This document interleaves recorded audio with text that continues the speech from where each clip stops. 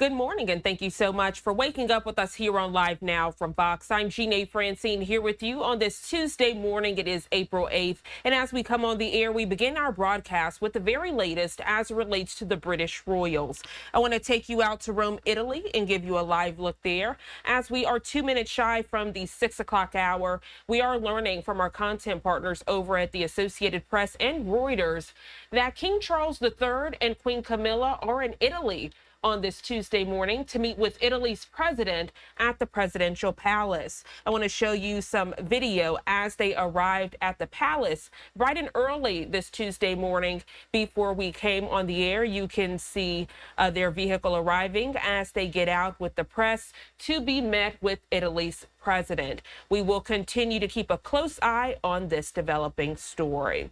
And speaking of British royals, right now giving you a live look at the London skyline on this Tuesday morning as we are learning from the Associated Press that Prince Harry is appealing the loss of his UK security detail. Prince Harry attending a hearing on his security arrangements in the Court of Appeals. We actually have a live look inside. Let's head in now.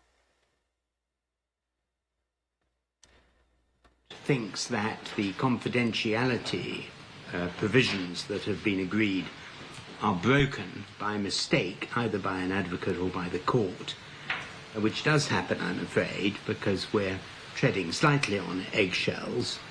Can I ask either one of you or anybody else who feels very strongly about it to say so? At that point, we will stop the live stream, on which there is a delay, and so no harm will be done, provided you get your point across within 90 seconds. And then we can decide what to do in the particular circumstances, rather than having a particular plan in every case. As far as the court is concerned, we're not really very keen to distinguish between particular levels of confidentiality. We note that in the bundles there are all sorts of levels of confidentiality. I think we'll just have one level of confidentiality, namely confidential and open. We accept, though, that some aspects of the evidence in this case cannot be made public appropriately, and that's why part of the hearing needs to be in private. But that does not detract from the fundamental principle that court hearings in this country are held in public, and we should like to see as much as possible of the legal and factual argument undertaken in open session, with suitable caution being exercised by the advocates to ensure that confidential material is not disclosed. I just wanted to be clear before we start about the importance of the open justice principle. I'm very grateful, my Lord. Good. In terms of the structure of my submissions, I'm going to start first of all with the relevant legal principles and the case law. At the end of that section, I will address the respondent's notice and the points of law raised by it. I'm then going to address the grounds of appeal in the following order. First of all, ground 1A, and then I'm going to take 1B and C together, and then 1D, and 1D and 2 together. My Lords, before turning to the law, could I make 7 introductory points?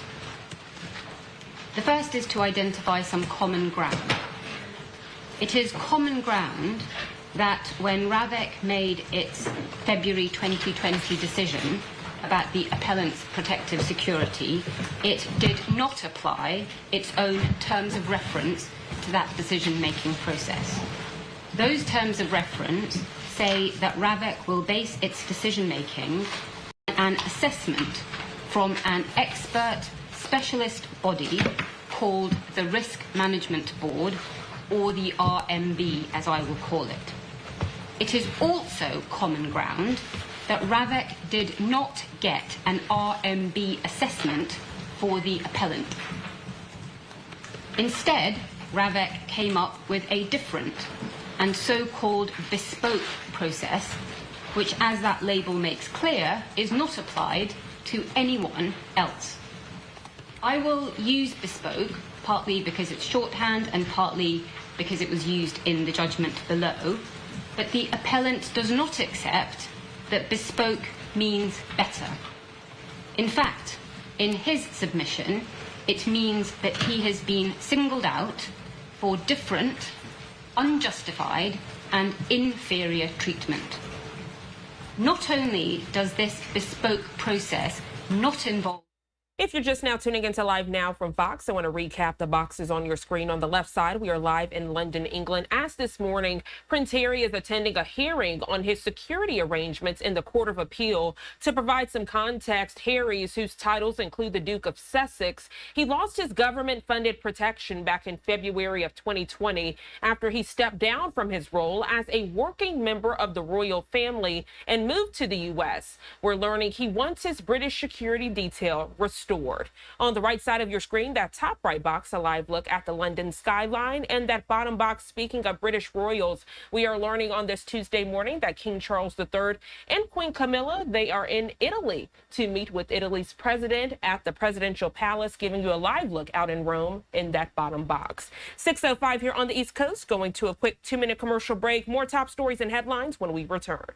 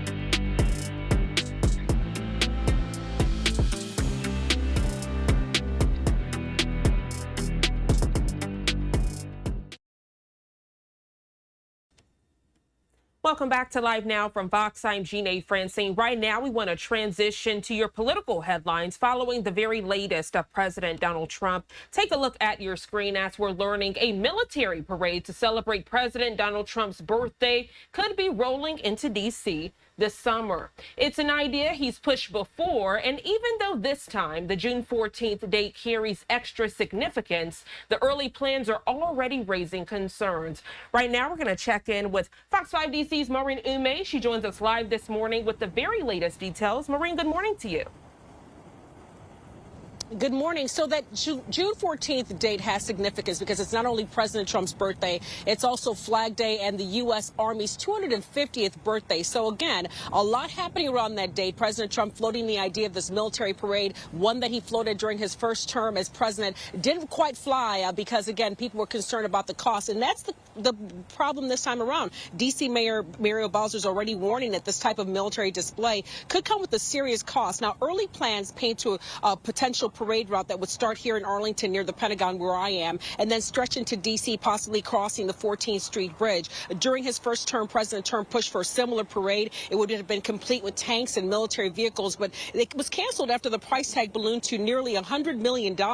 This time around, officials say the proposed event would celebrate Flag Day and, of course, the Army's 250th anniversary and could feature armored vehicles and helicopters displayed on the National Mall. But Mayor Bowser says if tanks are part of the plan, well, the city would need major federal support. Military tanks on our streets would not be good. If military tanks were used, they should be accompanied with many millions of dollars to repair the roads. Now, White House officials are not confirming any plans for a parade so far, but U.S. military and Army officials are saying that they are coordinating with other agencies for their 250th anniversary. So there are some plans in place in that regard. But as far as the parade goes, we haven't heard any definitive word on that. As for leaders here in D.C., particularly the mayor, she's saying she's watching to see what happens next, as are we. Of course, we are checking out the White House today to see if they have any more words on this. But again, this is something that's been floated in the past and again has come to the front this time around. We'll see if it plays any differently, considering that more people are on the side of having something to commemorate not just the president's birthday, but certainly Flag Day and the U.S. Army's 250th anniversary. That's the latest from here. Any more information, we'll pass it along to you. All right, Fox 5 DC's Maureen Ume. Always a pleasure to have you on the show, Maureen. Thank you so much for that detailed breakdown. Have a great rest of your day. Absolutely. You too. Thank you. And as we are in Washington, D.C. this morning, giving you a live look at the White House here at now 6:10 on the East Coast, also giving you a live look at the U.S. Capitol. We are going to step away for a quick 2-minute commercial break, but when we come back, we are following some breaking news as relates to President Donald Trump and the Department of Homeland Security. The latest details in just 2 quick minutes. Don't go anywhere.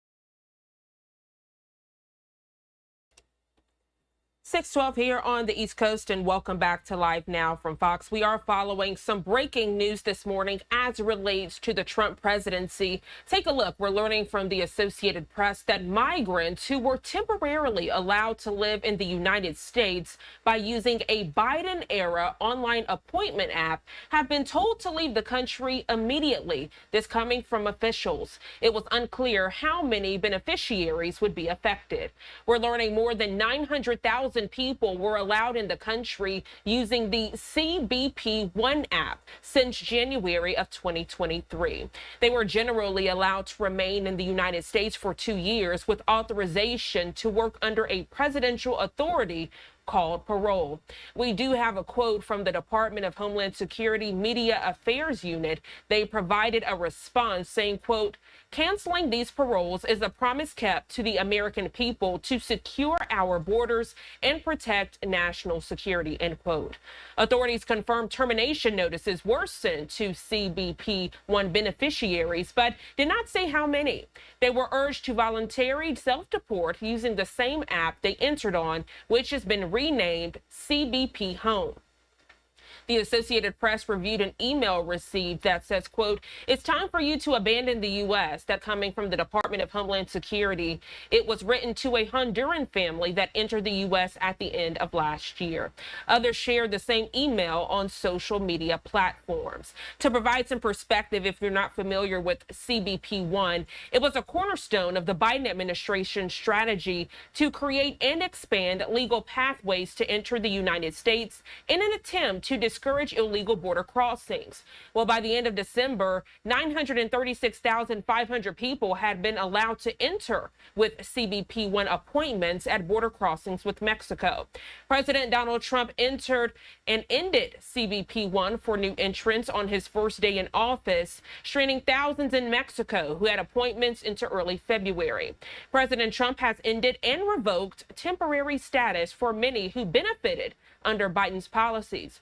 Homeland Security saying on Monday that Biden's use of parole authority more than any president since it was created back in 1952 further fueled the worst border crisis in U.S. history. Homeland Security saying last month that it was revoking another form of parole for 532,000 people from Cuba, Haiti, Nicaragua, and Venezuela who flew to the country at their own expense with a financial sponsor. That ends April 24th. So we will continue to follow this breaking news alert. If you're just now tuning in, we are learning that President Trump's DHS revokes legal status for migrants who entered the U.S. on that Biden-era CBP-1 app. We'll continue to follow the latest developments right here on Live Now from Fox. We are noticing a new live event which takes us out to Rome, Italy. As we told you all off the top of our broadcast, we are learning that King Charles III and Queen Camilla are meeting with Italy's president at the presidential palace. Let's watch and listen in.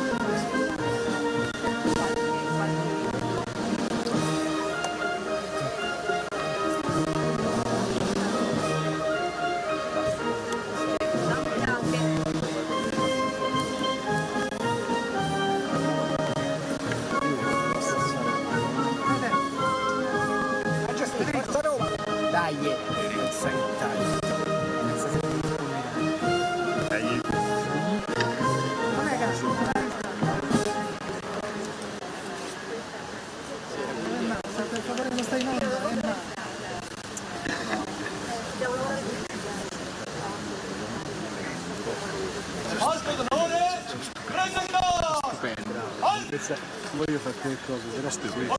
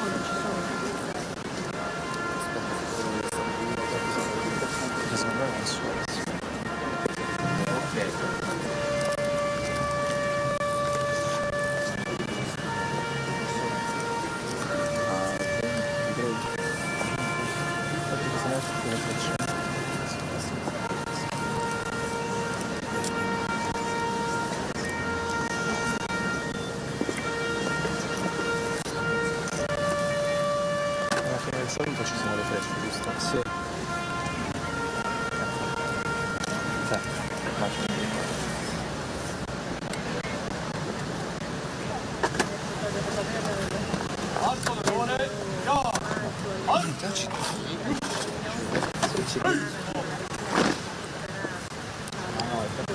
Tutti i soldi di spettacolo. Sì, la legge che per la legge che sì, che devi mettere ci stanno pure degli esempi. Questa è accanto, oppure quando c'è qualcosa, si passa più di la legge occhio alla mano, occhio alla mano.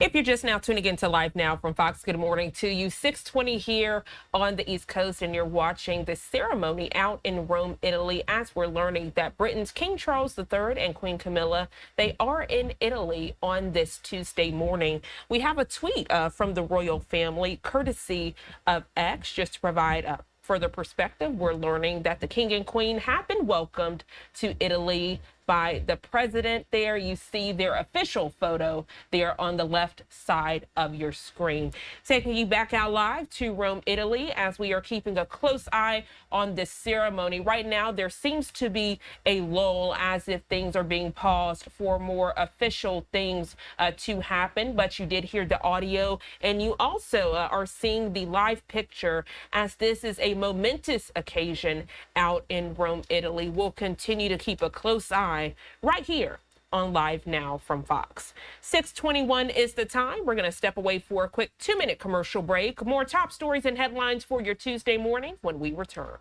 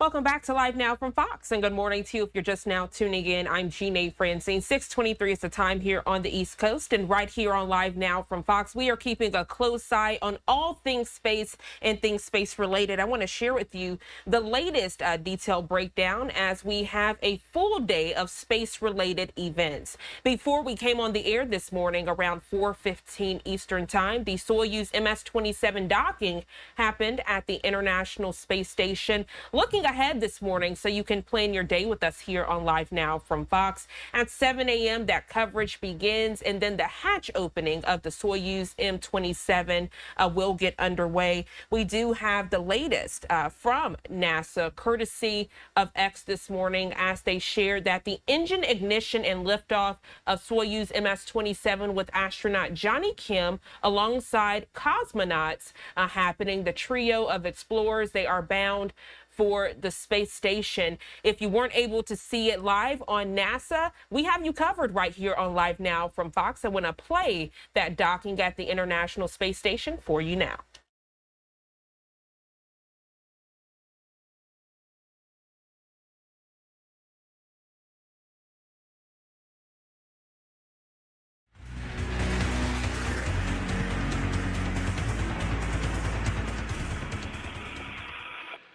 Good morning once again from Mission Control in Houston and the International Space Station Flight Control Room here at the Johnson Space Center.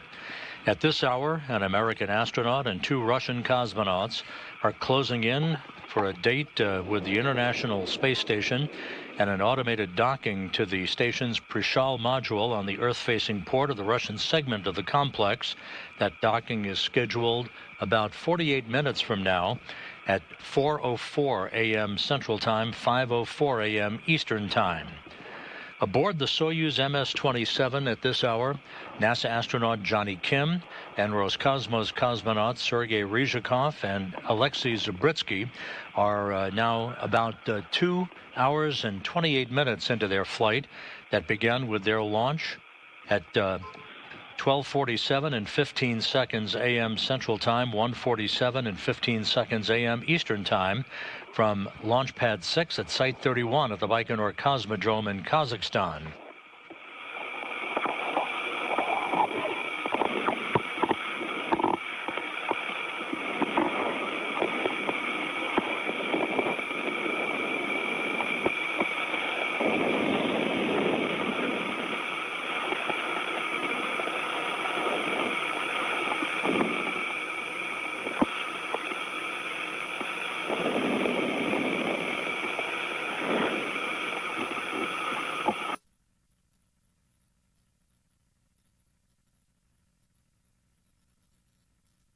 The journey of Kim, Ryzhikov, and Zabritsky occurred following a flawless countdown at the Baikonur Cosmodrome in Kazakhstan, liftoff occurring right on time. The Soyuz 2.1A booster arced out to the northeast from its launch pad in Baikonur. A good roll, pitch, and yaw program sent the vehicle on the correct trajectory for an 8-minute, 46-second ride that resulted in the Soyuz MS-27 spacecraft with the 3 crew members on board separating from the 3rd or upper stage of that Soyuz booster.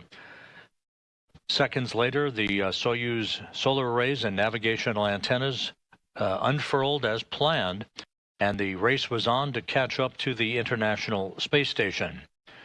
Over the course of the past 2.5 hours, a series of pre-programmed engine burns have raised the altitude of the Soyuz to match that of the International Space Station, as well as fine-tuning its path to the complex. We are closing in now less than 13 kilometers away from the International Space Station. A series of tests of the Corps' automated rendezvous system aboard the Soyuz so far has proved to be successful. No systems issues have been reported, and all of the Soyuz television systems and communication systems are operating as advertised. About 12 minutes from now here in Mission Control in Houston, Flight Director Anthony Varia will poll his team of flight controllers to get a go, no-go for docking. That docking will occur after the Soyuz has conducted a fly-around of the International Space Station. That's scheduled to begin about 23 minutes from now. This will precisely align the Soyuz forward docking probe with the docking port on the Prishal module, which is attached to the multi-purpose laboratory module on the Earth-facing side of the Russian segment of the International Space Station. There will be a very brief period of station keeping where the Soyuz will hold position, allowing the Russian flight control team at the Russian Mission Control Center in Korolyov outside of Moscow to assess the alignment of that forward docking probe with Prishal before the commands will be initiated.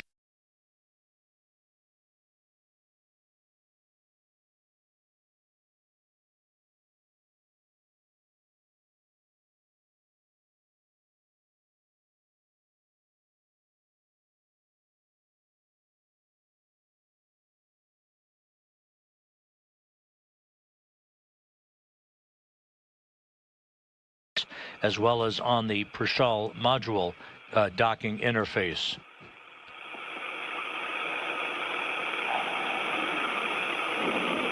A little over 2 hours after docking, after leak checks are initiated to ensure that we have an airtight seal between Soyuz and the station, the hatches will open, and the Expedition 72 crew, led by a Russian cosmonaut Alexei Ovchinin, will open the hatch on the Prishal side of the docking interface.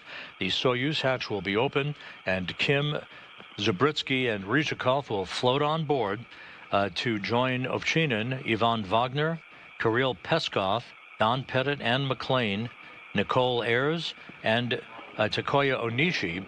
Those are the 7 current residents of the International Space Station.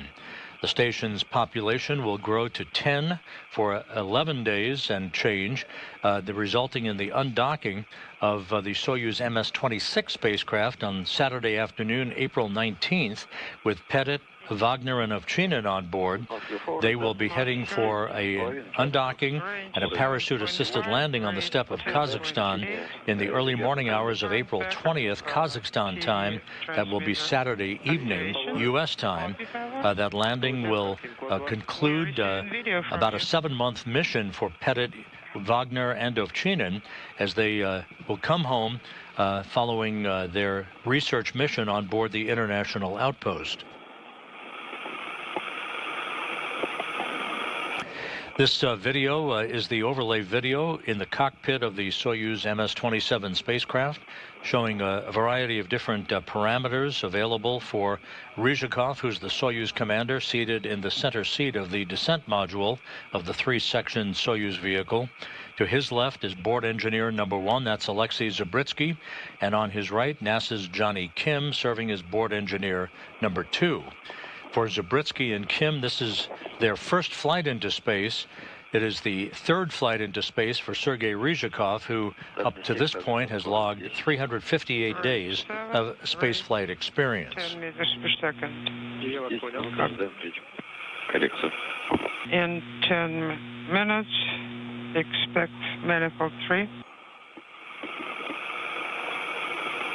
Johnny Kim, serving as flight engineer aboard the Soyuz MS-27, has already had a distinguished career, both in the field of medicine as well as in the military. He is an astronaut with great aspirations as to what he intends to accomplish on board the International Space Station. Let's take a closer look right now at NASA's Johnny Kim.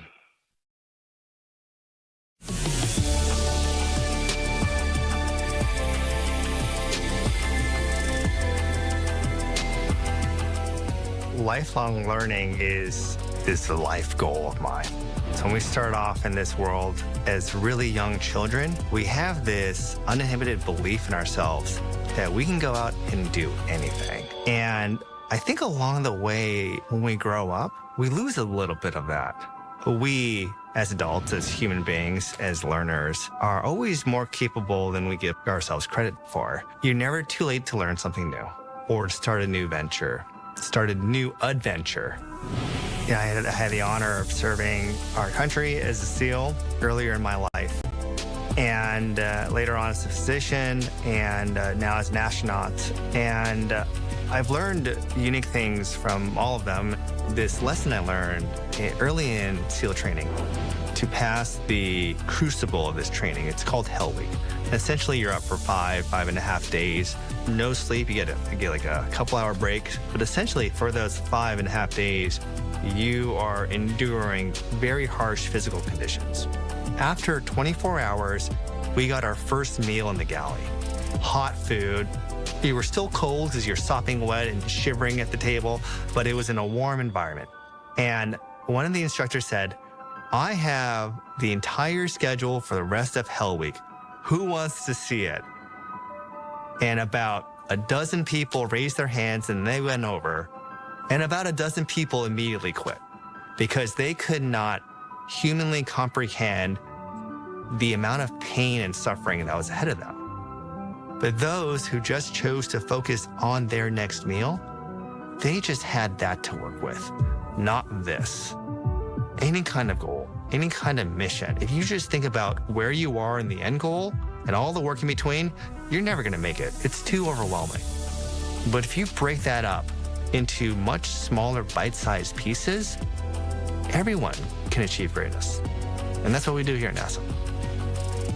Medicine's the last thing I wanted to do. I feel like the universe just kind of picked that path for me, like, you will do this. In order for me to join the Navy as soon as possible, I had to become a medic, or what we call it, a hospital corpsman. So that kind of set the foundation of my introduction to medicine. And then, of course, in the SEAL team, one of my duties was to be the combat medic. And I had the fortune to be able to treat people when they needed help the most. After my experiences in combat and in the military, I just needed to do something else, but I still wanted to serve the public and help others. And to me, medicine was the natural choice.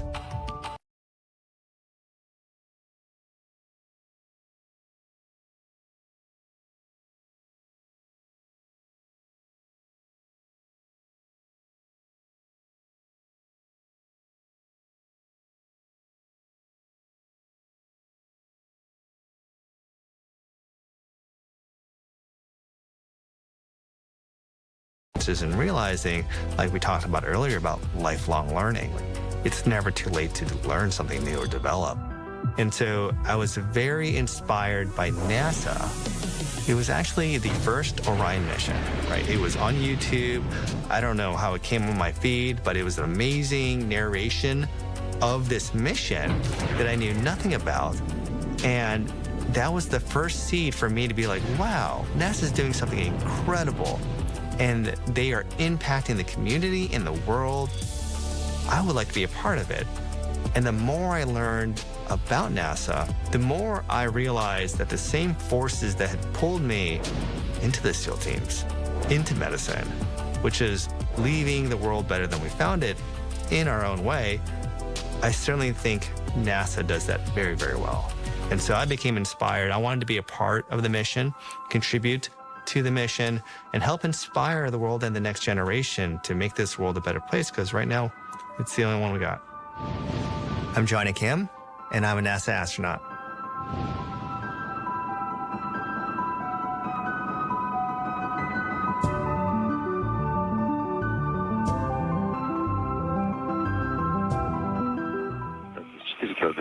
NASA's Johnny Kim, along with Sergei Ryzhikov and Alexei Zabritsky, now about 37 minutes away from arrival at the International Space Station.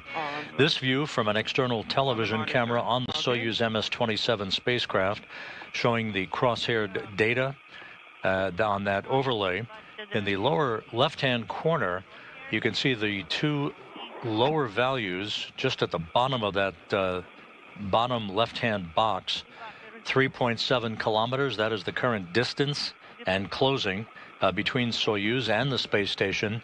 And the bottom line, 8.8 meters per second, that is the rate of closure. At the point at which the Soyuz will arrive at the station for docking, that rate of closure will have slowed to just about 1/10 of a meter per second, allowing contact and capture between the Soyuz forward docking probe and the Prishal module. That's the bulbous node module that is attached to the multipurpose laboratory module on the Russian segment of the International Space Station.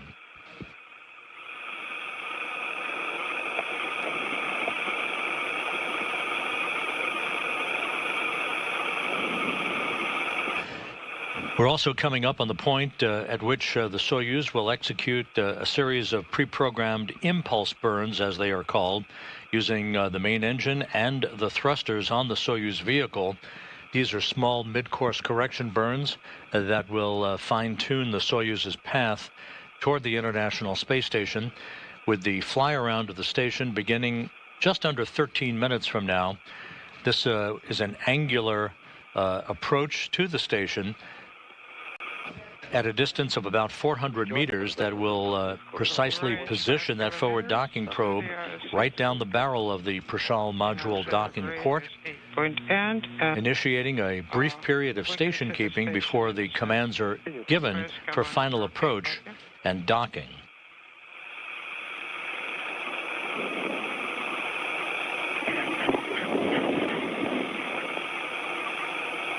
And there, through the eyes of the International Space Station's external cameras, an orbital sunrise showing the Soyuz MS-27.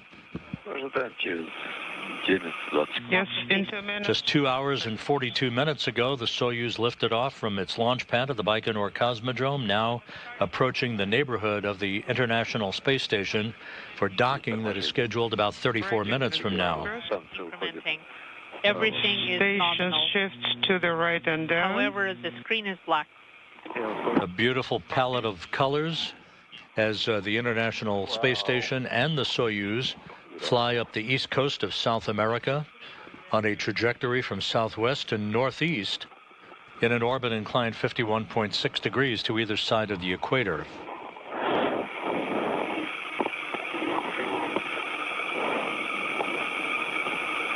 Yes, everything is connected.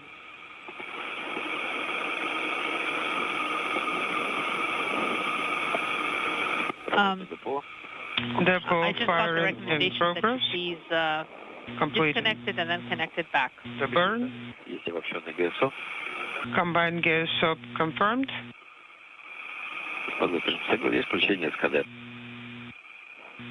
SKD fired 10-3105, copy.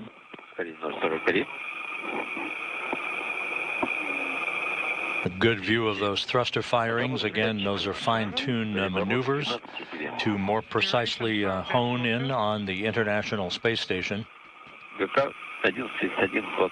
11-7124.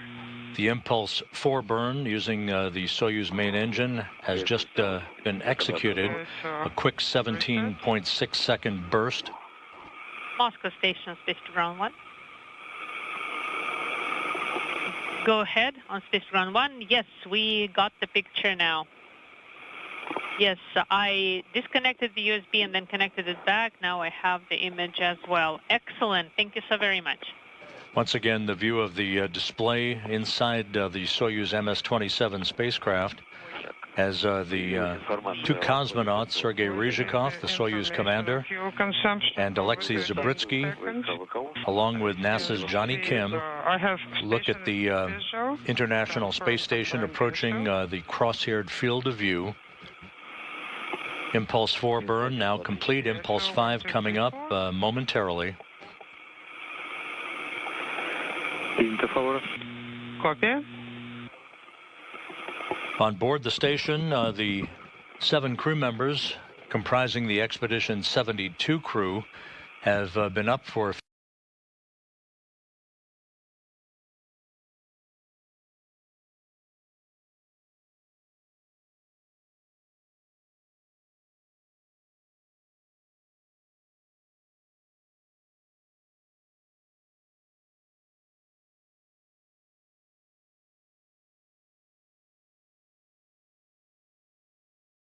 procedures and evacuation procedures. That is typical standard procedure to make sure that everybody is aware of where all of the vehicles are located and where all of the emergency flight data file books are located. The crew then will move into the back end of their day, having an opportunity to familiarize themselves in the beginning of a handover that will result in Don Pettit of NASA and Roscosmos cosmonauts Alexei Ovchinin and Ivan Wagner leaving the station on Saturday, April 19th. Kim, Ryzhikov, and Zabritsky will be aboard the station until December. Image on VECO monitor.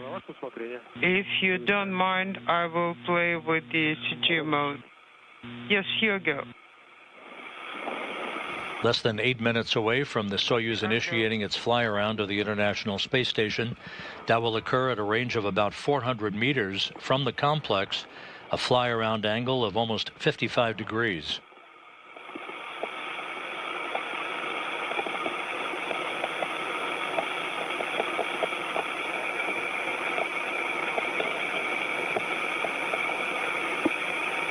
A short time before we began our broadcast, the Corps' automated rendezvous system on the Soyuz was checked out and is operating perfectly. If all goes as planned, this is basically a hands-off approach for the 3 crew members on board the Soyuz MS-27, as the Corps will act to guide in the Soyuz for its precise link-up with the Prishal module, that docking scheduled less than 30 minutes from now.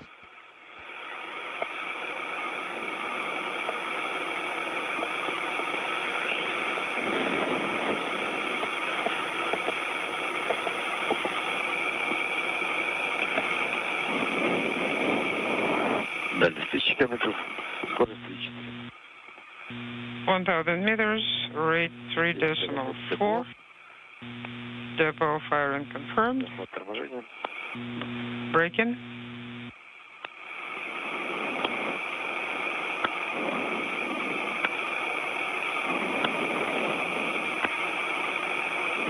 And a good view of the International Space Station now from the external camera on the Soyuz vehicle.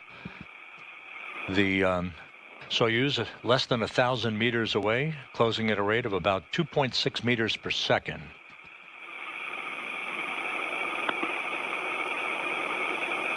Six minutes away from the initiation of the fly-around.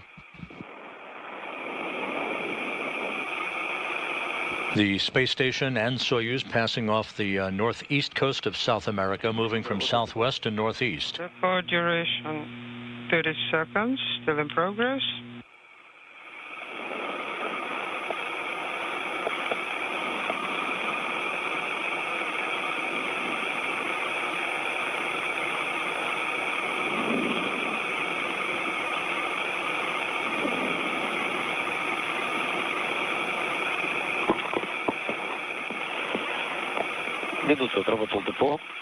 Depot firing duration total 1 minute.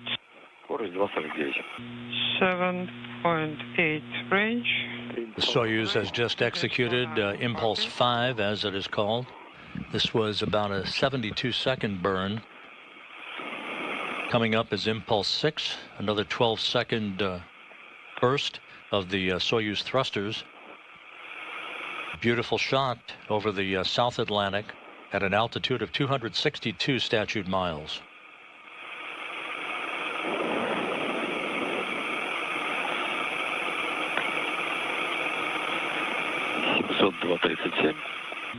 (702.37) on VSK. I can see the station, good visual, but not on VKO. Работа депо, пароль торможения. Depot firing, braking.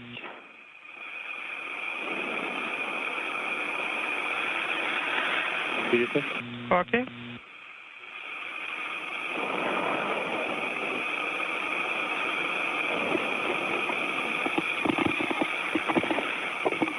(177) 177. 50. LED is not illuminated. Range 600 meters.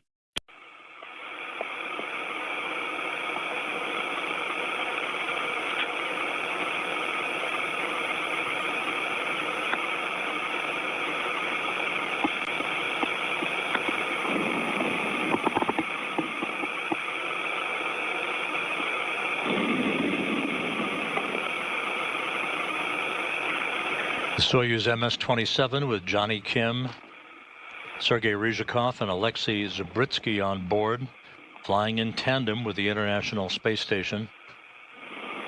Two vehicles flying at 17,000 miles an hour plus. The Soyuz poised to begin its fly around of the station about 3 minutes from now. That's 500 range, rate 1.5, copy.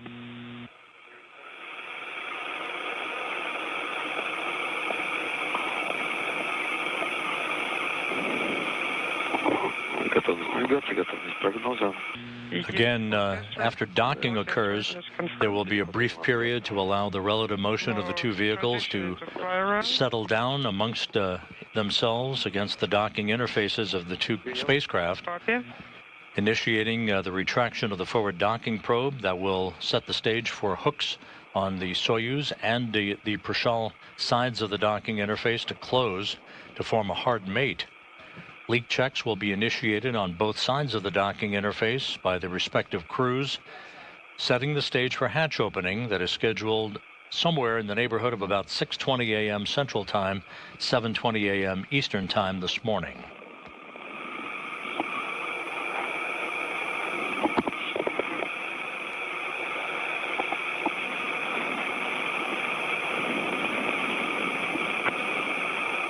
Назначил самолет в 11:40-15. 11:40-15, start of fly around, depot of firing. The Soyuz in the foreground, that is the Soyuz MS-26, that is the ride home on April 19th, U.S. time, for Don Pettit, Alexei Ovchinin, and Ivan Wagner. Peering over that Soyuz, a good view of the new MS-27 that is now less than 24 minutes away from arrival at the International Space Station.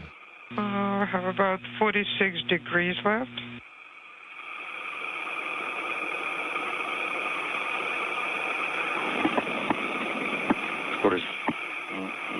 Rate 0.8, range 150.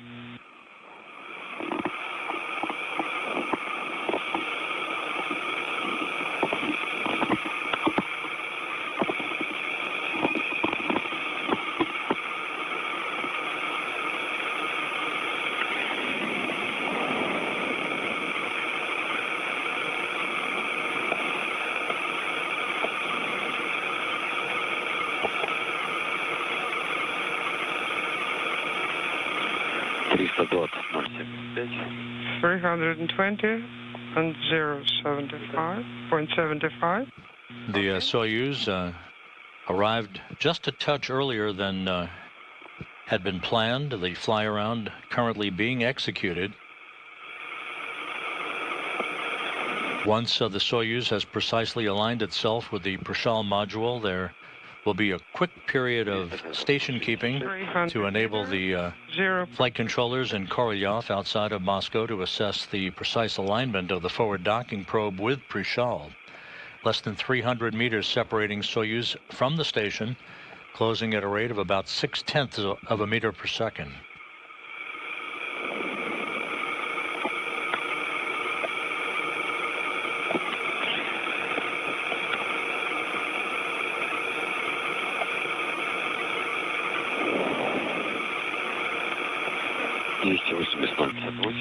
$280 280 meters, 0.58. Принято. Copy.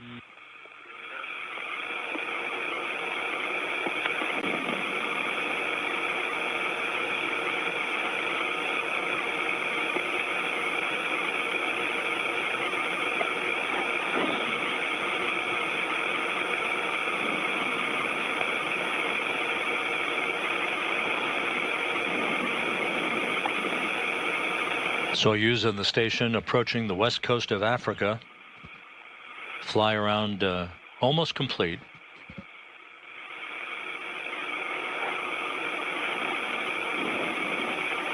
(250 meters separating the two vehicles. Работает депо. Depot firing in progress. Принято. Copy. Range rate 0.4.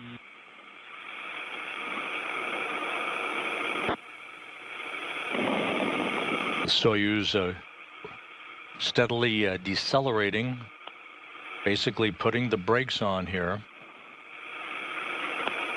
as it completes the fly around to the station.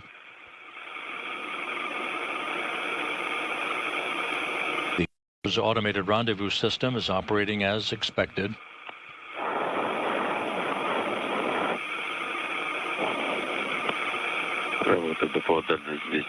Depot firing 200 meters. We lost signal on string 1. Monitoring range visually.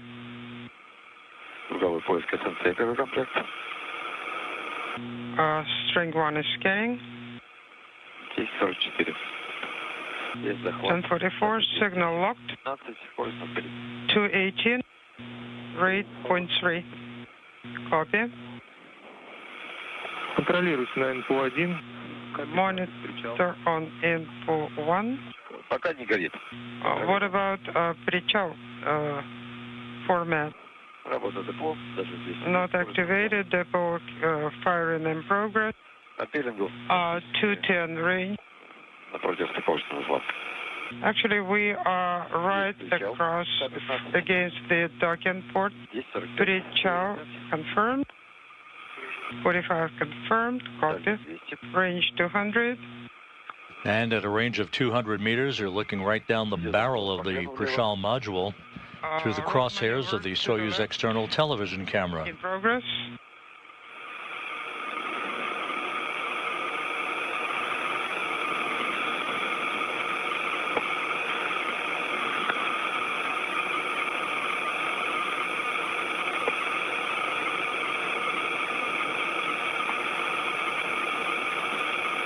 Flying over southern Morocco, the Soyuz MS-27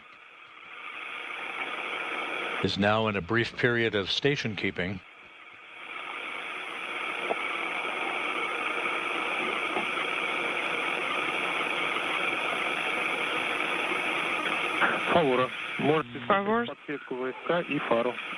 You are go to turn on floodlight and ECG mode. Copy. 11:46:19. Activating ECG of VSK. Okay. Sending S17. Armed. Send. Floodlight is on. Range 194. And the rate is 0.08. We are across from the docking port. Copy. All right. Go for final approach from control panel.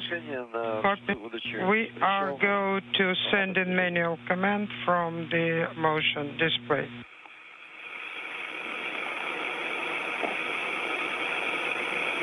Flying just to the south of Casablanca, the Soyuz MS-27 is soon to begin its final approach for docking, running ahead of schedule. 11:47. 30. Send причал. And I can see approach on the display. Depot firing in progress. Combined GSO. And final approach now has been initiated. The flight control team in Korolyov happy with the alignment of that forward docking probe with the Prishal module. So Soyuz is now closing in on the final leg of a 2-orbit journey from the launch pad in Baikonur. What about the video?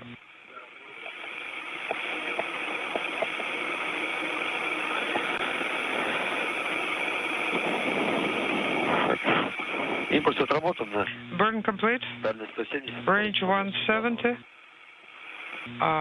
Rate 0.082. Copy. Final approach. At a range of about 47 meters, The Soyuz will execute a braking thruster test and will activate its docking system. Range 150. Rate unintelligible.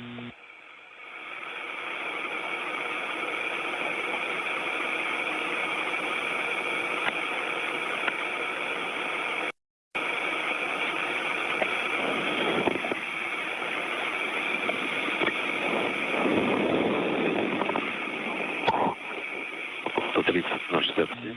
130.67.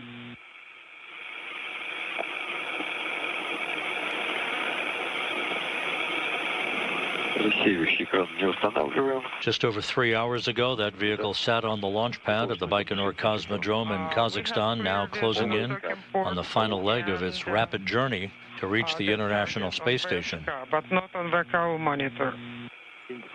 Copy. 0.67 is rate.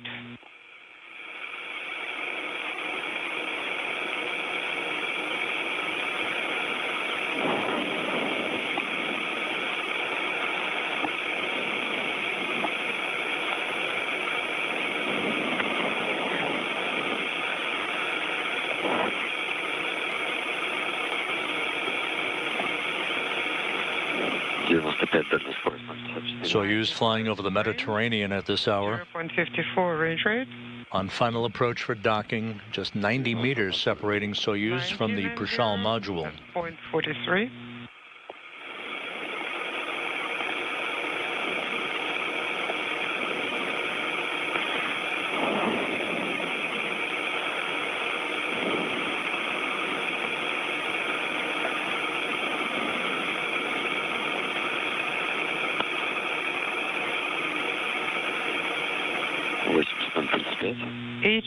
And 0.35. 0.3 of a meter per second is the closure rate.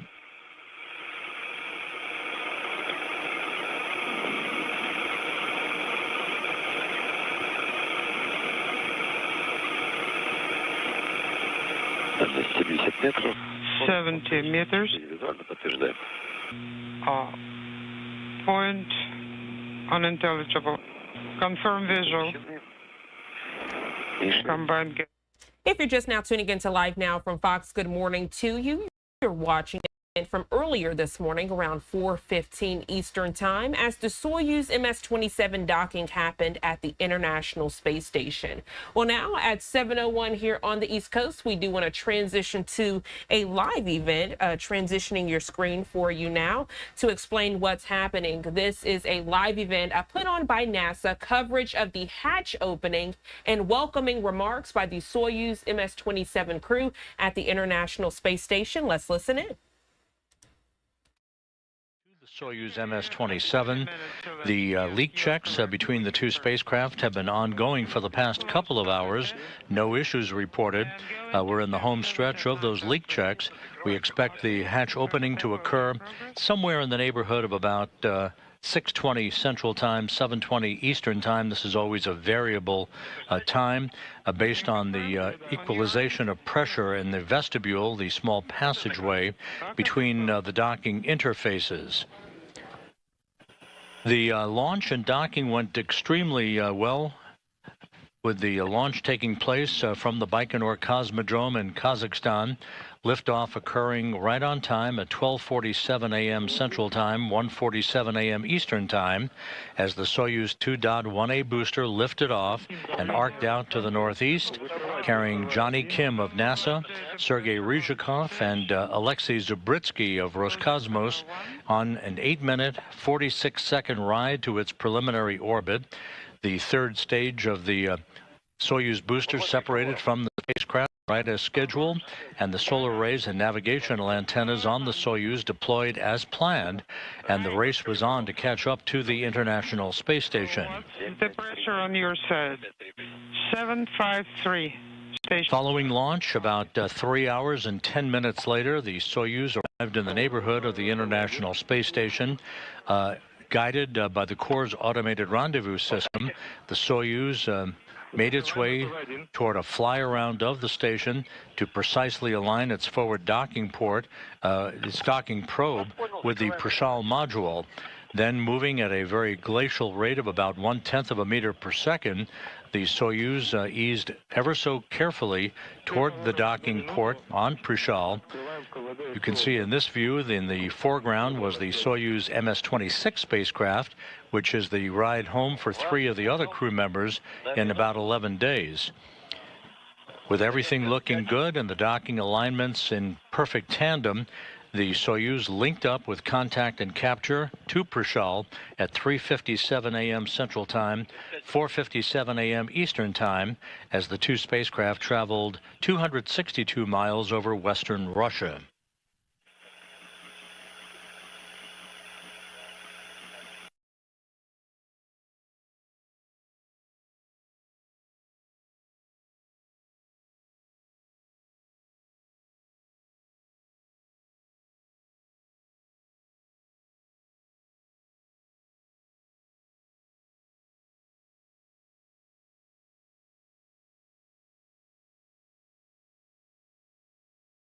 Now, with them having donned or doffed their Sokol launch and entry suits to allow them to dry out, the leak checks have been ongoing for the past couple of hours with no issues reported.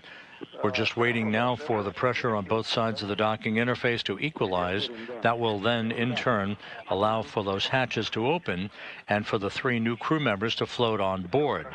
They will be greeted by Station Commander Alexei Ovchinin of Roscosmos, along with his Roscosmos crewmates Ivan Wagner and Kirill Peskov, NASA astronauts Don Pettit, Anne McLean and Nicole Ayers, and Takoya Onishi of the Japan Aerospace Exploration Agency. What did you say? Yes, I said that the battery charge is enough. Okay, then leave it on. Okay, and we will turn the camera on in the service module when we get there. Absolutely correct. Favors MCC Moscow. Go ahead.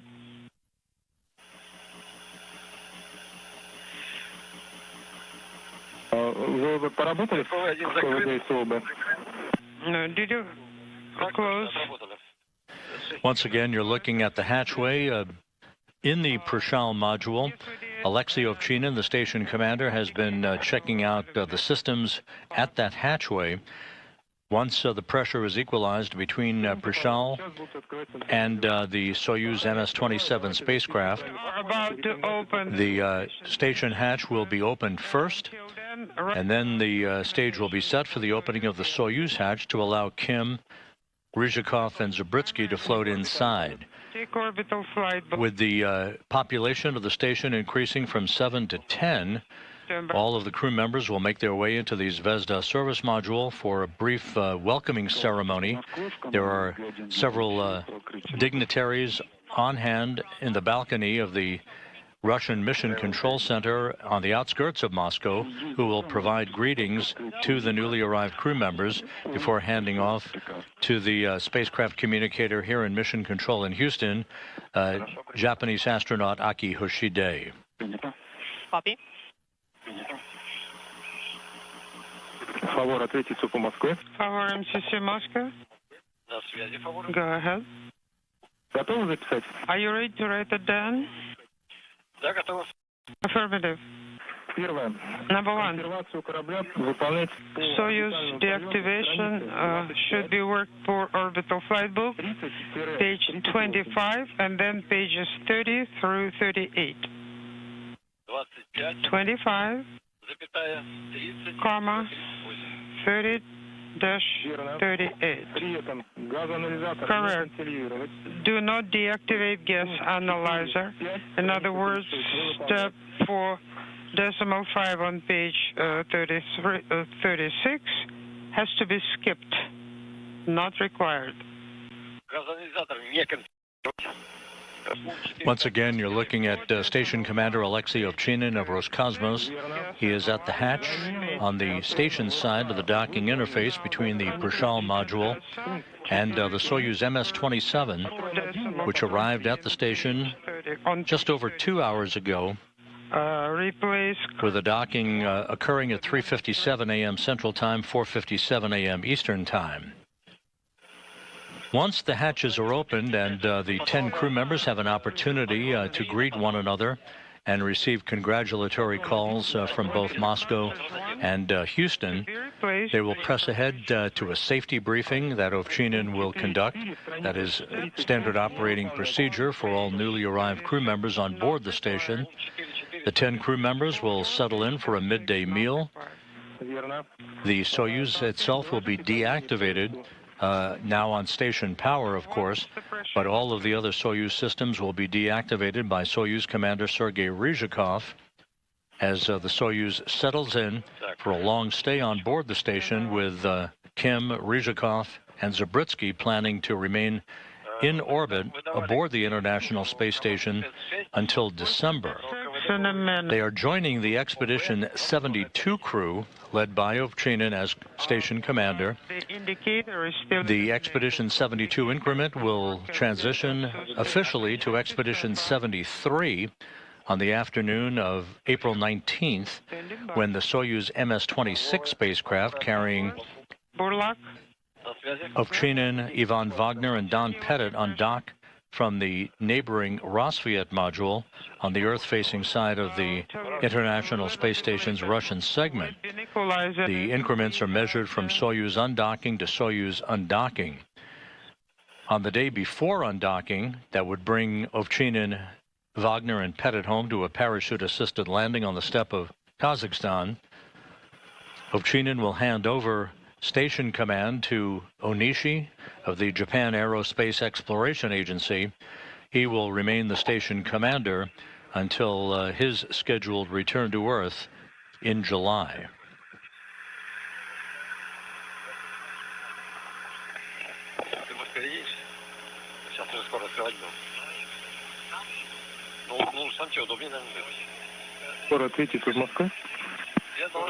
Towards Moscow.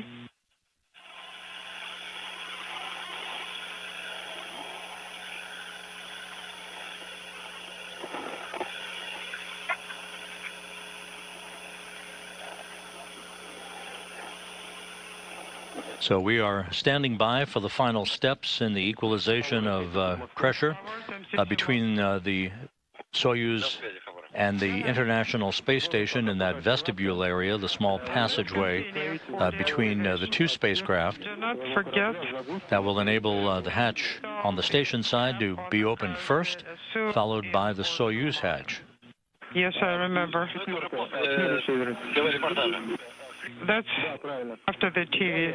Yes. Then move from to orbital module of your vehicle and take BMP with 3. And Ovchinin now is opening up the hatch on the Prishal module side of the docking interface. And 3 EPK. Move to orbital module. BMP number 18 with 3 EPK 1M masks. Okay, understood. For Kim and Zabritsky, this is their first arrival on board the International Space Station. So take off for 2M. For Sergei Ryzhikov, his third visit to the complex, having previously accrued 358 days of spaceflight experience. 903 J. It's an MLM currently. M00142903. And there is a letter J at the end. Copy.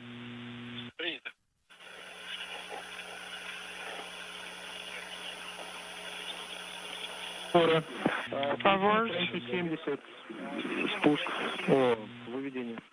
Let's go to page 70 of ascent descent book. Go ahead. Sergey. SU. The Soyuz is open. Okay, copy, thank you. Favora, выполнение Favors. действий в рамке по указанию земли. All right. Perform steps in the box on MCC Go if you are ready. Вас понял. Copy.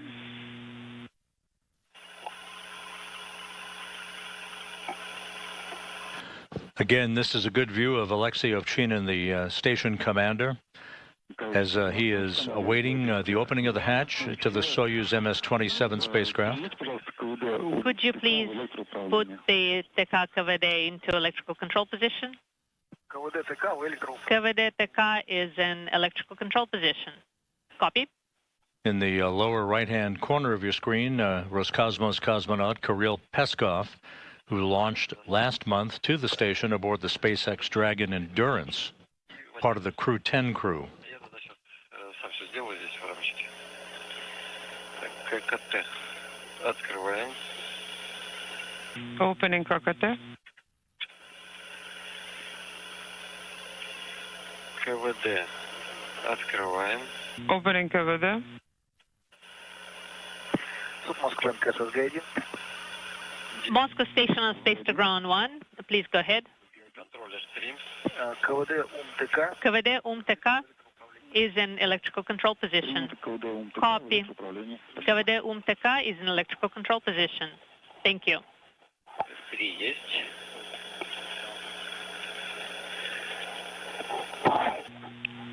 S3 sent.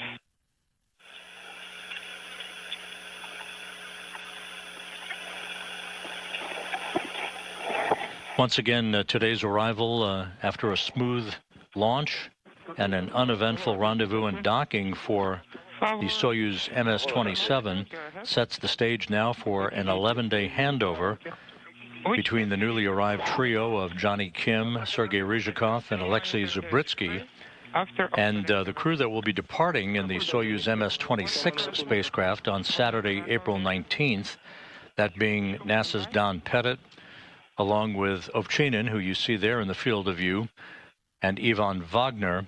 They've been aboard the station since September. 797.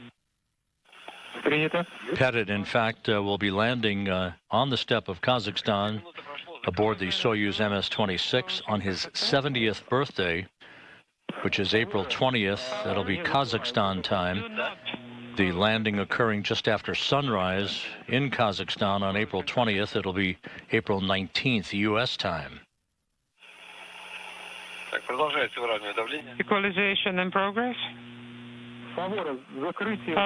The final stages of equalization in that vestibule area is in progress. Pressure equalizations at least 2 minutes after the pressure will be equalized. Copy. Favor, let's write down one more recommendation for deactivation. Ready. Install Unit 2 in orbital model number 1/22. Еще раз номер, пожалуйста. Say the number one more time, please. 1/22. 1/22. Copy. Unit number 2 in orbital model. The barcode is 0008726 Romeo. 3087. 00087. Повторите еще раз. Please repeat. Штрих-код 30. 0008726 Romeo. 265R. Copy. Верно. Good copy. In node model you need to find panel 110, blue bag, number 5842.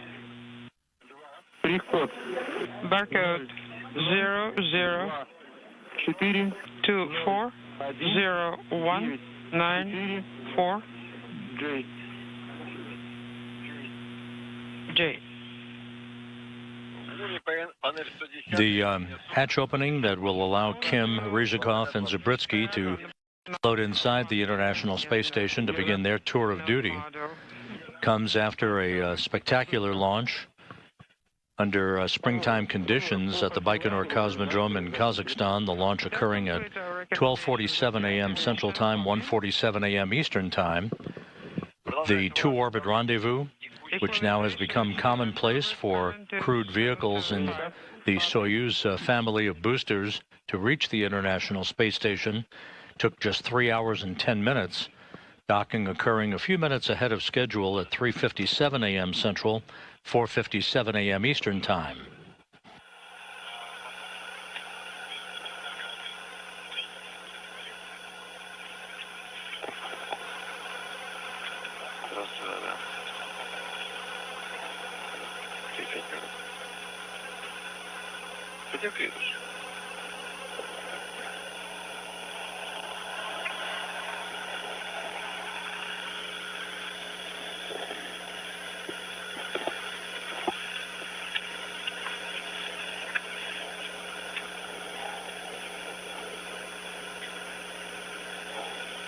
Пометьте себе действия после открытия. Favors. Take a note about Hedge Open. Ascent book, page 72. Is this for favors? Affirmative, for favors.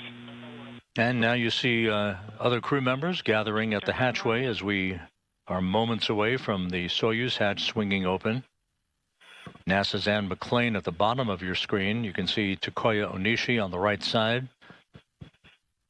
He again will take over command of the station from Ovchinin on April 18th, the day before Ovchinin. Don Pettit, that you see now in the field of view, and Ivan Wagner depart in their Soyuz spacecraft for the ride home and a parachute-assisted landing on the steppe of Kazakhstan. Favors, MCC Moscow. Go ahead. Are you ready to write down?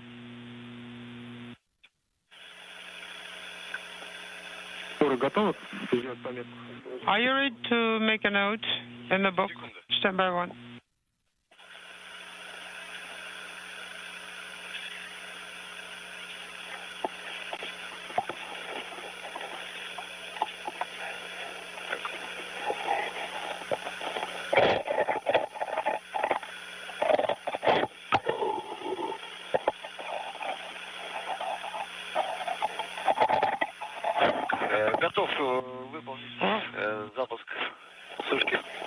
There's NASA's Nicole Ayers on the right side of your screen. You go. All part of the welcoming party to greet Kim, Ryzhikov, and Zabritsky moments from now. Time inaudible. So now my suit, or commander's suit, is now in dry. 1420. Activated commander suit drying. Yes, copy.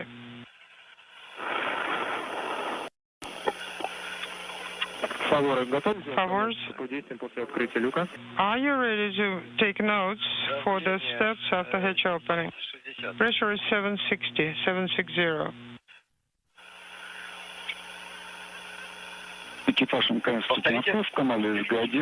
Station Moscow, Space to Ground 1 for TV coverage.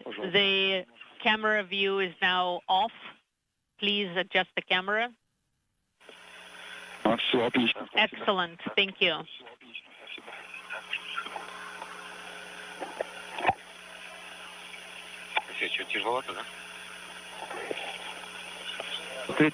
Favors, Moscow.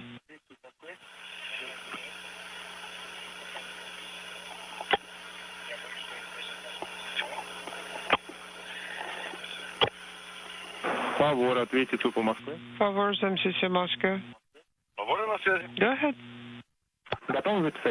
Are you ready to take notes? Affirmative. After hatch opening, you'll need to work page 72 of the ascent book. You need to perform the steps in the lower box. Do not forget. The flight controllers at the Russian Mission Control Center outside of Moscow talking to Sergei Ryzhikov, the Soyuz commander. Once the hatch opening has occurred and the crew members make their way back into the Zvezda service module for a brief welcoming ceremony, there'll be a safety briefing for the crew members conducted by Alexei Ovchinin that you see on the left side of your screen, the station commander. The 10 crew members will then settle into a midday meal. The Soyuz crew, the newly arrived Soyuz trio, will complete the deactivation of their spacecraft. It is now on station power for the rest of its stay on the International Space Station. That Soyuz vehicle will remain attached to the Prashal module until it's time for Kim, Ryzhikov, and Zabritsky to come home in December. Copy. Our station crew is ready for celebration ceremony on your arrival. Well, we are ready to. Okay, guys, now it's no rush.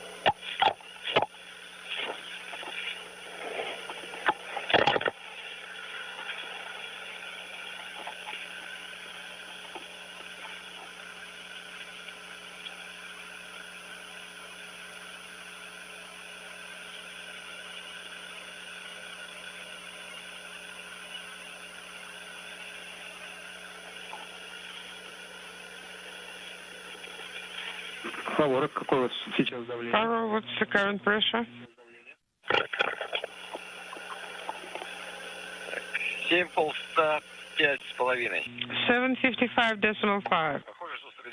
Looks like it's stabilized. Purification units are deactivated and kept in the orbital module. There's pressure readings being taken by the crew still inside the Soyuz vehicle, making sure that that pressure is equalized across the docking interface. As you see, the hatch on the station side of the docking interface is open. Ovchinin opened up that hatch several minutes ago, and we're just standing by for the Soyuz hatch to swing open. Favors, close KKT, close KVD, send us for command. Вас понял. Copy all. KKT closed. KVD closed. Работаем по 8.1, 71. Working page 71. Yes, you are go to the go for hatch opening has been given. Есть добро на открытие. Вас понял. Copy. Go to open the hatch. Congratulations on your arrival to the International Space Station. Thank you.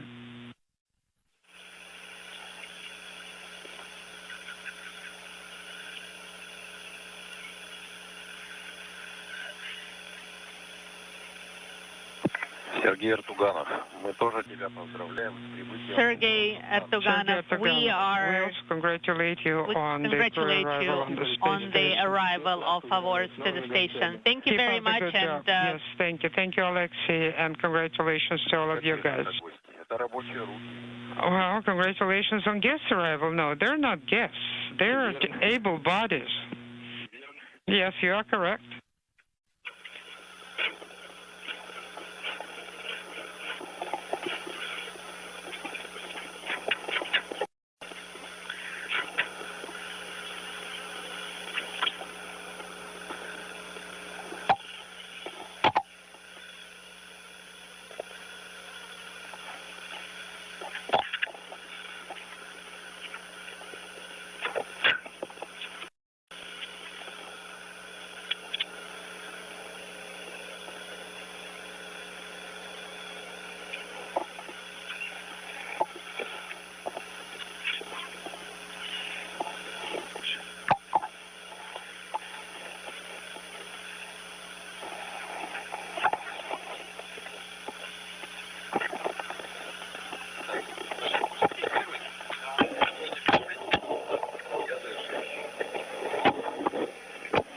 Once again, if you've just joined us, we're standing by momentarily for the opening of the hatch to the Soyuz MS-27 spacecraft. Behind that hatch, Soyuz Commander Sergei Ryzhikov, NASA astronaut Johnny Kim, and Roscosmos cosmonaut Alexei Zubritsky. And the hatch now is open at 6:28 a.m. Central Time, 7:28 a.m. Eastern Time, as the International Space Station flew over the South Pacific.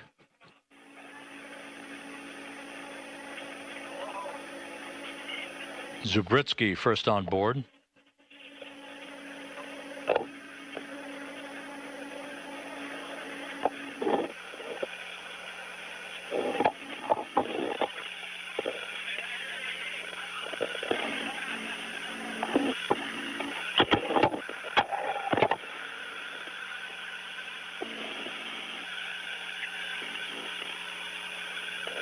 NASA's Johnny Kim arriving on the International Space Station.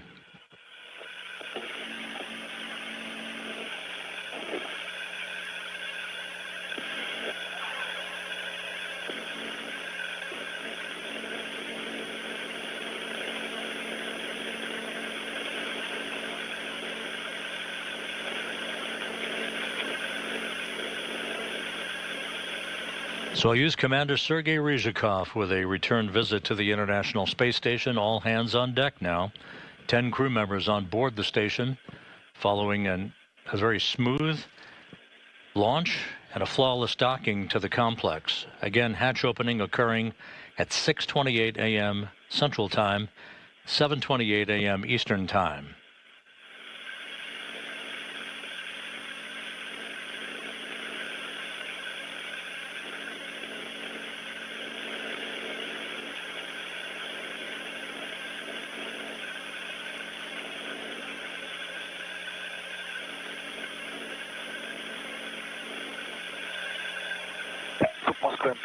Moscow Station on Space Ground 1. На связи господин, можно отключить. Should I deactivate the camera? Yes. Yes, you can deactivate this camera and activate the camera in SM. Copy, in work. So the 10 crew members now will regather in the Zvezda service module to accept congratulatory calls from the balcony in the Russian Mission Control Center before handing it off to our spacecraft communicator here in Mission Control in Houston, Aki Hoshide.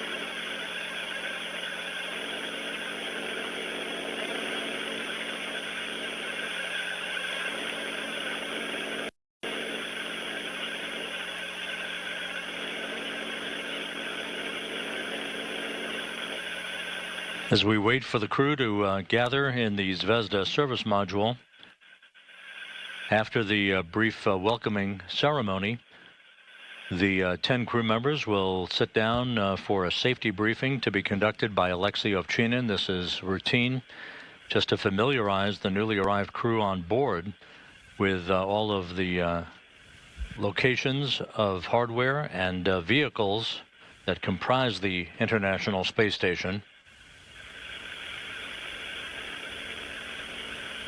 Once again, the hatch is opened at 6:28 a.m. Central Time, 7:28 a.m. Eastern Time. And you see now that the crew is gathering in the Zvezda service module to accept those congratulatory remarks.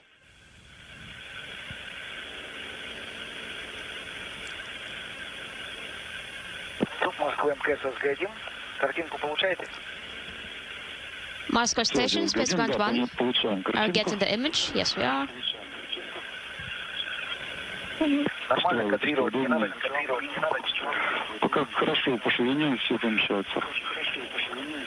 All good, width-wise and everything.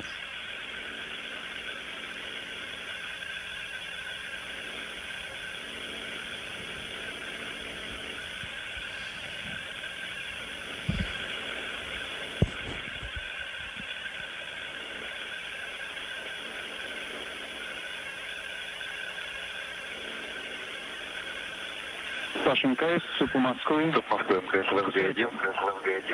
Да, Сергей, приветствую, это Михеев Александр, СРП. Station Moscow Spaceport 1. This is Alexander Mikheyev. Экипаж Алексей Джонатан. Greetings to the entire Добро crew. пожаловать. Alexei Jonathan, welcome. Добрый день. Спасибо большое. Hi, thank you very much. Тоже поздравляю. Congratulations as well.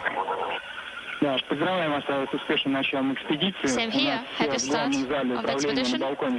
In the main room on the balcony we have guests. They would like to greet you as well. Правда, вначале у нас может быть небольшой перерыв. At the beginning we may have a small gap, just 1 second. Stand by, but we are going to the balcony. All right. Sergei Alexei Jonathan. Hi, this is Dmitry Kalashnikov. Greetings on behalf of the main operational group on board of the ISS. Good afternoon. Thank you very much. Greetings as well. Thank you very much as well. Yes, we hope that now that we have one more crew, we'll continue working. Wishing you good luck and success.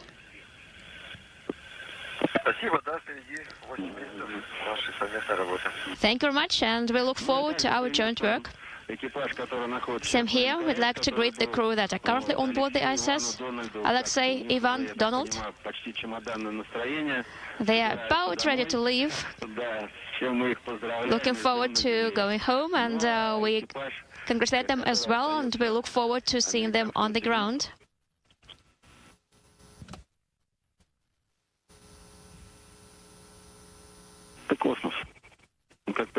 We're handing over communications between satellites on the tracking and data relay satellite system. We'll regain our downlink video and audio from the station momentarily.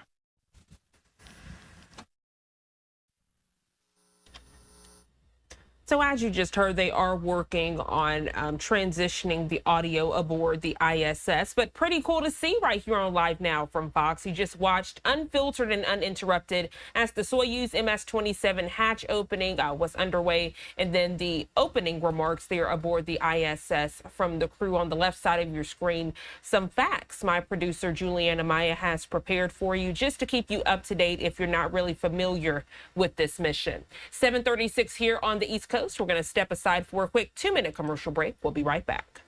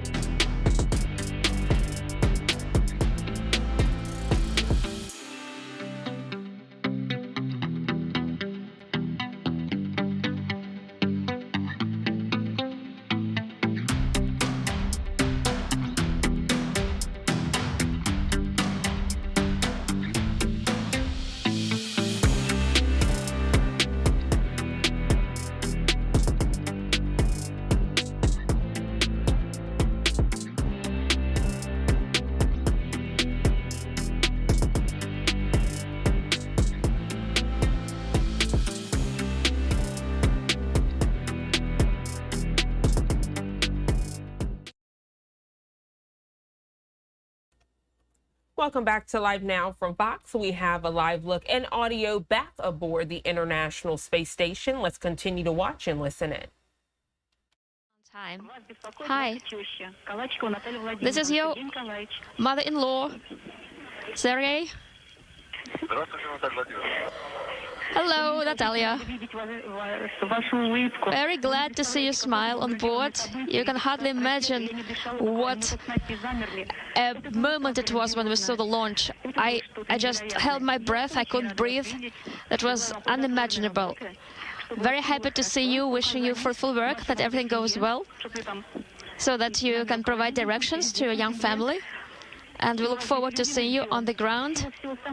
We are waiting for you. All the very best health. You are great guys. There are so many of you there. So please live happily and please don't quarrel. Everything's going to be just fine. No worries. Sergey, hello. It was a marvelous launch. So this is the head of the monastery, Pustin, has going to head something to you. We are trying to adjust comm. Please help. Just 1 second, please. Stand by. How do I turn it on? Please let me know.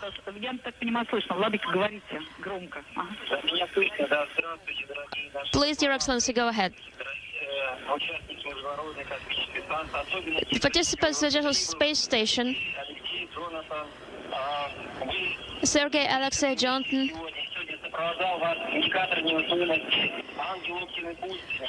Your weightlessness indicator, the angel of the Pustin monastery, was forwarding you on your way today. And we are providing the blessing from Pustin, from our monastery, and we hope that this will enlighten your path and lead you forward in the best way possible. We look forward to seeing you back here, and blessings and all the very best. Thank you. Thank you so very much. You were able to hear him. Yes. Yes, thank God. Sergey, good luck. Look forward to seeing you back. Wishing you all the very best. Thank you. I'll show you the angel. Good luck. Alexei, we are having this cup, Aviation Space Cup, and we look forward to seeing you here. Thank you very much for the invitation. Thank you.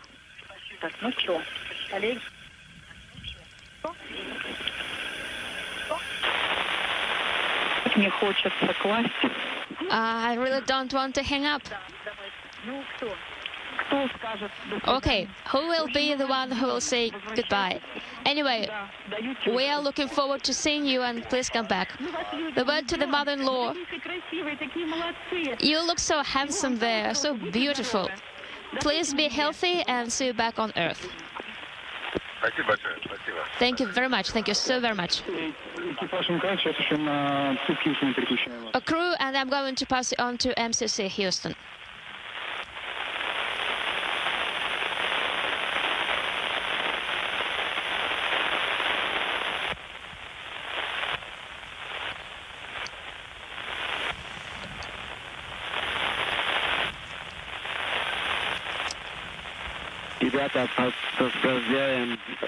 From Houston. Congratulations. And Sergey, welcome back to ISS. Alexei and Johnny, welcome to ISS. It's great to see three smiling faces on board. And we look forward to working with you. Thank you so much. It's a trip of a lifetime, and honored to be here. Thank you so much.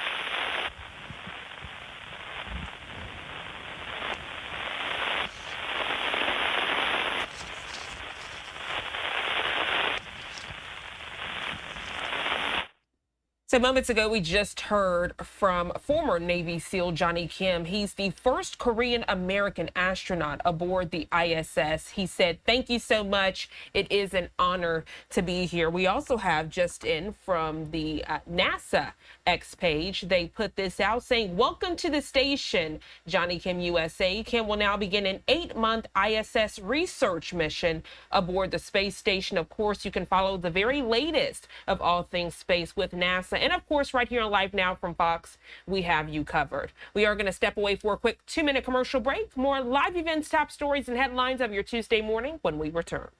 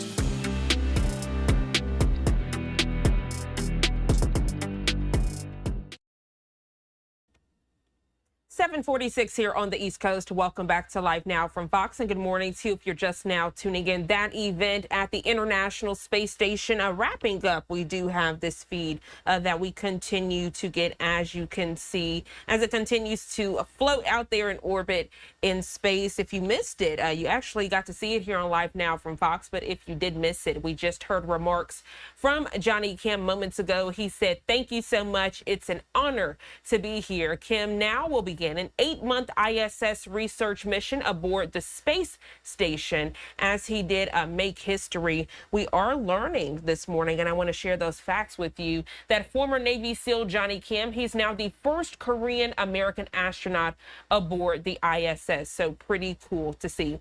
Well, right now we want to cross international waters and follow some live feeds that we are getting. This one, a live feed. It takes us out to Rome, Italy. This as King Charles III and Queen Camilla, they are visiting the Colosseum this Tuesday morning and the Temple of Venus. It seems like we have some action on this feed, so I'm going to pot up the audio so we can listen in.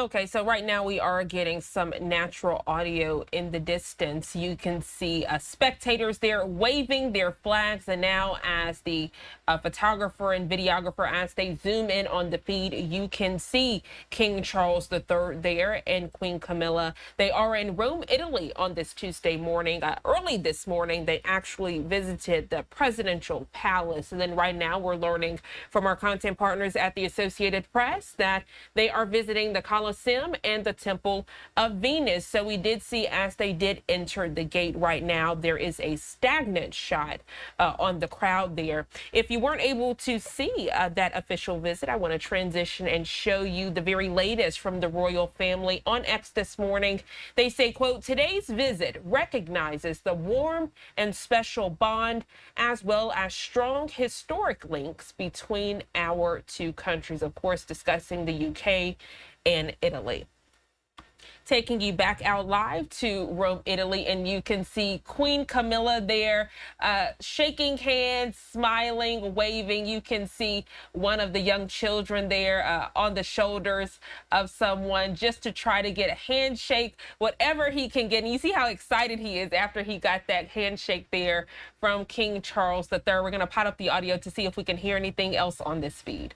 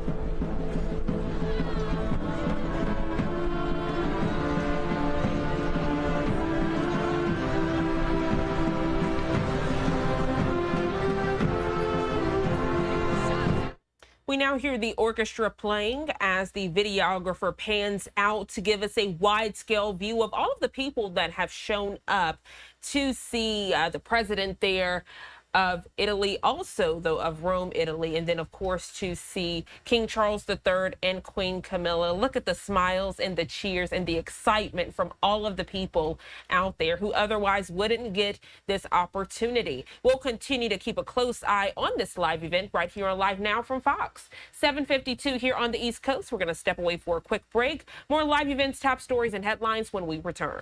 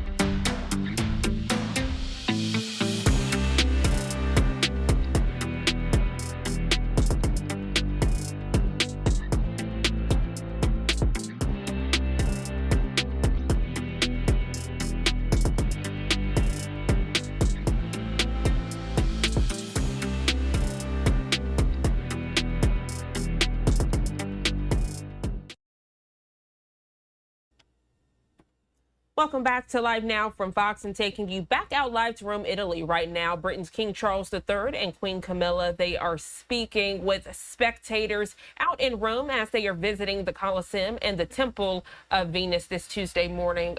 Earlier, before we came on the air, they actually visited the presidential palace.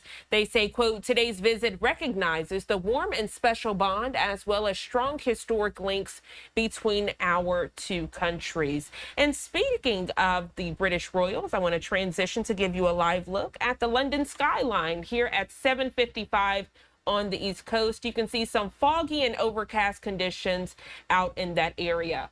Well, on the ground right now, we are learning that British Parliament, they are debating and discussing the economy, this coming on the heels of all things U.S. tariffs. As we know, trade wars are underway this Tuesday morning. Let's head inside and listen in. Protect them in the event that this tariff war creates a diversion of trade for business there.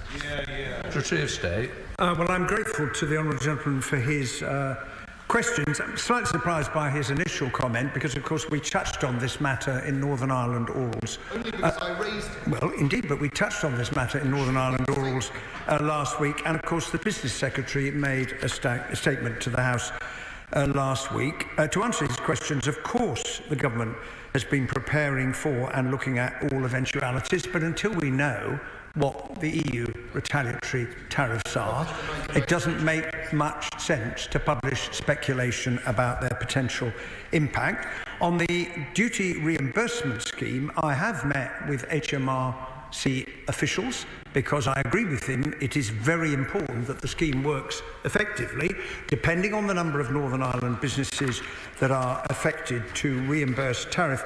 I would just say, however, that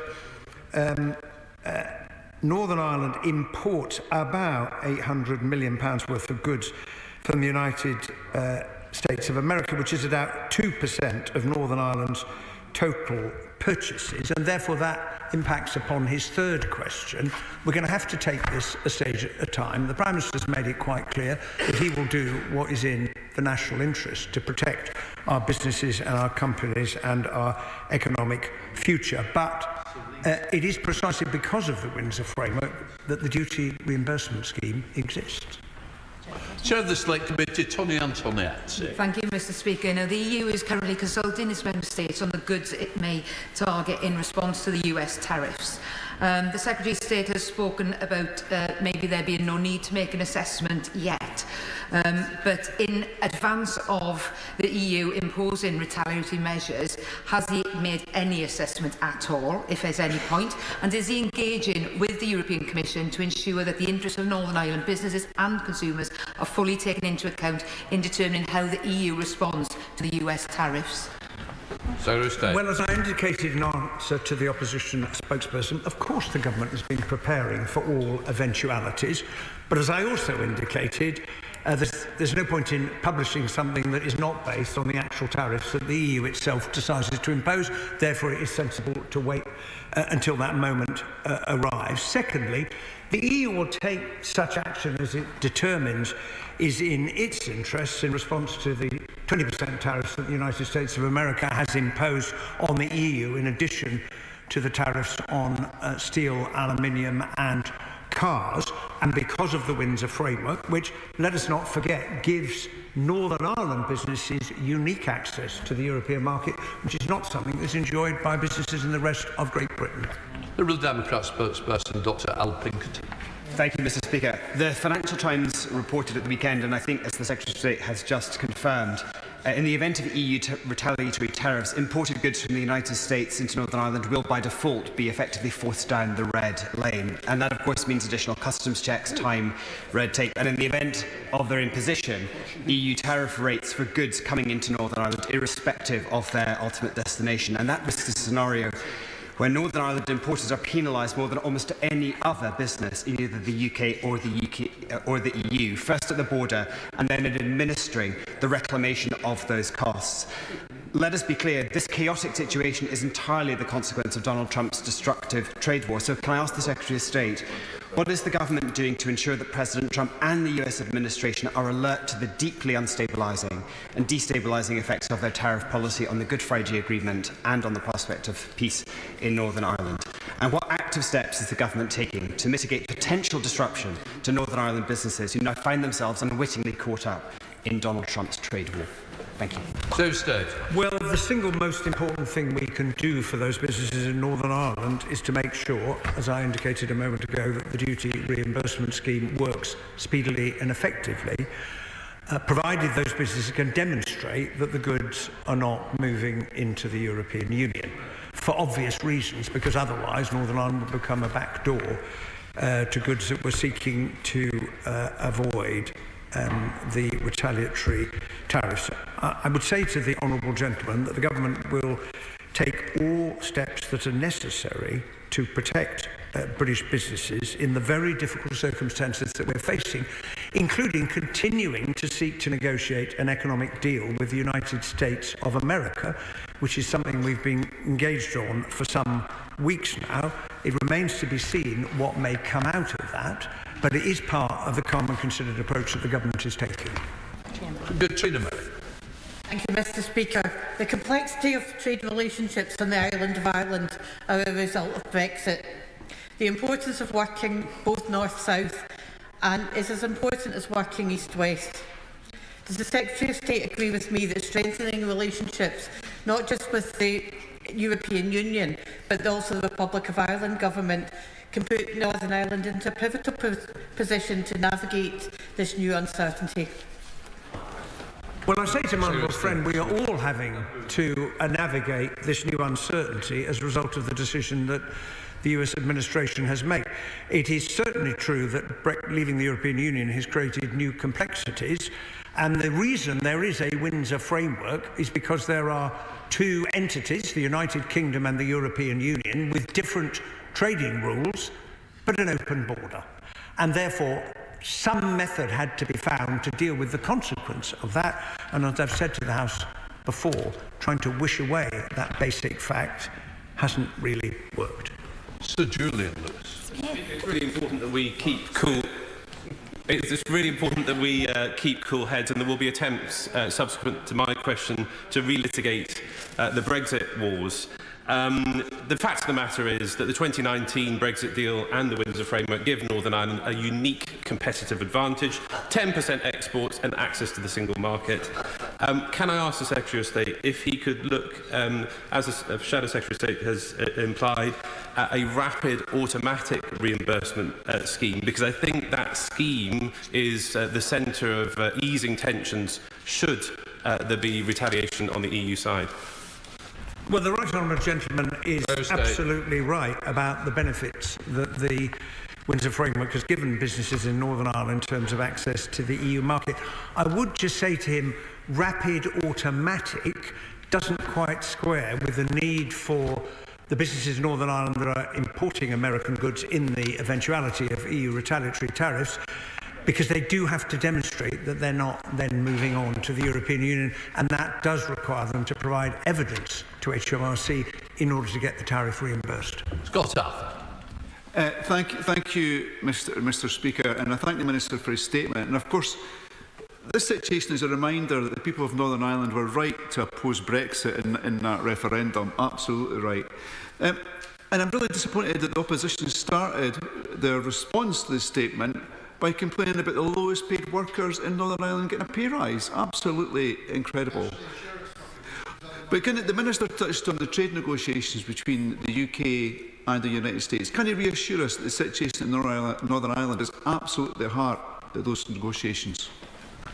Well, I'm very happy to assure my honourable friend that the interests of all parts of the United Kingdom, including Northern Ireland, are uppermost in the minds of all ministers in trying to deal with the situation we now find ourselves in. Samuel Wilson.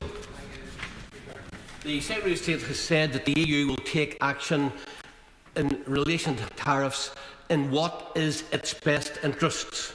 But businesses in Northern Ireland expect this government to take action in what is the best interests of the United Kingdom, including Northern Ireland, which is part of the United Kingdom. And he talks about, well, this can be all resolved by the reimbursement scheme. The fact of the matter is the reimbursement scheme has failed. There is masses of information to be produced by businesses. There are delays in payments. Some businesses are waiting for hundreds of thousands of pounds of money to be reimbursed in terms of taxes. So that is not the answer. The answer surely is that the EU or the UK collects the taxes which we impose on American goods and leaves it up to the EU to collect their taxes if they wish to impose them. Well, I would say to the right honourable gentleman in response to that, what he has just proposed ignores the reality that faces Northern Ireland as a result of the United Kingdom's decision to leave the European Union and the fact there was a problem that had to be solved. And the existence of the duty reimbursement scheme owes the fact of its existence to the Windsor framework itself. It is very important, as I've said to the House, that the scheme works effectively, but businesses do need to provide the information to demonstrate that the goods have not then subsequently moved into the European Union for reasons I think the right honourable gentleman would understand. Lincoln Job. Thank you, Mr. Speaker. I'm particularly concerned about the cash flow in the small businesses in Northern Ireland in the event that the EU increases their tariffs. In his discussions with the HMRC, has the Secretary of State established what the average waiting time is for the duty reimbursement scheme to kick in? And is there any prospect of foreshortening that if the quantum of amount of money which is out of the door increases in the event of EU tariffs? Well, I think the honourable gentleman raises a really important point for businesses in Northern Ireland, and as he would expect, I have had precisely that discussion with HMRC. The honest answer to the question, how long does it take? It depends how quickly businesses can provide the necessary information to demonstrate that the goods have not, that they've remained in the United Kingdom and have not moved to the EU. And once that is provided, then the scheme should work effectively. It may help him, however, if I just point out that the custom duty waiver scheme, which is in a separate scheme, does allow up to €300,000 per company over a 3-year rolling average, which will obviously benefit small businesses. And if they come within that heading, then they don't have to pay the tariff up front. Mr. Speaker, sadly today I have heard nothing to give businesses in my constituency of Upper Bann any reassurances that this UK government is prepared to protect them. I recognise it's not good practice to comment on speculation, but it is and would be good practice to leave businesses in no doubt that this government, their government, whom they pay hefty taxes to, will protect them from EU tariffs. We cannot be left in a scenario where businesses are relying on a duty reimbursement scheme which doesn't work. It's taking months to get repayment, so I'd ask the Secretary of State to give more clarity to businesses in Upper Bann that he will protect them. Well, I've done my level best, I say to the honourable member, to set out what the situation is, and we all understand the reasons for them, because Northern Ireland gains from the Windsor framework because of its access. Well, it does gain from its access to the EU market that other parts of Great Britain do not enjoy, but there is a consequence, which is what we're discussing in relation to the imposition of tariffs by the United States of America, which is a decision that the US administration has taken, and all of us are going to have to deal with the consequences.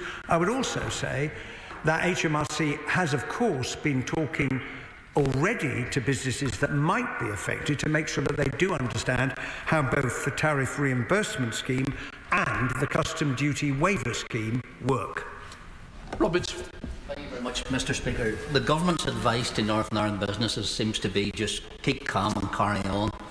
Well, Mr. Speaker, that gives an awful lot of uncertainty to small and medium-sized enterprises in Northern Ireland. Could the Secretary of State actually give a little more meat to the bone in regards to what this government is actually doing? Because, as he did say, the EU will take actions in its interests. Those actions may not be in the interests of Northern Ireland businesses or consumers. So what is this government actually going to do?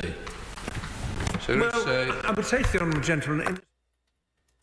You're listening in live out in London, England, as British Parliament, they debate this Tuesday morning on U.S. tariffs and the trade war. And speaking of tariffs and trade, that top right box giving you a live look out in Germany as the Frankfurt Stock Exchange opens this Tuesday. You can see the stock numbers there above that blue banner in that box. And then that bottom box, a live look out in Rome, Italy, as King Charles III and Queen Camilla, they are out there. They visited the presidential palace early this morning. Right now, they are visiting the Colosseum and the Temple of Venus. 8:10 here on the East Coast. We're going to step aside for a quick 2-minute commercial break. More live events, top stories, and headlines when we return.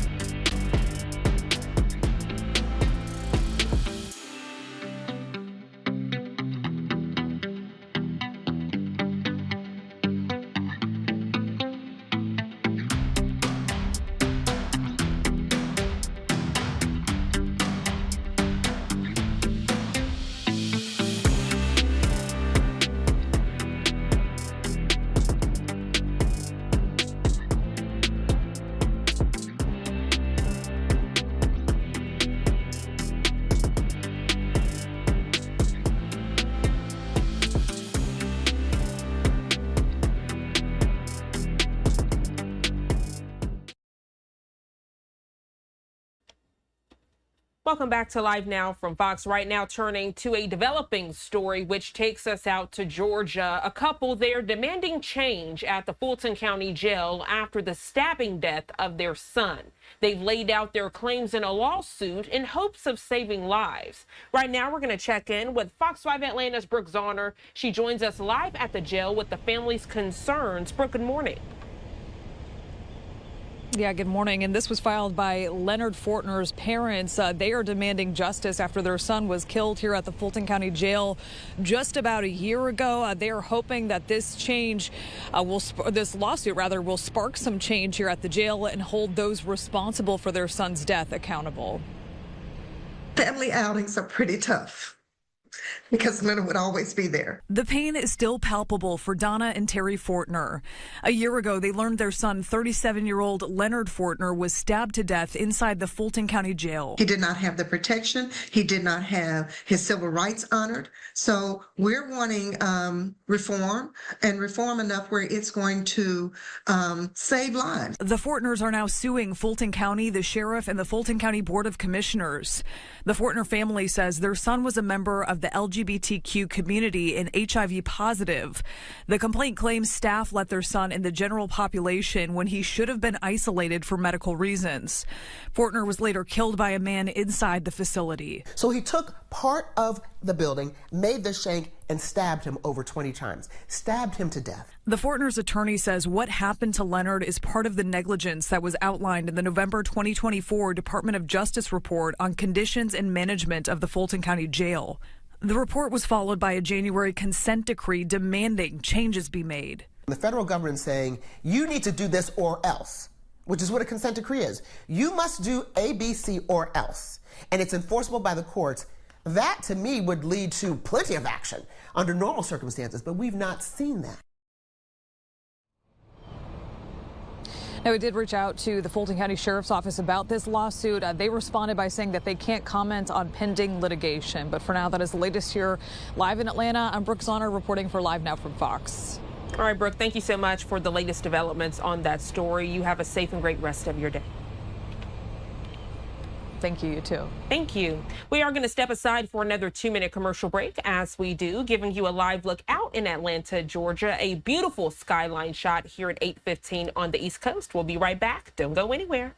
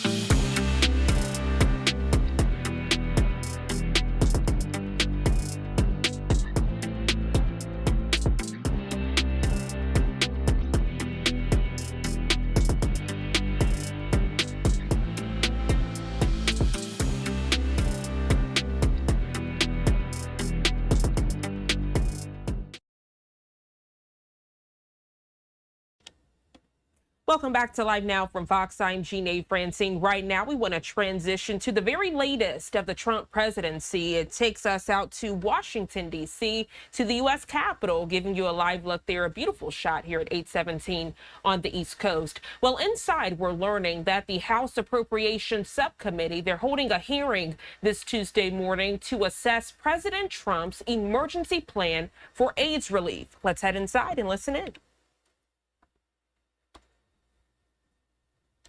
Families created instability that threatened global security.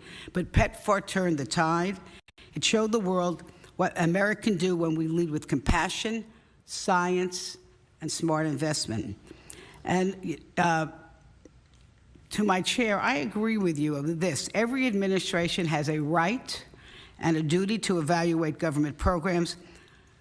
But what we've seen from the Trump administration, and this makes me very sad, especially with this program, is a reckless, dangerous sledgehammer approach that puts lives at risk and throws global partnerships into chaos. That's our diversion today.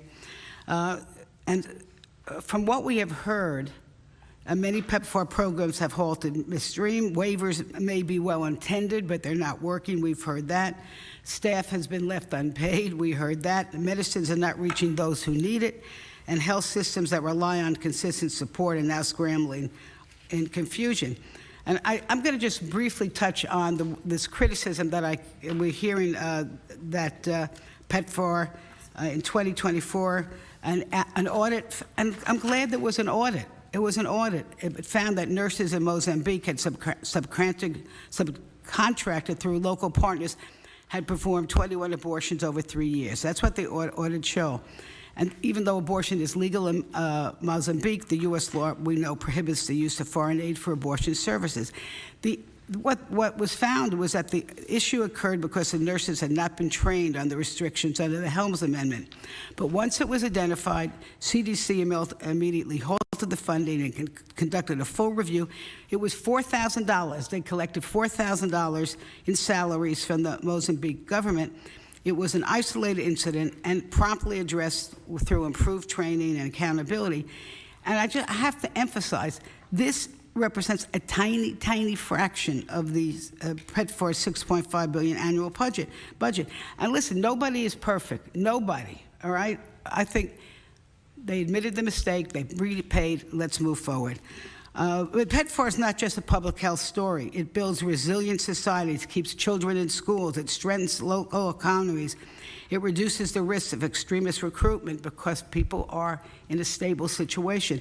It builds trust in America. Boy, do we need that.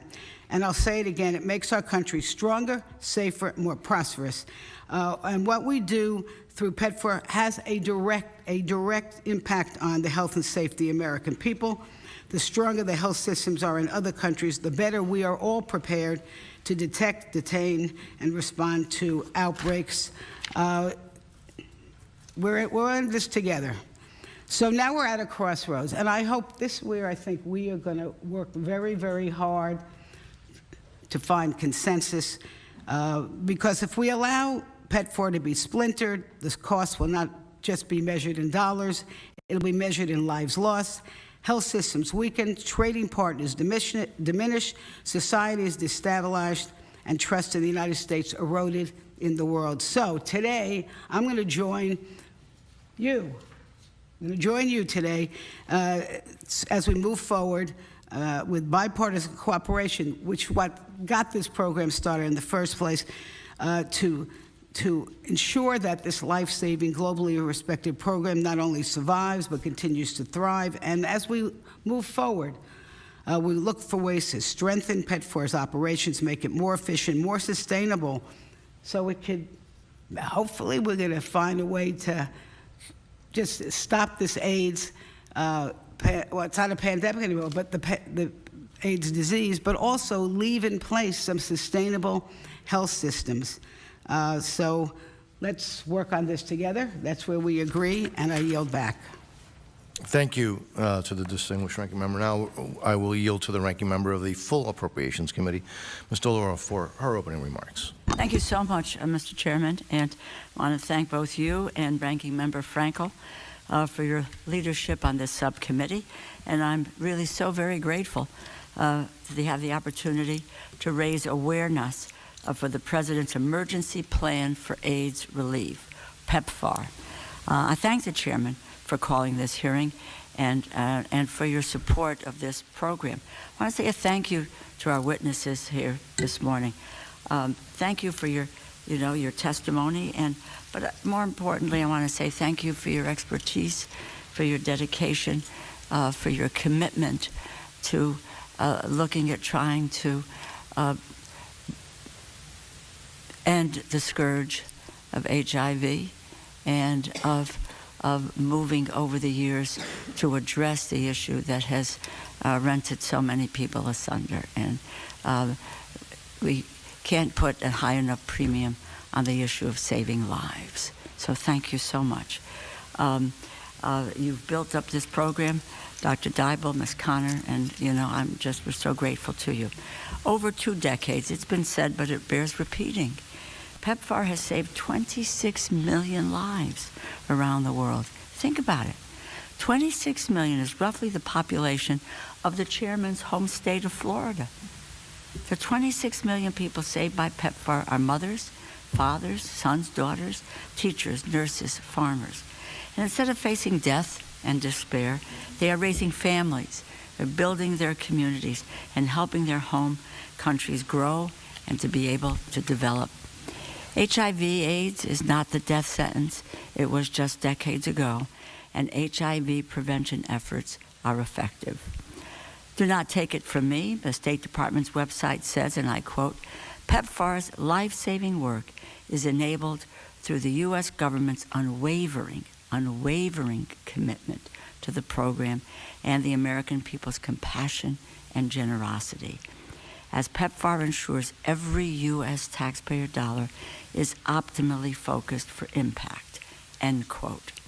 It was PEPFAR's platform that was utilized to help countries respond to COVID, and which is being used today to fight tuberculosis and more.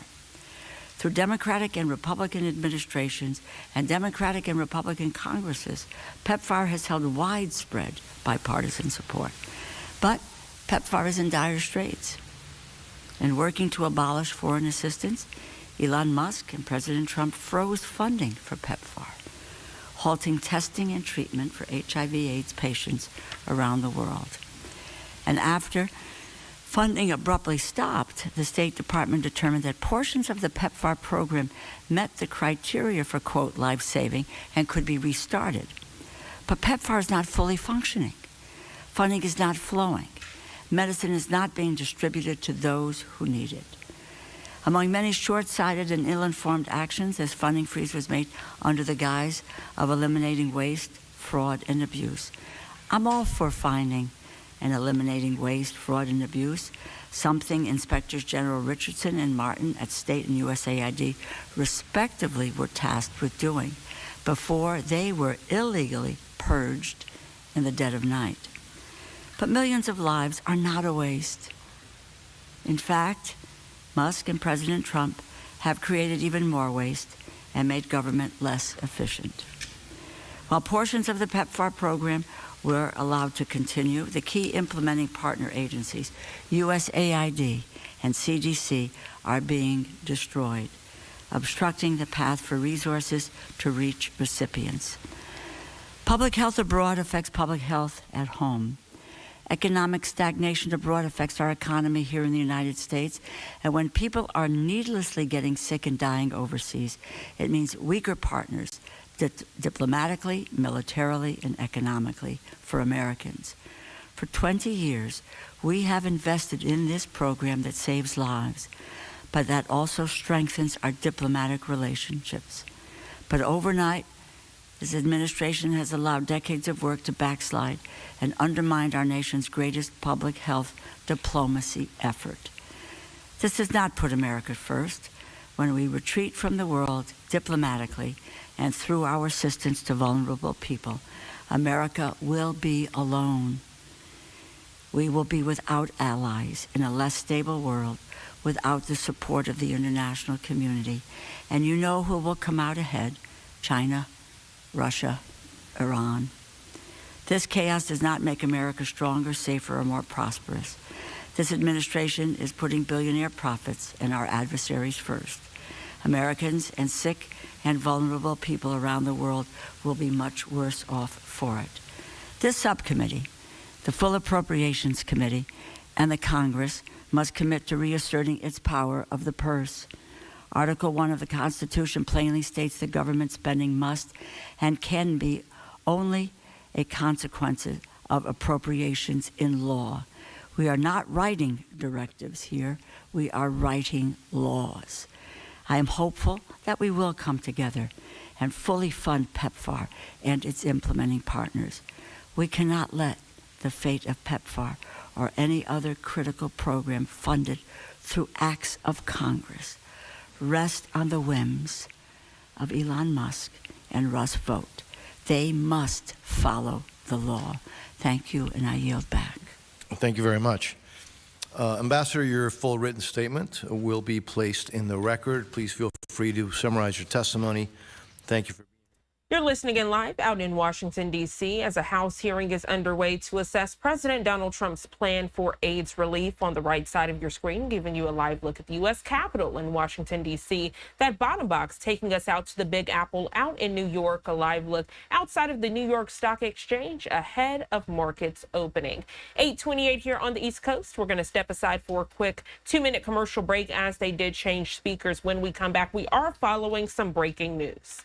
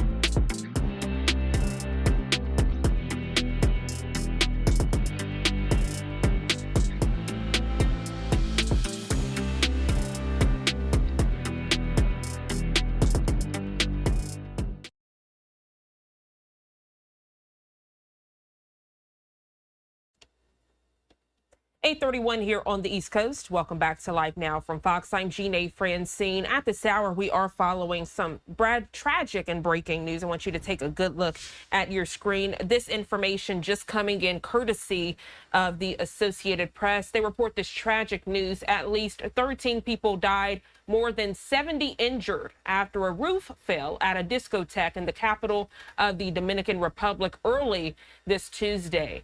We're learning crews are searching at this hour for potential survivors in the rubble at Jet Set in Santo Domingo. This coming from the director of the Center of Emergency Operations in that area.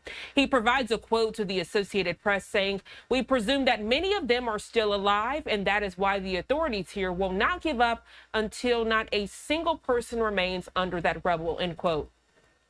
We're learning at this hour among the injured is merengue singer Ruby Perez, who was performing when the roof collapsed. This coming from officials. We also have an official statement from the president there out in the Dominican Republic, Luis Abinader. He writes on X this morning, quote, that all rescue agencies are working tirelessly to help those affected. We do have that statement in Spanish on your screen. As we go on to translate it, it says, quote, "We deeply regret the tragedy that occurred at the Jet Set nightclub. We have been following the incident minute by minute since it occurred," end quote. Transitioning back to the latest video we have from our content partners there, you're getting a look from the Dominican Republic National Police. We're learning at one hospital where the injured were taken, an official stood outside reading aloud the names of survivors as a crowd gathered around her and yelled the names of their loved ones. At this time, it's not yet immediately clear what caused the roof to collapse, but you can see based on the video, people are demanding answers as they stand outside and wait this Tuesday morning to see if their loved ones are still alive. At this time, tragic news. 13 people dead, more than 70 hurt after this roof collapsed at this discotheque there in Santo Domingo in the Dominican Republic. The New York Post, they put this out as well, providing more images of the tragic situation that has unfolded. So again, this is a developing story. We are working to find out what caused this roof to collapse. And as we get more information, you'll be the first to know right here on Live Now from Fox. Stepping away for a quick 2-minute commercial break. We'll be right back.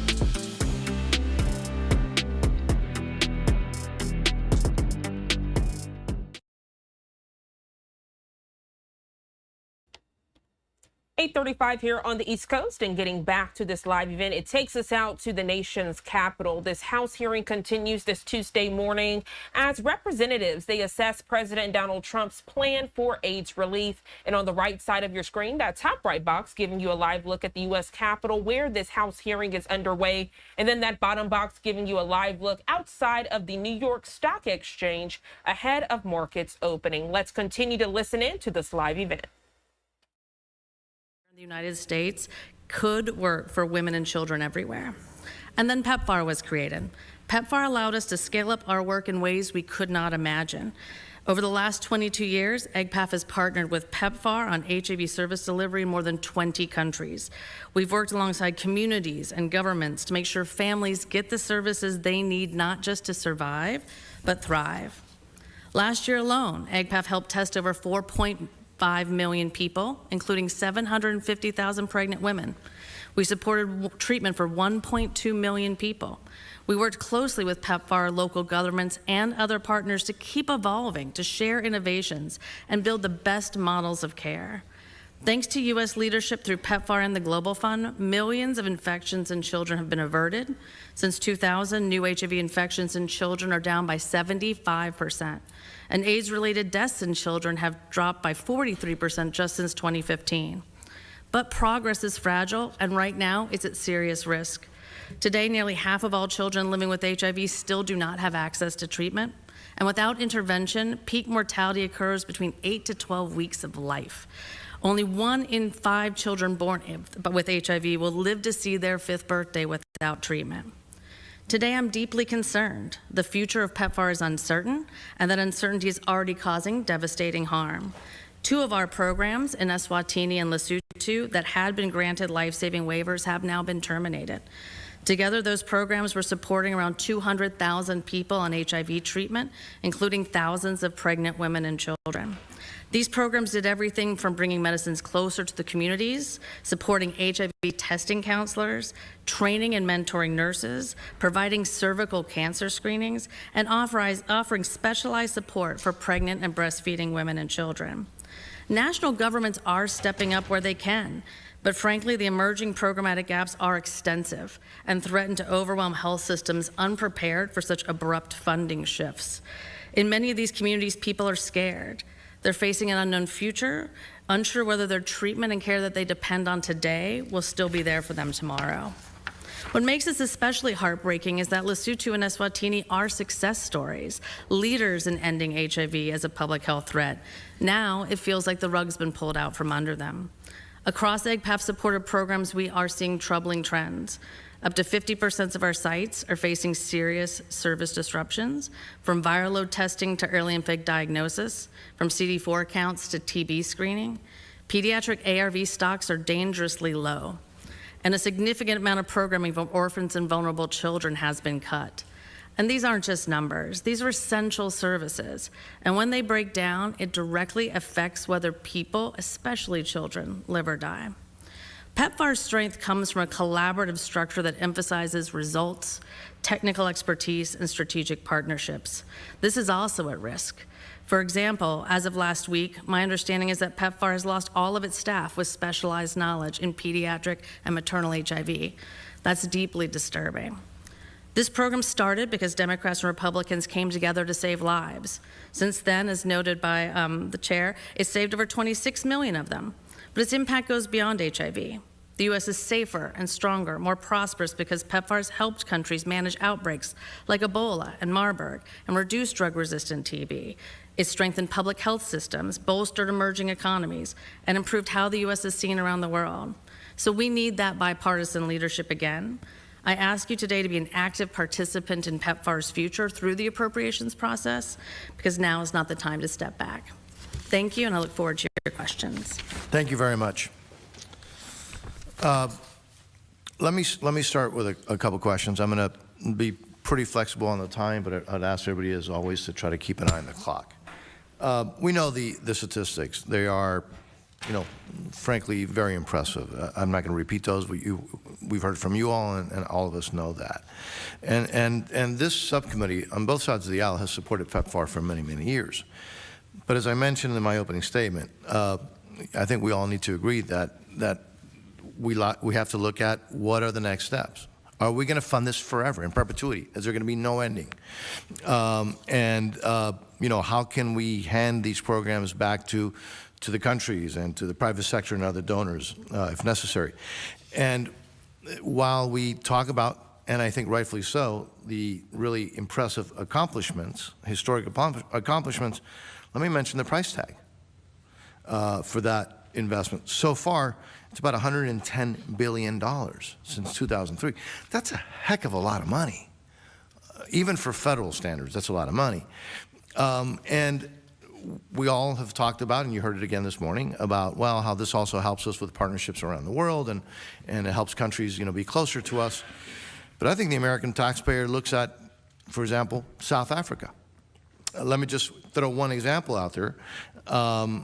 This is a country that obviously, we have a strong presence. PEPFAR has a strong presence. But look what the government is doing. They're doing joint naval exercises with Russia. They're prosecuting Israel at the International Court of Justice, and a number of other actions that are working against U.S. national security interests. So I think it's fair to ask these questions, which is it working? Can we do better? And again, as I mentioned before, for how long? That's not being heartless or callous. That is standing up for the American taxpayer, and I would argue for the national security interests of the United States as well. So I'll start with you, Mr. Ambassador. You mentioned this in your opening statements, but what are some recommendations for next steps? Could you please expand on your opening remarks in terms of shifting responsibilities back to some of these governments and the private sector? And what's the best way, potentially, to go about that while keeping our gains, but also securing the national security interests of the United States and not continue to do this forever? So I'll yield to you.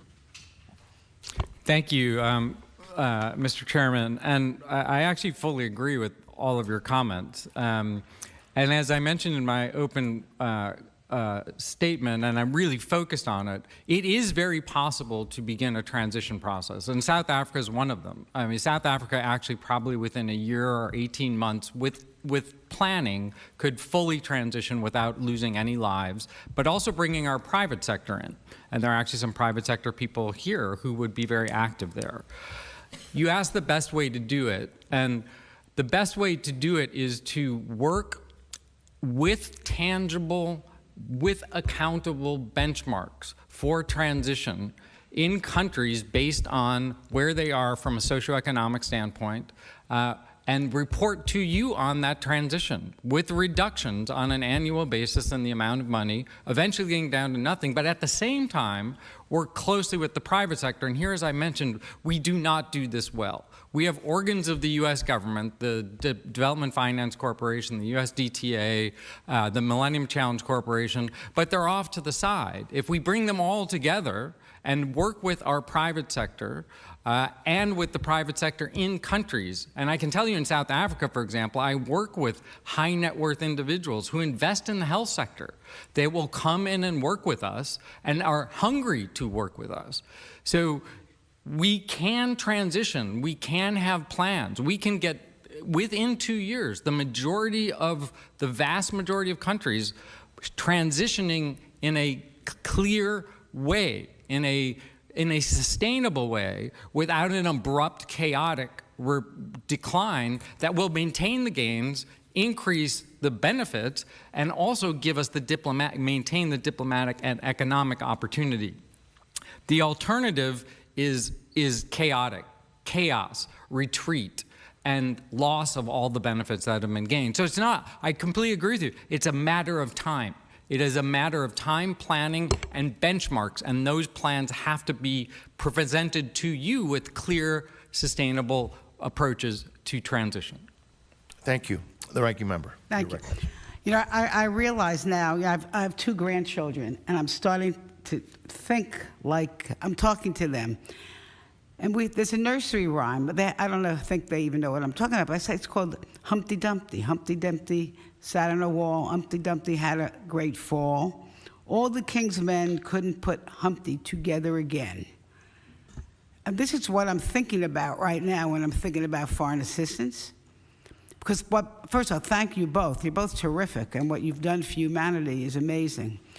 What I'm worried about, I do like the concept that we can work together to let countries where they can have a sustainable health system, that they go on their way, that we get the private sector more involved. Very good ideas, I think.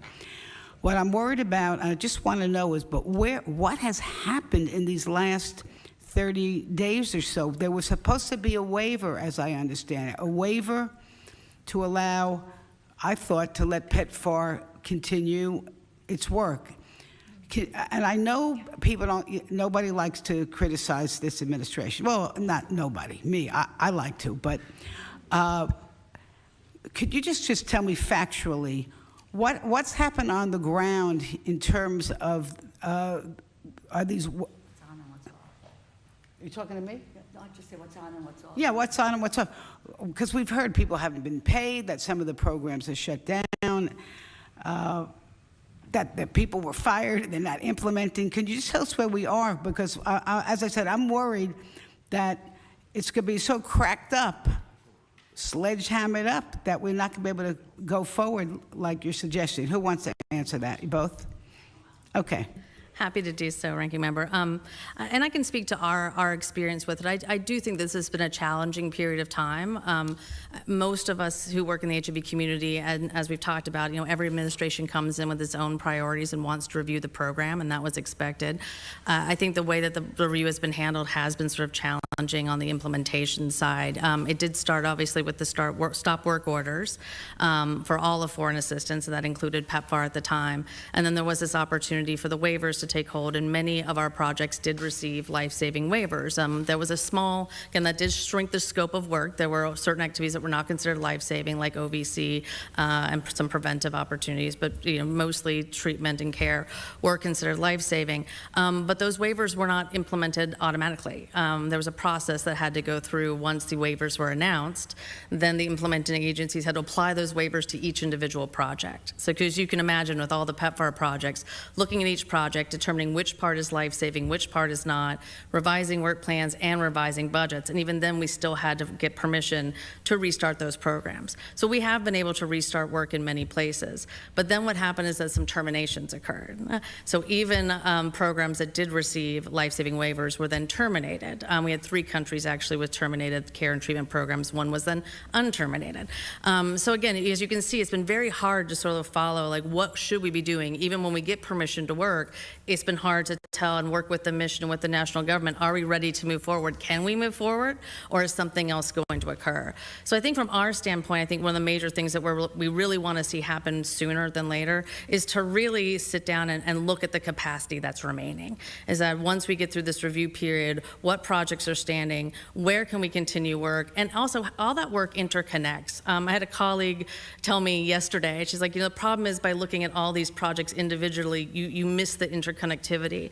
So a project like ours, where we're working with pregnant women, we're able to get them tested, we're able to get them on ARVs, we help them through labor and delivery, but then the infant test happens, and that test has to be transported to a central lab to be processed.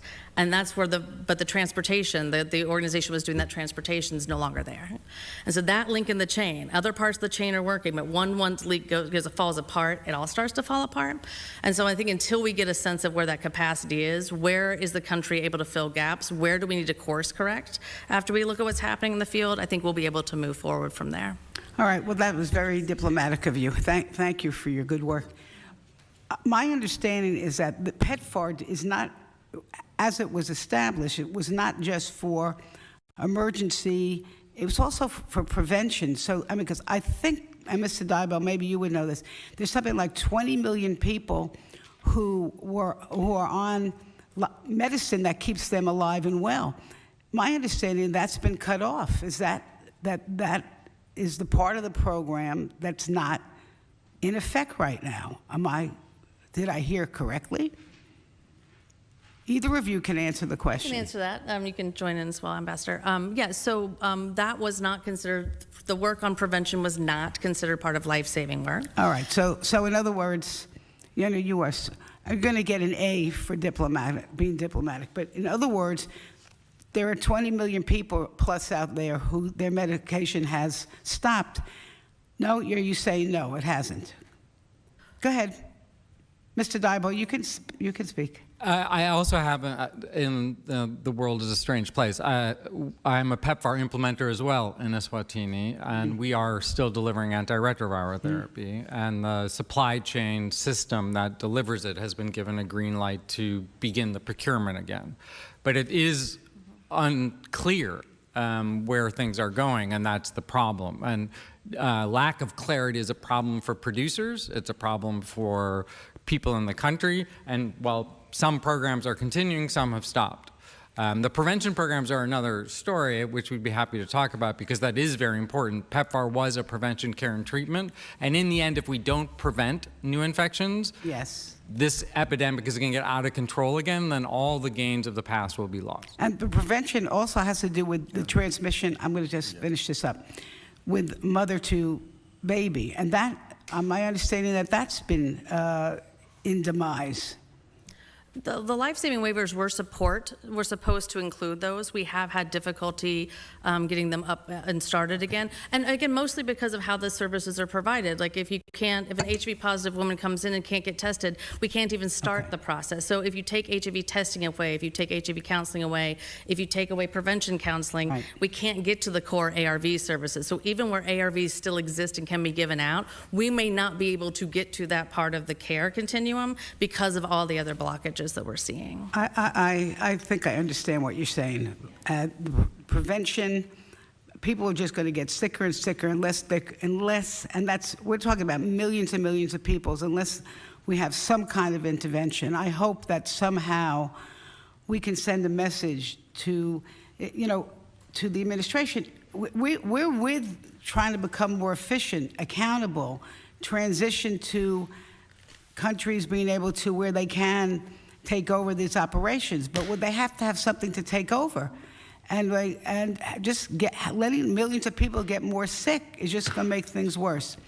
Thank you for your patience. I yield back. Absolutely. I'm not going to cut off their ranking member. Mr. Laura, the full committee ranking member, I don't know what your time constraints are. Do we go, you're okay to go back and forth, or do because I can recognize you now if you'd like. Do you want to have something? Go ahead. Go All right. I just want to make sure that I know that your time is. I know that you've got a lot of other subcommittees that you like to attend. All right. To the vice chairman of the subcommittee, you're recognized, sir. Thank you, Mr. Chair. To both of you, thanks for being with us this morning. One of the allegations that I've heard over the PEPFAR program is that taxpayer dollars had been somehow used to fund abortions.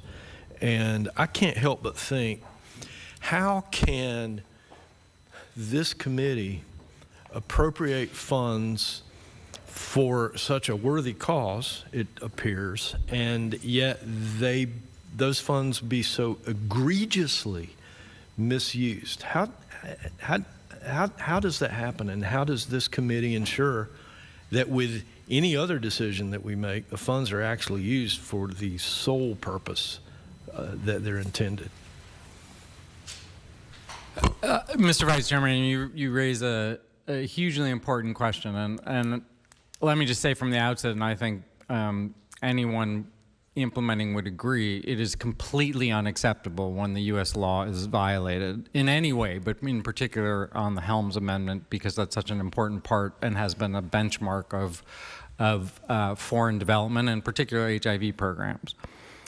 There was in Mozambique, as the ranking member mentioned, a group of nurses that were not trained in the Helms Amendment and were active in abortion care.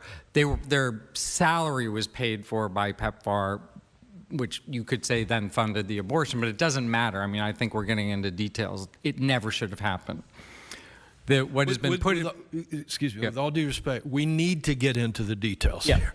We need to understand how the United States sends money someplace else and then it gets used for a purpose totally different than what it was intended. I'm okay to hear the details. Yeah.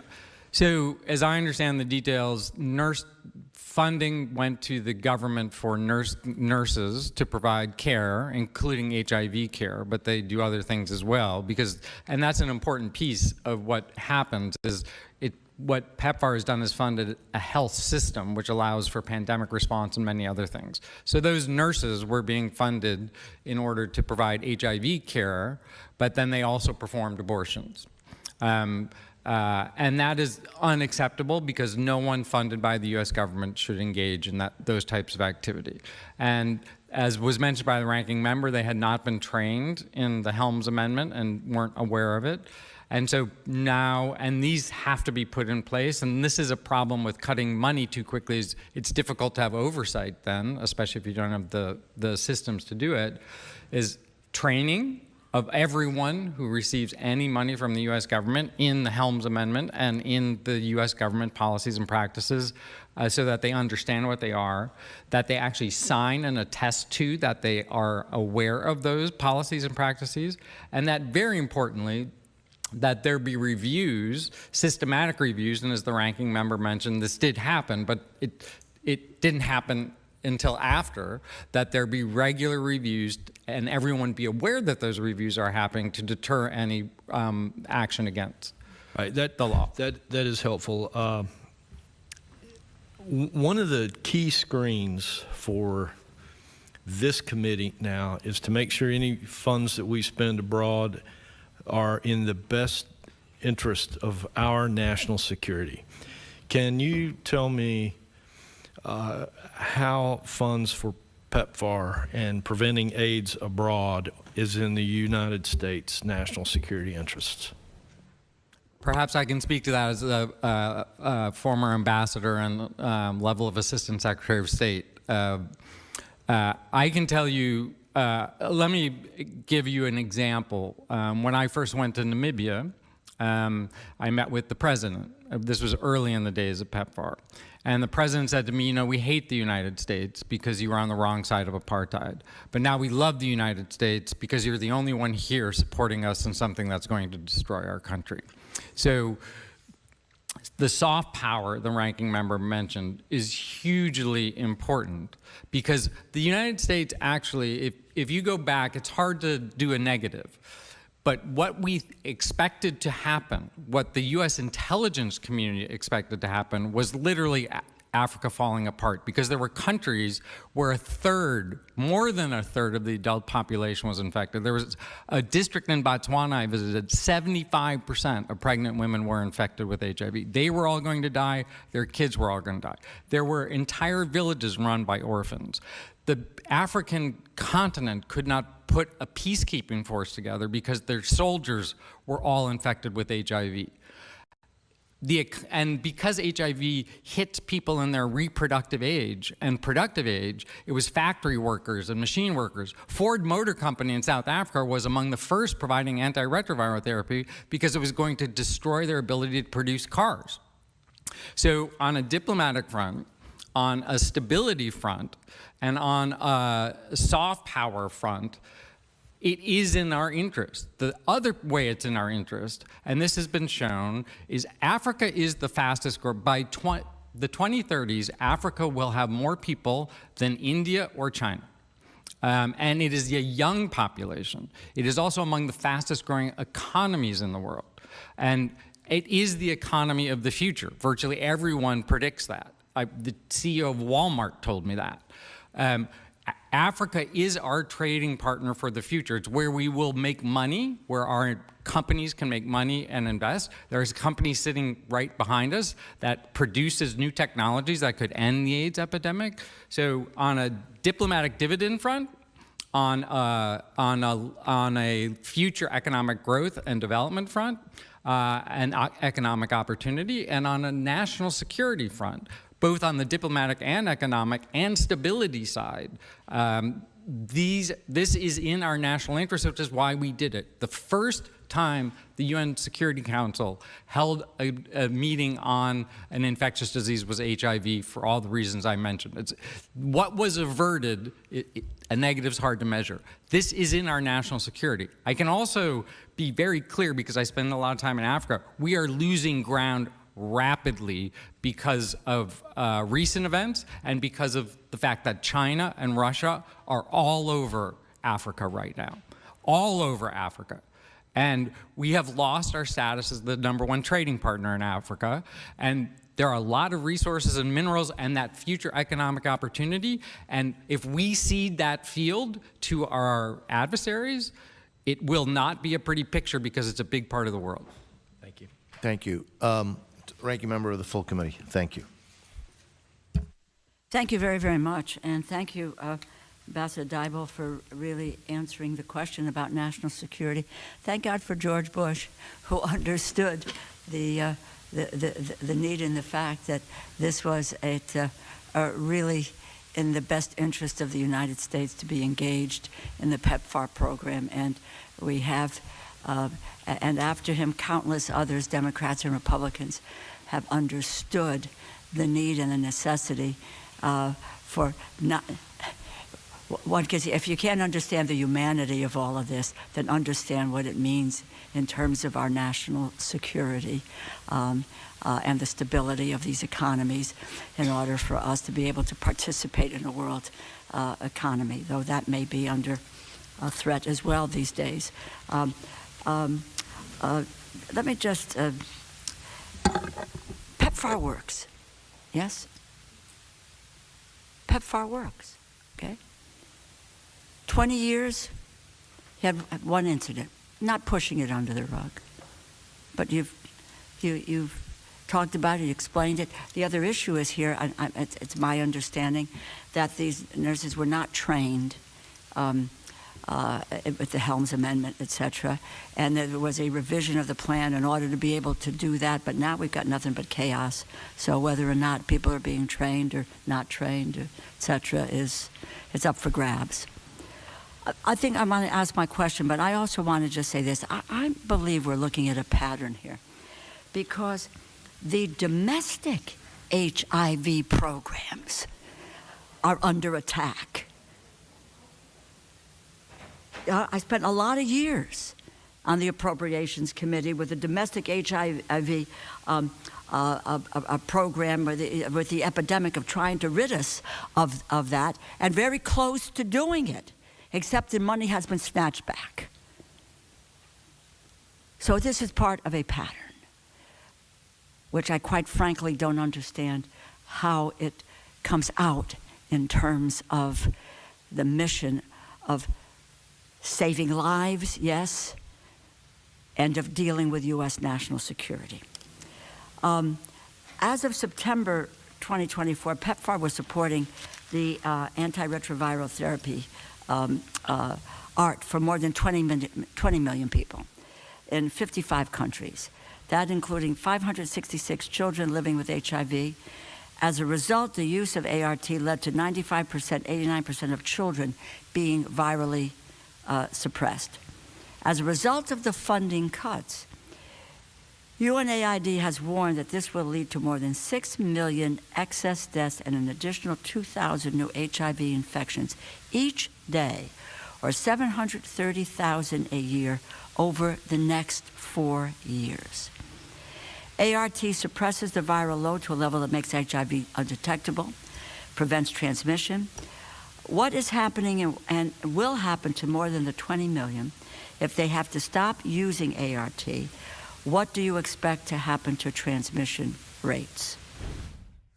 All right, we have been listening in to this discussion on addressing President Donald Trump's plan for AIDS relief, and this is just one of the several live events going on in Washington, D.C. today. Thank you so much for joining us here on Live Now from Fox. My name is Christy Matino. Before we go away for our 2-minute break, I did want to share with you just some of those live events that I just did mention here. One of them being this live look that we did just get in here to our newsroom. And this is going to be a discussion set to start in just about a couple minutes or so. And this is going to be this press conference on the impact of tariffs on working families. We're going to hear from a number of representatives and as well as the Dad's Caucus, again, on that impact. You can see that set up there. We haven't seen anyone step up there quite yet, but we will shortly here, and we will bring that to you once it does begin.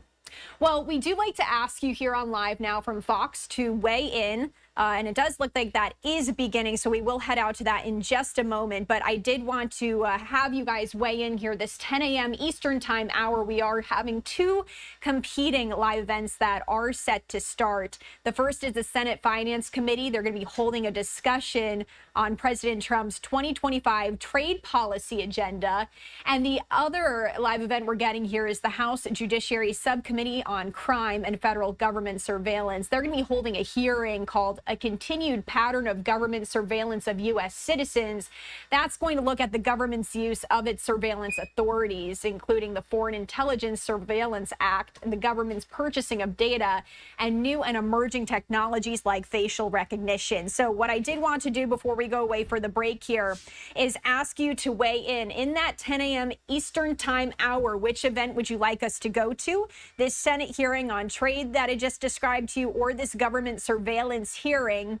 You can scan that QR code in the top right-hand corner of your screen, or you can head to livenowfox.com/connect. Again, I am just going to leave this up here for a moment. We're going to go away for a 2-minute break. Please weigh in. We'll check in on this when we come back from the break, and we're going to head back out live to that event that has just started in Washington, D.C. on the impact of tariffs on working families. Thanks for being here on Live Now from Fox. We'll be right back.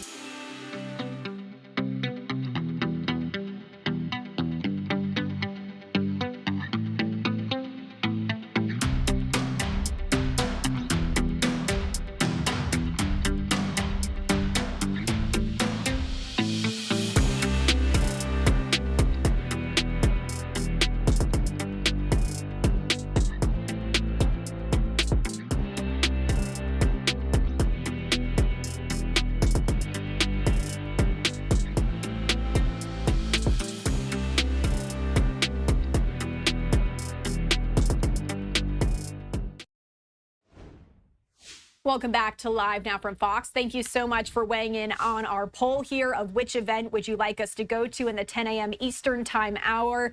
So far, this government surveillance hearing appears to be the winner, but you can still vote if you scan that QR code in the top right-hand corner of your screen or head to livenowfox.com/connect. We'll continue to monitor this so we can choose the appropriate event that you want us to go to. In the meantime, I do want to head out to a live event in Washington, D.C., as we are listening into a number of representatives as they're speaking on the impact of tariffs on working families. Let's listen in.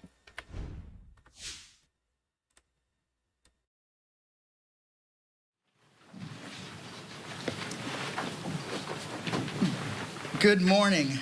Trump's tariffs are nothing more than a national sales tax on working families. And because of that, Americans are waking up with less money in their retirement accounts, higher prices at the grocery store, and less confidence in the economy. That's what happens when Donald Trump governs by ego and congressional Republicans stand by and let it happen. These tariffs aren't part of any real economic strategy. They're just plain dumb. because they hurt working families and there's no plan behind them. Trump's tariffs mean higher prices on everyday essentials, groceries, toys, clothing, appliances, you name it. It's on everything that a working family relies on. In LA, we're still recovering from the devastating wildfires and facing a deepening housing crisis. And you'll hear from my colleagues today, and they will share how these tariffs are hurting families in their own communities. Trump's tariffs will also make it more expensive to build and repair homes. Family-owned businesses, bakeries, and neighborhood markets will also take a hit. Rising food and supply costs will force small businesses to raise prices on consumers who are already struggling to get by. Even the toys we buy for our kids, many made outside of the United States, will cost more under Trump's plan. From the West to the East, the Midwest to the South, parents everywhere are already stretching every dollar just to get by. And Trump's tariffs don't help American workers. They just make it life harder for the people we represent. And it's up to Congress to rein in these taxes on working families. That's why I'm standing with my fellow Dad Caucus members to speak out on behalf of working parents and to call on congressional Republicans to do their job and join us to reclaim our authority. With that, I'm going to hand it over to Representative Schneider, with the, not only a Dad's Caucus member, but the head of the New Dems. Thank you, Jimmy, and thank you for your leadership in bringing us together as dads. We're gathering here talking about what's on the minds of parents all across the nation right now. How they'll make sure they can keep a roof over their heads, put food on the table, save for their kids' future, as well as even their own retirement, and even how they'll care for their own parents as they begin to age. For families, Trump's trade war and his tariff tax are a five-alarm fire. Parents right now are already facing huge costs as they raise their kids with the crazy price of child care, expensive groceries, and skyrocketing college tuition. Instead of looking seriously at solutions that can help hardworking families not just get by, but get ahead, Trump is hitting them with a massive, probably the most extensive tax in U.S. history. The Yale Budget Lab estimates that Trump's tariffs will cost the average American family $3,800, almost $4,000. For many families, that's more than they make in an entire month. That's money they're relying on to pay for school supplies, lunches, daycare, birthday presents, afternoon snacks, and maybe even a trip to see their grandparents. Many of us up here right now know it's expensive to raise a kid. Well, Trump's tariff tax is going to make it much more expensive to raise those children. Toys, car seats, cribs, onesies, baby shoes, high chairs, everything you see on this table, we can expect to see the prices rise for all of the essential and already expensive goods. Diapers, we all know infants go through 7 to 10 diapers in a day. Trump just added a tax, a daily tax on diapers. American families deserve relief, but instead they're heading to the store in a panic to stock up on these supplies before the prices go up. Our Republican colleagues here in the House could put a stop to this today. They could stop it tomorrow. They could stand up and confront their president from unilaterally setting fire to our economy and creating what is certainly likely to be a self-inflicted recession. I join my colleagues in calling on Speaker Johnson to bring legislation to the floor that restores Congress's authority, constitutionally mandated trade authority, and puts the people back in the driver's seat. And it's now my privilege to turn over to my colleague, Representative Figures.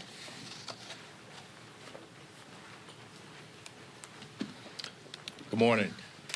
These tariffs are yet another example of this administration acting without consideration of how it's going to impact everyday people across this country, most certainly not considering how it's going to impact the average person in my home state of Alabama.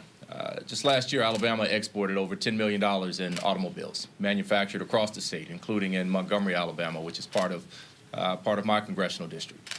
Well, a 25% tariff on this industry is crippling. It's something that's going to harm our ability to be able to maximize the impacts of this industry, one that the state of Alabama has grown to be a leader in this country for. This trickle-down effect is going to impact the ability of those companies to be able to hire workers, not only just the people ability to be able to afford the vehicles.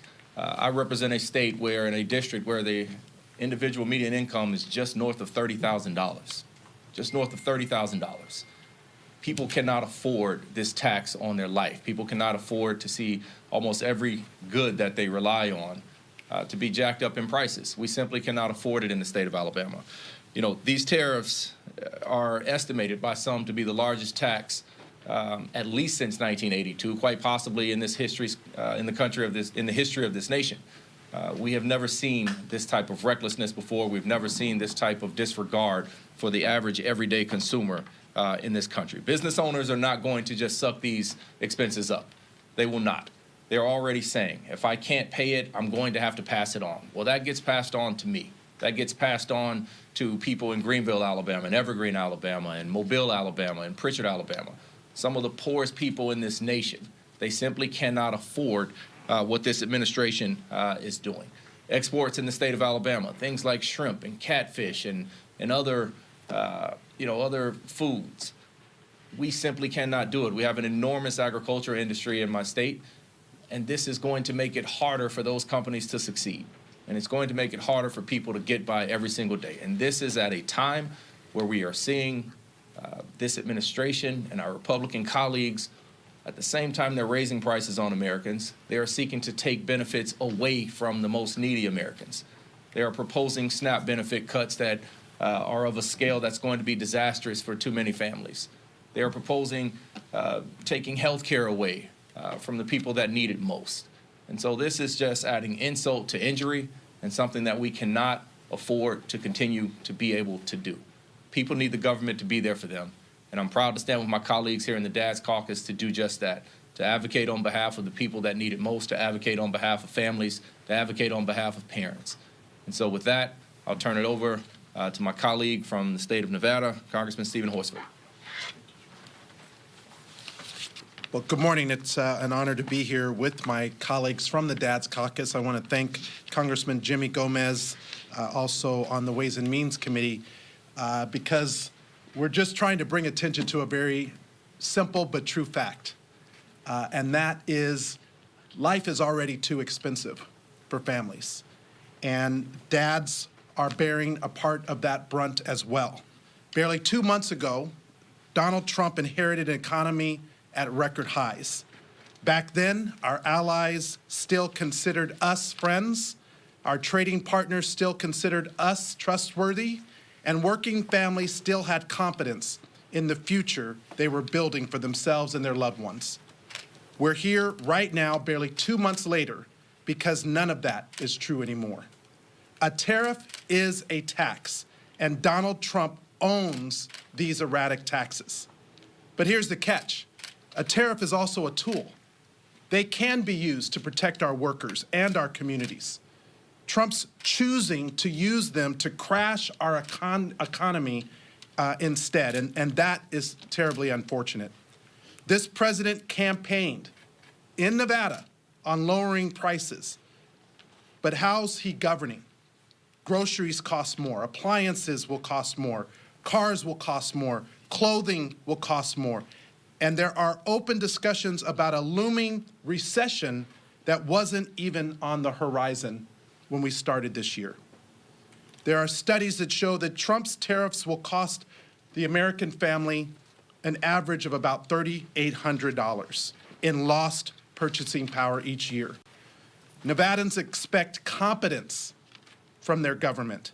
Nobody is sitting around eager to waste or spend another $3,800 on Trump's trade war. In Las Vegas, we're already grappling with higher prices and a housing crisis. Housing prices dramatically outpace income growth. In fact, nearly half of all renters spend 35% or more of their monthly income on housing.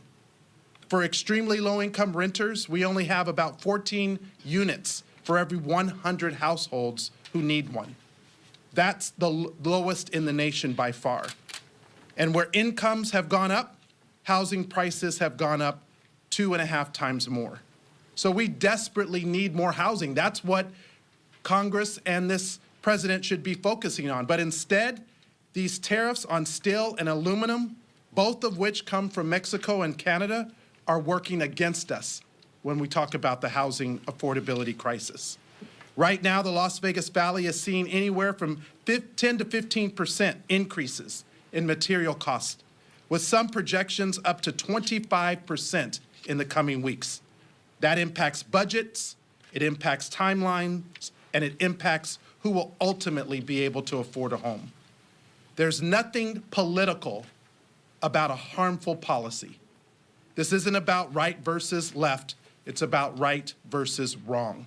These blanket tariffs are wrong, and the president, Donald Trump, is wrong for enacting them. Nevadans deserve better, the American people deserve better, and that is why the Dads Caucus is here, because every dad, every parent in fact, deserves better when it comes to the country that we're leaving our children. So thank you to Chairman Gomez for your leadership, for bringing us together, and to my colleagues for making sure that we have this opportunity. And so now I will turn it over. I'm sorry, I didn't have the list. Okay. No worries. Apologies. Oh, good. I'm Congressman Suhas Subramaniam. Thank you to Congressman Gomez and the entire Dads Caucus for organizing us today. And let me start by stating the obvious. These revenge tariffs make no sense and are going to make life harder and more expensive for working families on a budget. I'm a dad with 2 daughters, and hundreds of thousands of families across Virginia, like mine, are going to feel the devastating effects of these tariffs. Prices are up at the grocery store already, prices are up at the pharmacy, and prices are up at department stores. And my girls keep growing. It feels like they need new clothes every 2 months, and it gets expensive. But these tariffs are the largest peacetime tax increase in history. And who bears the brunt of this? It's the parents, it's the working moms and dads, and it's the families already stretched thin, barely making rent and putting food on the table. And many of those moms and dads own small businesses as well. Businesses like Mom's Apple Pie, a popular bakery in Loudoun County. And you know what ingredients and supplies are critical for bakeries to succeed? Eggs, aluminum foil. All these supplies are becoming increasingly expensive because of the president's actions. And it's not just Mom's Apple Pie. I've spoken to businesses across Virginia that are starting to lay off employees and increase prices on their customers because this administration has made it harder and more expensive to do business.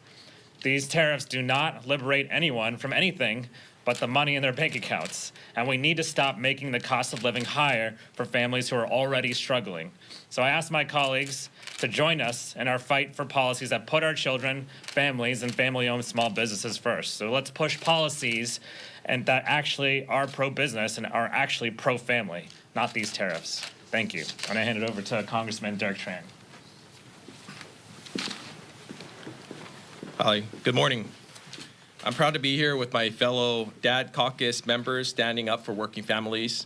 I myself am a father of 3 young children under 9, and we are extremely worried about these Trump taxes.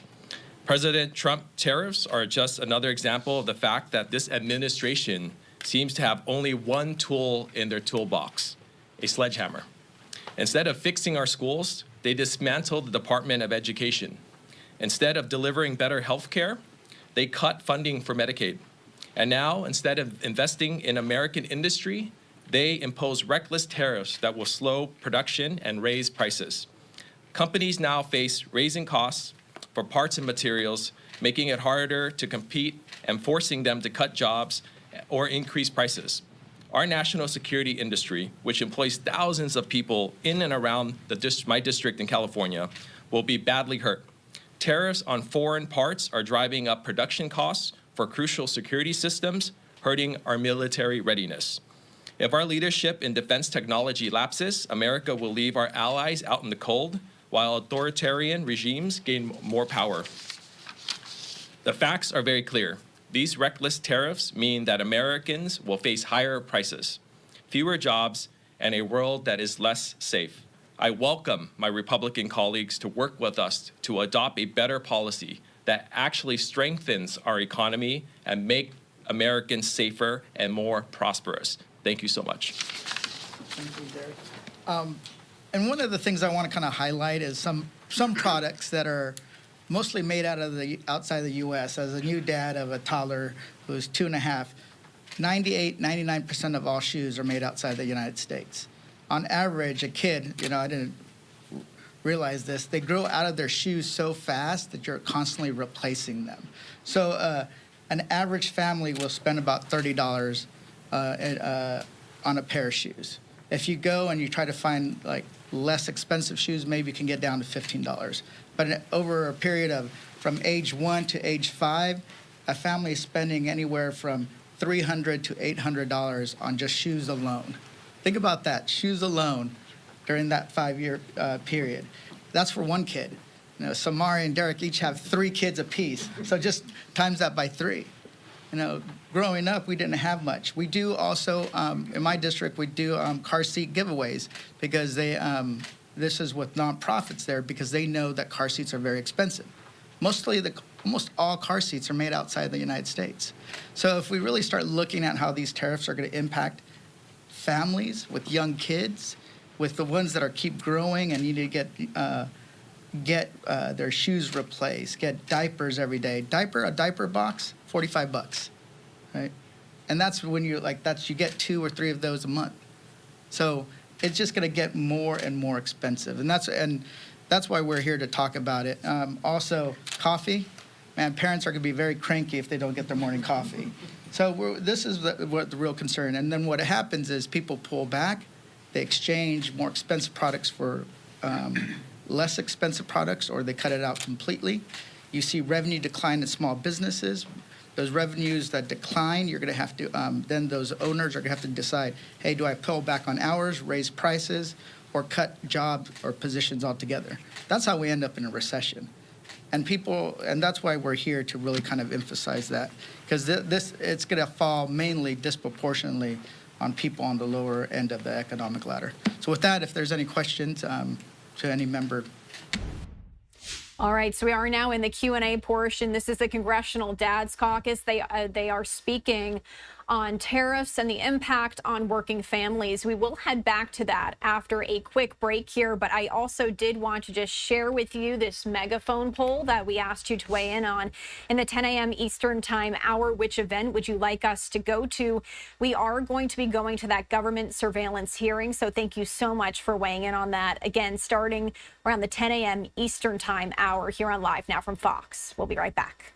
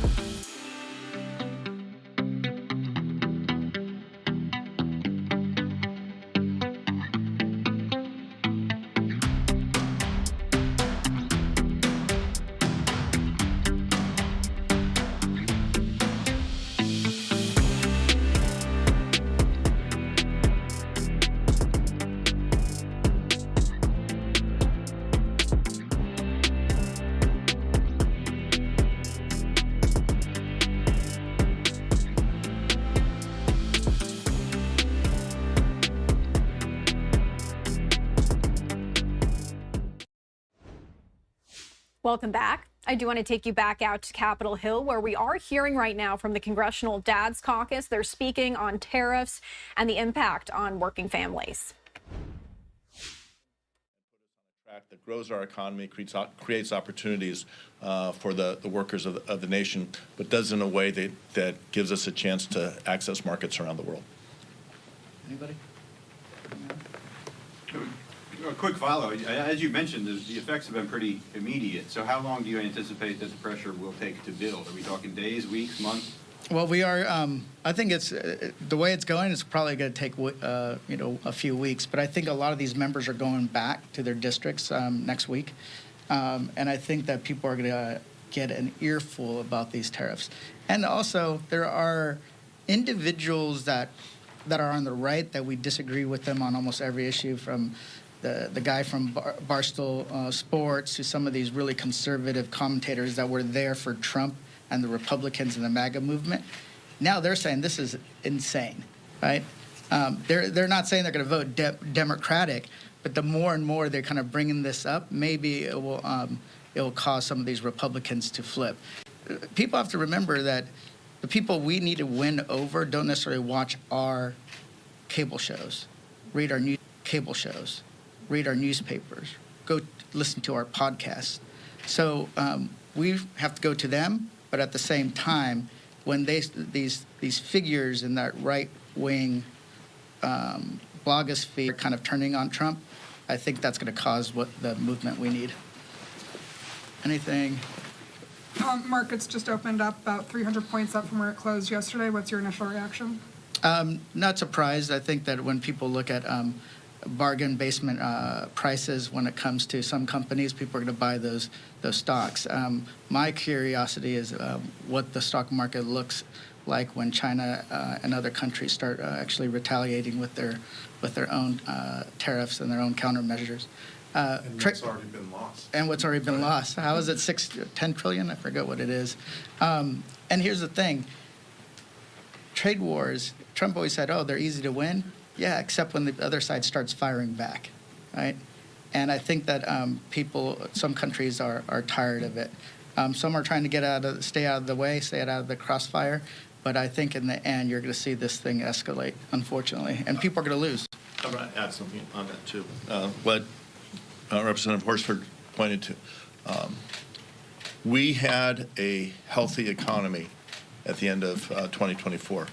The Economist had a cover in October that said the American economy was the envy of the world. We had lifted the entire global economy out of the doldrums from the pandemic. And the decisions that President Trump has made has taken a bull market that has been sustained over time, and in a matter of days turned it into a bear. As of yesterday, the NASDAQ, the S&P, and the Dow were all in bear territory. So what we're seeing is a pause. I think what you see the market doing is looking to see what is the next step. Is the president, the question everyone's asking is, are these tariffs permanent? Are they a negotiating tactic? The more increasingly apparent that the president sees these as permanent, as something that's going to be in our future, I think you're going to see that we stay in that bear territory.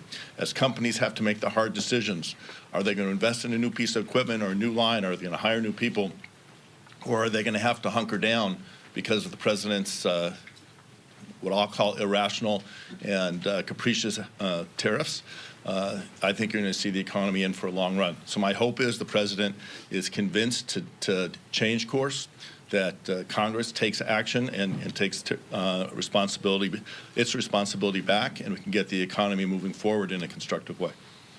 And the stock market isn't the only economic indicator, right? So what else are they looking at? There was a survey by Moody's that said that there was more negative sentiment from corporations that the economy was going to get into a recession. That was the first time in years that's been the case, more negative than positive.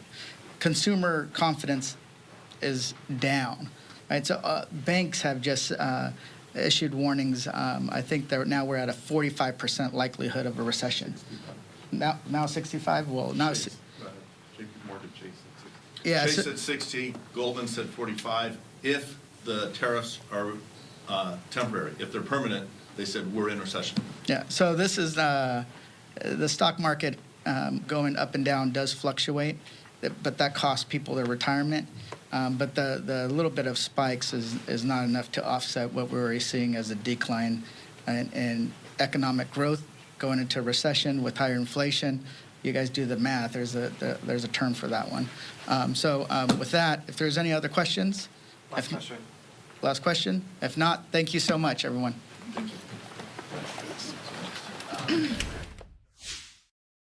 We were just listening in to members of Congress speaking on tariffs and working families, and you did hear them answering questions there about the markets. And it is open in the green now, as Fox Business is reporting. U.S. stock futures climbing today after markets tumbled in the last 3 sessions over the rollout of President Donald Trump's tariffs plan.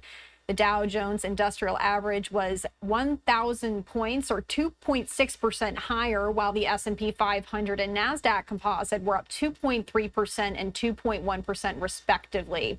Stocks we've been seeing have been seesawing during yesterday's session as well. They were jolted late last week after President Trump announced tariffs on U.S. trading partners. But President Trump yesterday threatened China with additional tariffs, which dropped Wall Street further into the red. But as we can see, we are seeing some improvement this morning. Speaking of President Trump, I did want to share this live look at the U.S. Capitol with you, as we are learning here that a little bit later today, President Trump is set to sign executive orders related to boosting the coal industry. Here's what we're learning from Reuters as of right now. He's going to sign those executive orders a little bit later today, again, boosting the nation's coal industry. And President Trump had campaigned on a promise to increase U.S. energy production. He's also sought to roll back a range of energy and environmental regulations since taking office back in January. All of this scheduled to start here around 3 p.m. at the White House. President Trump planning to sign several executive orders directing the Interior and Energy departments to take actions to support the industry. The actions will also include efforts to save coal plants at risk of retirement. At the beginning of the century, coal generated more than half of U.S. power. Its share has sunk to less than 20%, and that's according to the Energy Information Administration. President Trump has long criticized Democrats for targeting coal pollution in environmental regulations and teased action to support the industry earlier this year. So, of course, with all of this going on, we're also going to be keeping an eye on the market for you. Did want to show you the Dow really quickly here again as we do head away for a 2-minute break. We'll be right back with much more live events.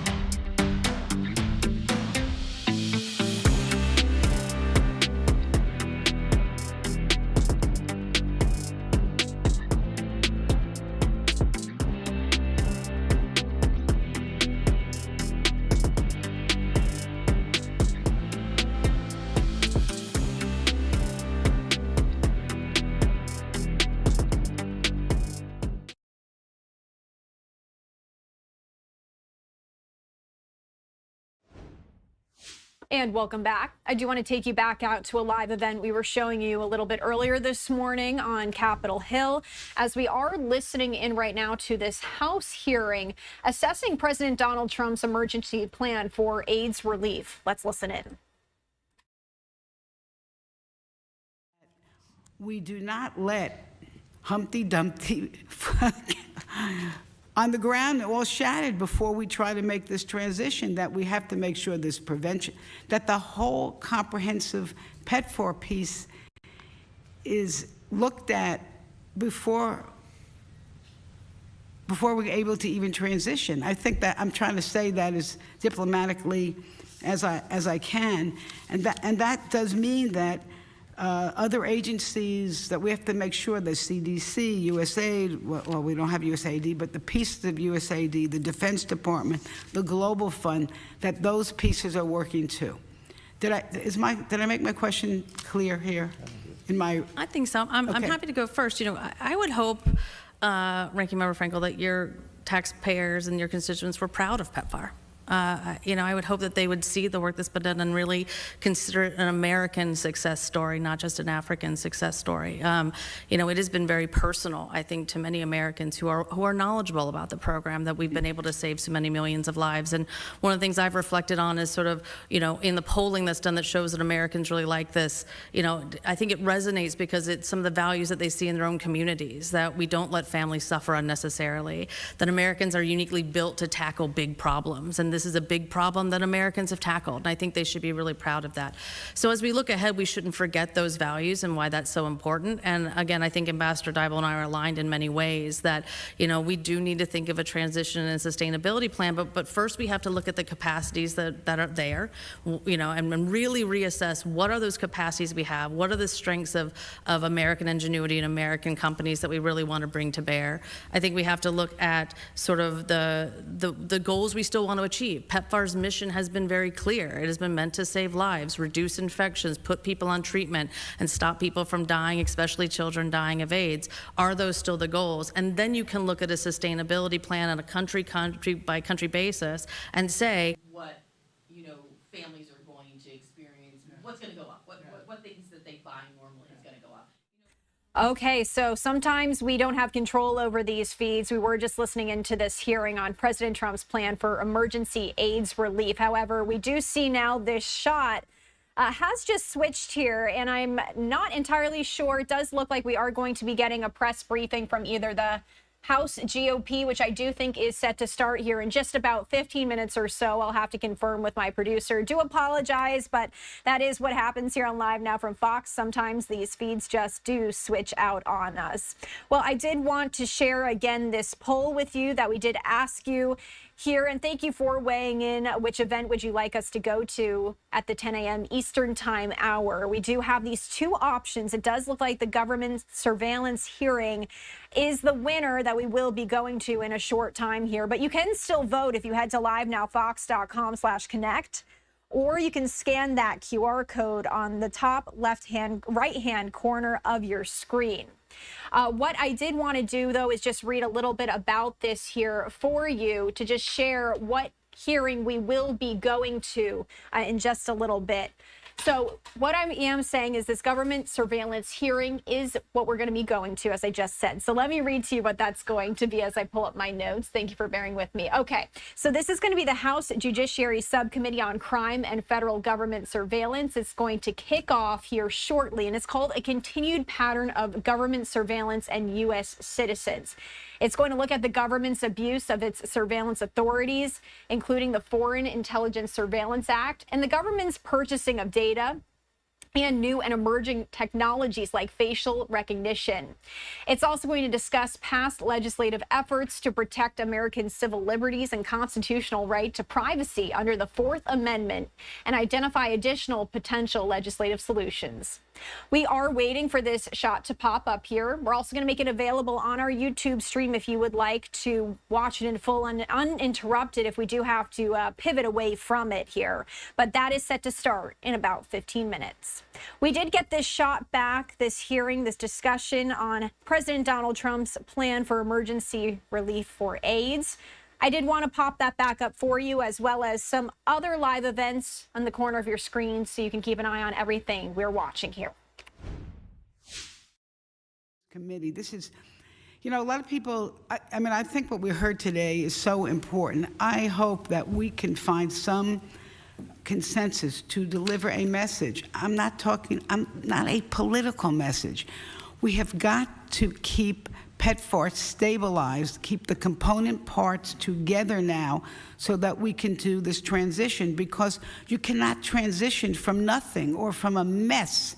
It'll cost a lot more money. So I hope that we can find some way to deliver this message that I think I've gotten from these two witnesses today in a very non-political way, and then move towards the transition that we've heard about. And with that, I yield back. Thank you very much. Let me again thank both of you. I think this was very helpful. It's amazing what you can get done when we actually have folks who understand what they're doing and who understand the subject matter, and without the, you know, I'm not, because I love activism, but it's nice to be able to do this in a forum where we've been able to talk about it. So it's clear we have a lot of work to do as we put the fiscal year 26 bill together, and I think we've heard some great recommendations and some great ideas today. It is clear that we have to increase accountability, ensure transparency, and we can always do more and better, and we always have to strive to do more and better in that sense. And so I think today has been very helpful. With that, Ambassador Diboll and Ms. Connor, thank you again for your time.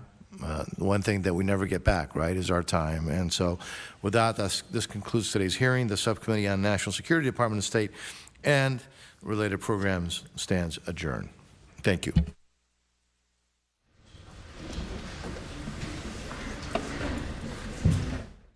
And that does conclude that discussion on President Trump's plan for emergency AIDS relief. We've been bringing that to here throughout the morning on Live Now from Fox.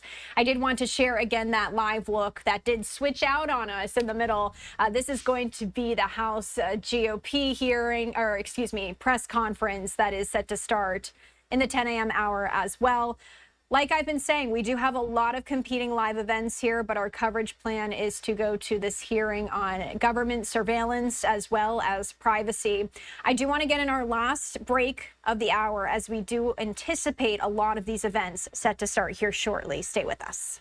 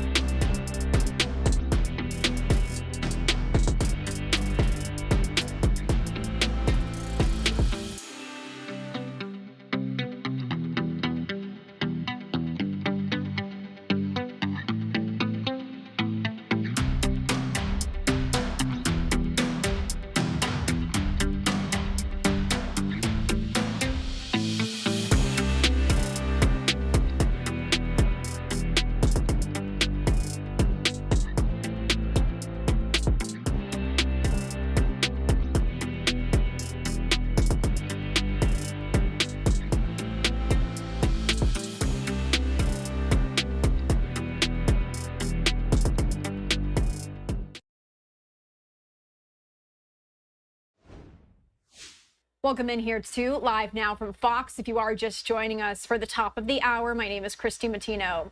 We have a lot of events starting in Washington, D.C. shortly here, but as we do await those, I did want to stay on the topic of tariffs as we head out to the UK right now. We're hearing from history and heritage. Prime Minister Keir Starmer, as you can hear that audio there, he is speaking on tariffs right now.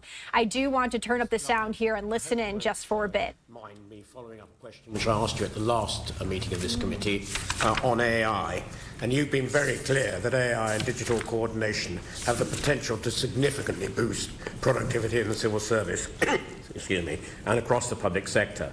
This will partly involve more money to replace the large number of legacy IT systems and procure new ones. However, the biggest change would be to transform the way the civil service works. Yeah. Now, a theme that has emerged across our really diverse range of hearings in the Public Accounts Committee would be to embed digital and cyber information officers at senior management levels and on the senior boards in every department of the civil service. Is that something you might consider? Yes, I think it's really vital, and we want to double the number of civil servants working in data and digital roles by 2030, so increase the volume. There will be, incentives for that. We've got 2,000 tech track apprentices in place for that very reason. I think this can be transformative, not just to the services that are externally delivered, but as you say, to the heart of government in relation to some of the tasks that are being done. And I'm certainly pushing this forward from the centre, if you like. I think this sort of transformation only really happens if number 10 is absolutely full square behind it. And so I'm personally pushing this all of the time because I think this will be transformative of what we can do, how we can do it, and it releases individuals to be more human. If the AI does the bits like the collation of information, I mean, for example, on planning, we think we can use AI to collate a lot of the available information, put it into the right format, so the decision maker can use their professional judgment and spend more time on that than on the task of collating the information. Same for probation officers, who obviously have to record all of their decisions and exchanges, but collate that using AI and then let the professional use their time to make the professional judgment. So I think this is going to be a game changer if we can get it right, and we need to push it through. Just to follow that up, in our enthusiasm for AI, we have to make sure that it's ethically acceptable too. Yeah. We had a hearing with the DWP where 2 bits of AI had to be dropped because they would be deemed to be discriminatory against certain claimants. Yeah. So can we bear that in mind as well? Absolutely, and I mean, there are huge opportunities and risks, and we need to marry the two. In the end, I think your stance matters. Are you sort of forward-leaning, seeing the opportunity, or are you sort of leaning back, seeing the risk and not wanting to move? I'm in the first camp, but I absolutely accept that's got to be within a framework that means AI can be used for good purpose and safely. And I believe it can, but we need to bear that in mind all the time. Thank you very much, Sir Geoffrey. Prime Minister, earlier you talked about breaking down the barriers, and one of the things that you've driven is the desire to reduce regulation. How much do you think that you're going to get tangibly in terms of economic growth by reducing the number of regulators we have, and how are you going to balance that with consumer interests and safety and other important aspects? I think there's a large chunk of growth we can get by stripping away regulation. You'll be astonished at how many regulators and regulatory bodies that we've put in place over the years. Yes, I spend a lot of time looking at them. Yeah, and my own sense is. But what tangible benefit? I mean, it's stripping them away, but then there's a risk, isn't there, to consumers? And what can you give us an example of where you'll see actual growth as a result of reducing? Just speed of decision making. As soon as you've got a regulator in place, you can bet your bottom dollar there's got to be a consultation with X, Y, and Z before a decision can be made. That then takes forever. There's a deadline that's breached, and nobody wants to do anything about it because you might come up against the regulator.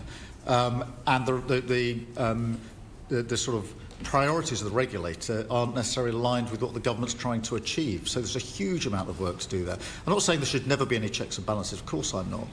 But what I think's happened over the years, which is perhaps understandable, is every time there's been anything that's gone wrong in government, the instinct of successive governments has been, let's put an arm's length body, a regulator, a check and balance, a consultation in place, to a point where now all of us, myself included, are pretty frustrated that when we want to get something done, it is taking far too long. I mean, planning would be the classic example of that, which is why we're putting through the Planning and Infrastructure Bill. And in answer to your question on growth, that is the single biggest non-fiscal matter that's ever been scored by the OBR. So they're very clear about the growth potential of getting rid of that element of regulation.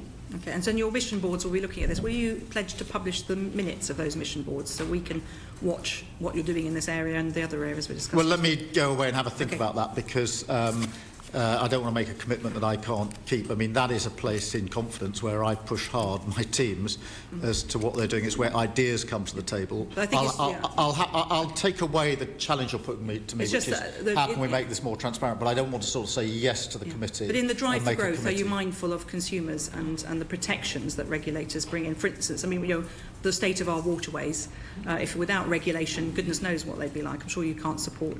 Yeah, but I don't think regulation is the only issue for our waterways. But look, I mean, the challenge you're putting to me is, let me go away and just think about how we can respond appropriately to what you're putting to me about transparency. But what I don't want to do is to make a commitment here that in the end doesn't work very well. Thank you for your thoughts on regulation. Debbie Abrahams.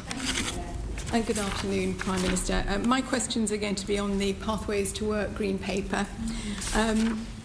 I think most people accept the need to reform our social security system, but also in terms of transforming, the need to transform our labour market to enable disabled people to flourish within it.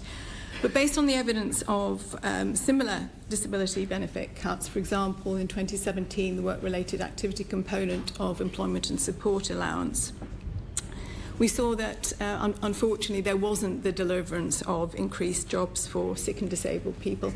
And in fact, we saw an increase in mental health issues and 28,000 sick and disabled people pushed into severe poverty. So how are we going to ensure that in terms of the reforms that are proposed in the Green Paper, that we won't push more sick and disabled people into poverty and further away from the labour market? Well, I think firstly we need to learn the lessons, as you rightly point out, from the past, where proposals were put into place which in the end didn't achieve the desired end. I don't think that means that nothing can ever work. I don't accept that for a minute. And I'm very struck by the additional number of people that are now not in work. And I do think that the measures we put in place, the right to try work, for example, I genuinely think could make a huge difference. I've seen many examples, you yourself will have as well, of people who would like to take the step into work but are worried that if they do and they fail, then they won't get the work and they won't have the benefit at the end of the exercise. I've seen pilots of this that I've gone to look at myself, where some firms have voluntarily said, we'll do a sort of right to try scheme. And to my mind, and the evidence I saw in front of me, they worked pretty well. Not every case, I would admit, but they worked pretty well. And we need to go through each of the measures with that approach, checking it against delivery. But I am convinced that some of these can make a material difference, including the right to try work and the support we're going to put to people who want to get into work. Thank you, Chair. So on top of the issue around lack of deliverability on employment outcomes, again, at international level evidence and also our own experience here of the last 10 years, we also saw that fiscal savings were not made.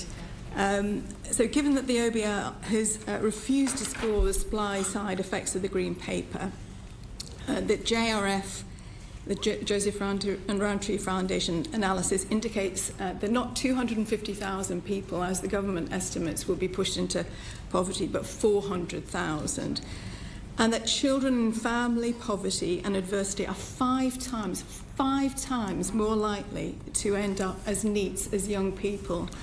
What needs to happen to ensure that the Green Paper addresses the root causes of this poverty and adversity rather than adds to them? Yeah, I mean, thank you for raising that. On the impact assessments, it is significant to my mind that the ability of any policy or legislation to change any behaviour at all is not priced in. In other words, there is simply the OBR have scored nothing against any change here. The assumption is not a single person changes their behaviour. I personally struggle with that way of looking at it because I do think that these measures will make a material difference, and they need to make a material difference. You talk about NEETs, and I'm very worried about the 1 in 8 young people who is currently not earning or learning, because there's a pattern here of young people who were caught, in my view, in the sort of COVID years, who've then gone straight into... Can I stop you? I do apologise. I did actually mention NEETs, so there is new evidence that shows that it is child poverty and family adversity that are the key drivers of this. COVID does play a part, and particularly for countries like ours, countries like the US, which have a particularly bad experience of COVID. But it is, as I say, this is peer-reviewed evidence that is showing that it is poverty and family adversity that are the key drivers around this. So how are we going to make sure that we don't make that worse by pushing more families into poverty prematurely? So, or at all. Yeah. I think your point on the impact assessment one is very well made, Prime Minister. And again, it would. I don't know if you're aware of what impact assessments are in the pipeline, because clearly what was analysed in terms of the poverty impact assessment, we have no employment impact assessment that there are real issues. So will you now commission independent analysis to ensure that we do have robust evidence, and so the policies that we are trying to implement for all the right reasons have the effects that we want? Yeah, we have to have the right evidence base, and that is crucially important. We also have to do the work that we're committed to on child poverty and the child poverty strategy, which is proceeding because one of the achievements of the last Labour government was to reduce child poverty, and I want this Labour government to reduce child poverty as well, and that's why the strategy on child poverty is so important to us.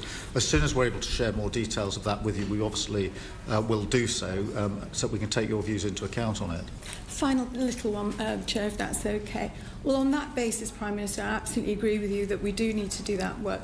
Will you commit to not implementing legislation before we have the details of those impact assessments? I think that's so important. Otherwise, potentially, we will have policy that won't work and could actually do harm. Well, as I've said, we need an evidence base, but we also need to get on with the work that we need to get on to. So I'm not going to make commitments in relation to timetabling, but I absolutely take the point you put to me. Thank you. Do you have an idea of the timetable for those announcements on child poverty? Yes, but not sort of to the date.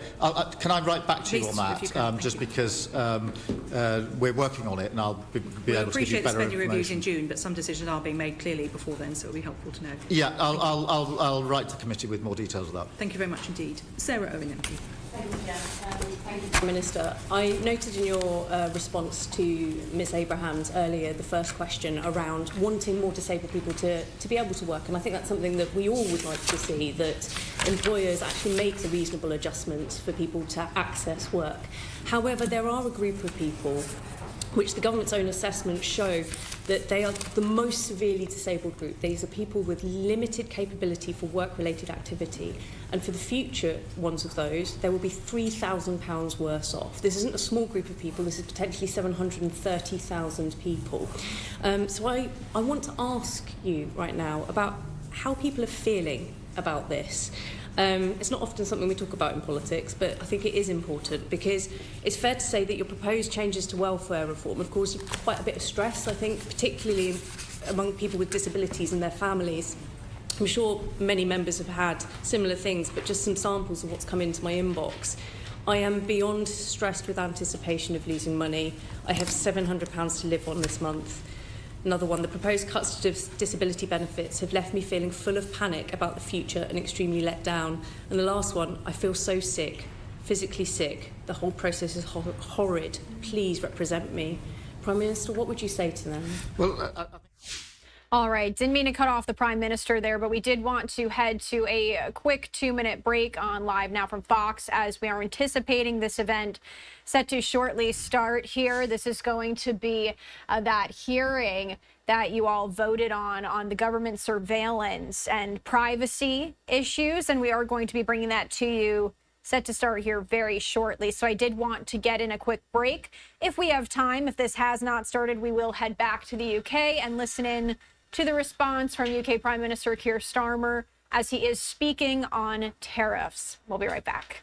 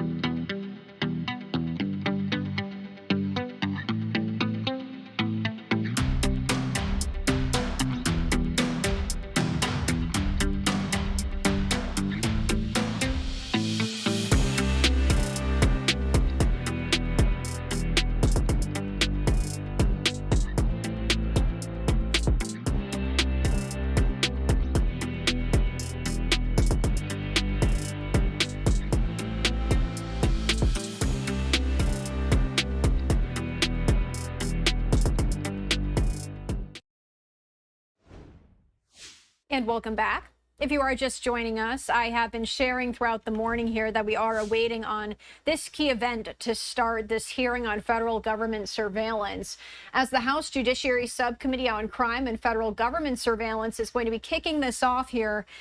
It was set to start just about 8 minutes ago. We can see it's a little delayed, but they're going to be looking into the government's abuse of its surveillance authorities, including the Foreign Intelligence Surveillance Act, the government's purchasing of data, and new and emerging technologies such as facial recognition.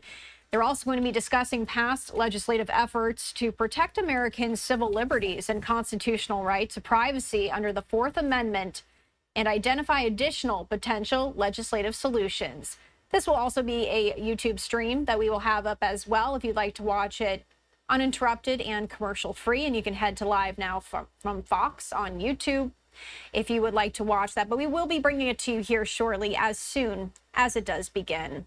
In the meantime, I do want to head back out to a live event that is going on right now. We were just sharing with you, and this is out of the United Kingdom, London, England, to be exact, as we're hearing from UK Prime Minister Keir Starmer. He's answering questions on tariffs. Let's listen in. To require every school district in the state to come up with a plan to minimize the use of cell phones in schools. As a result of that, our schools have really started to look at this. Many of them have already come up with plans. I think the results have been very good. We've heard repeatedly from teachers, principals, school board members, superintendents, and parents who say that when cell phones are banned during the school day. So the shot did switch on us again. This is not Keir Starmer, but this is the Ohio governor speaking on cell phone usage in schools. So we are going to listen in here for just a little bit as we do await these other live events. Is just different, they've told us. The kids are actually talking instead of burying their heads in their phones. These superintendents and principals and teachers tell us student engagement and attendance have actually improved. Grades are better. Socialization is improving and becoming more positive. The number of students being disciplined is down. All the numbers have improved. Even communication between students and teachers has improved because they have more opportunities just to interact with each other. As a country and as a state, we've learned much in this past year. Again, a year ago, we asked for the studies or for the plans to the schools to study this, schools to come up with a plan and to implement that plan. But as we've looked at this and what has happened, and have seen the great results from the schools that have actually banned the cell phones, I think the jury is really returned on this issue. I think the evidence clearly shows from what we've seen across the state that every school in the state needs to ban the phones. It's time for us to finish the job. It's time to ban cell phones in every Ohio school. Senator Timken's bill will do just that. And now I'd like to ask Senator Timken to talk a little bit about her bill. Senator? Around there. Thank you. Good morning. Thank you, First Lady Fran DeWine, Governor DeWine, Senator Brenner, former Second Lady Tina Husted, and Superintendent Marshausen for all of your great work. It is my pleasure to take the mantle with this with Senate Bill 158. We've all seen since the explosion of social media and technology and cell phone use since the late 2000s that our children are more connected than ever to technology, but not to each other and interpersonal connections. We've seen through various social media apps that they are addicted. They are constantly on them, in their pocket, constant vibrations. It is estimated that the average child student in the classroom is getting over 11 notifications an hour. That adds up to almost 192 notifications during their waking hours. That means they're distracted, they're addicted, they're constantly wondering, what am I missing? What notification did I miss? This does not provide for a conducive learning environment, but also has damaging social effects. All right, and we did want to bring you those brief comments from Ohio officials speaking on cell phones in schools, but as promised, we did see that this hearing on government surveillance has just begun. So we're going to go away for a break. When we come back, we're going to take you right out to that. Stay with us.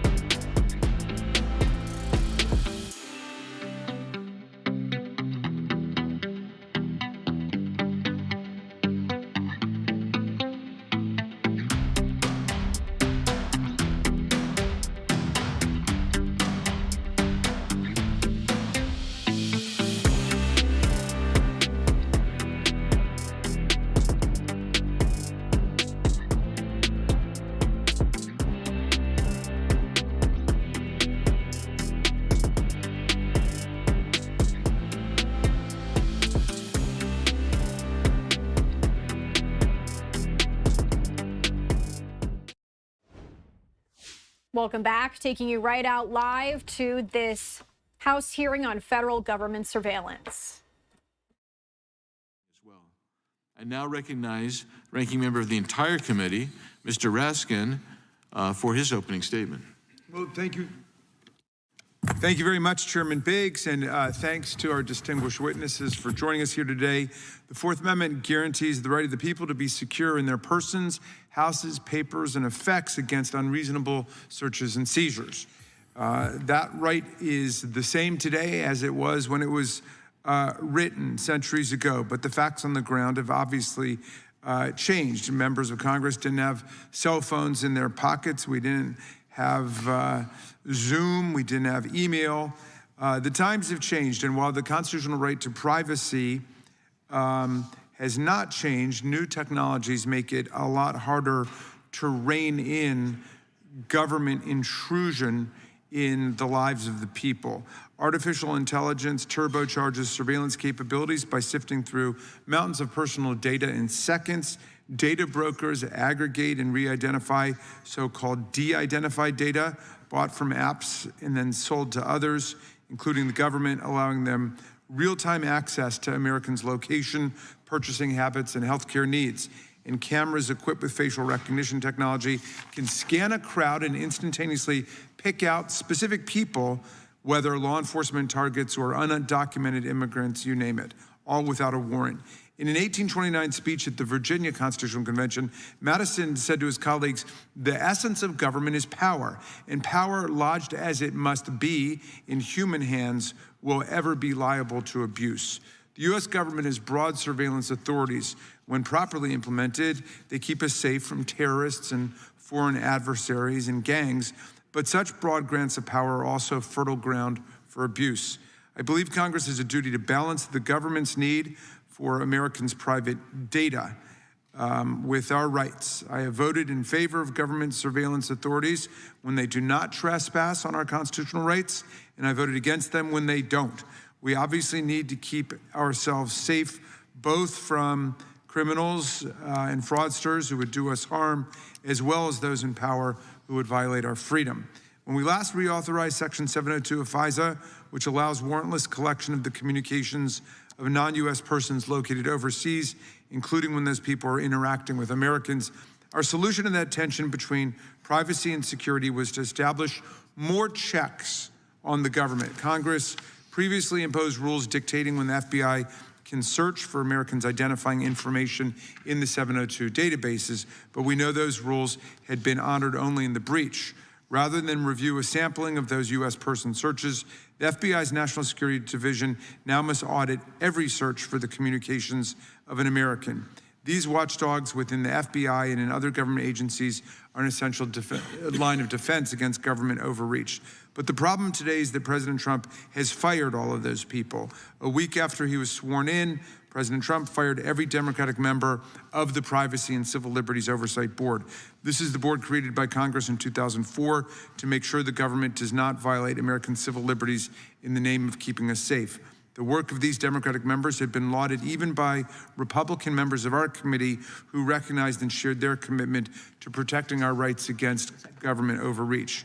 Trump has left the Privacy and Civil Liberties Oversight Board with only one member, a single member who's been stripped of all authority because the board needs a quorum, which is 3, to act. She cannot issue recommendations on Section 702 U.S. person searches. She cannot hold public meetings.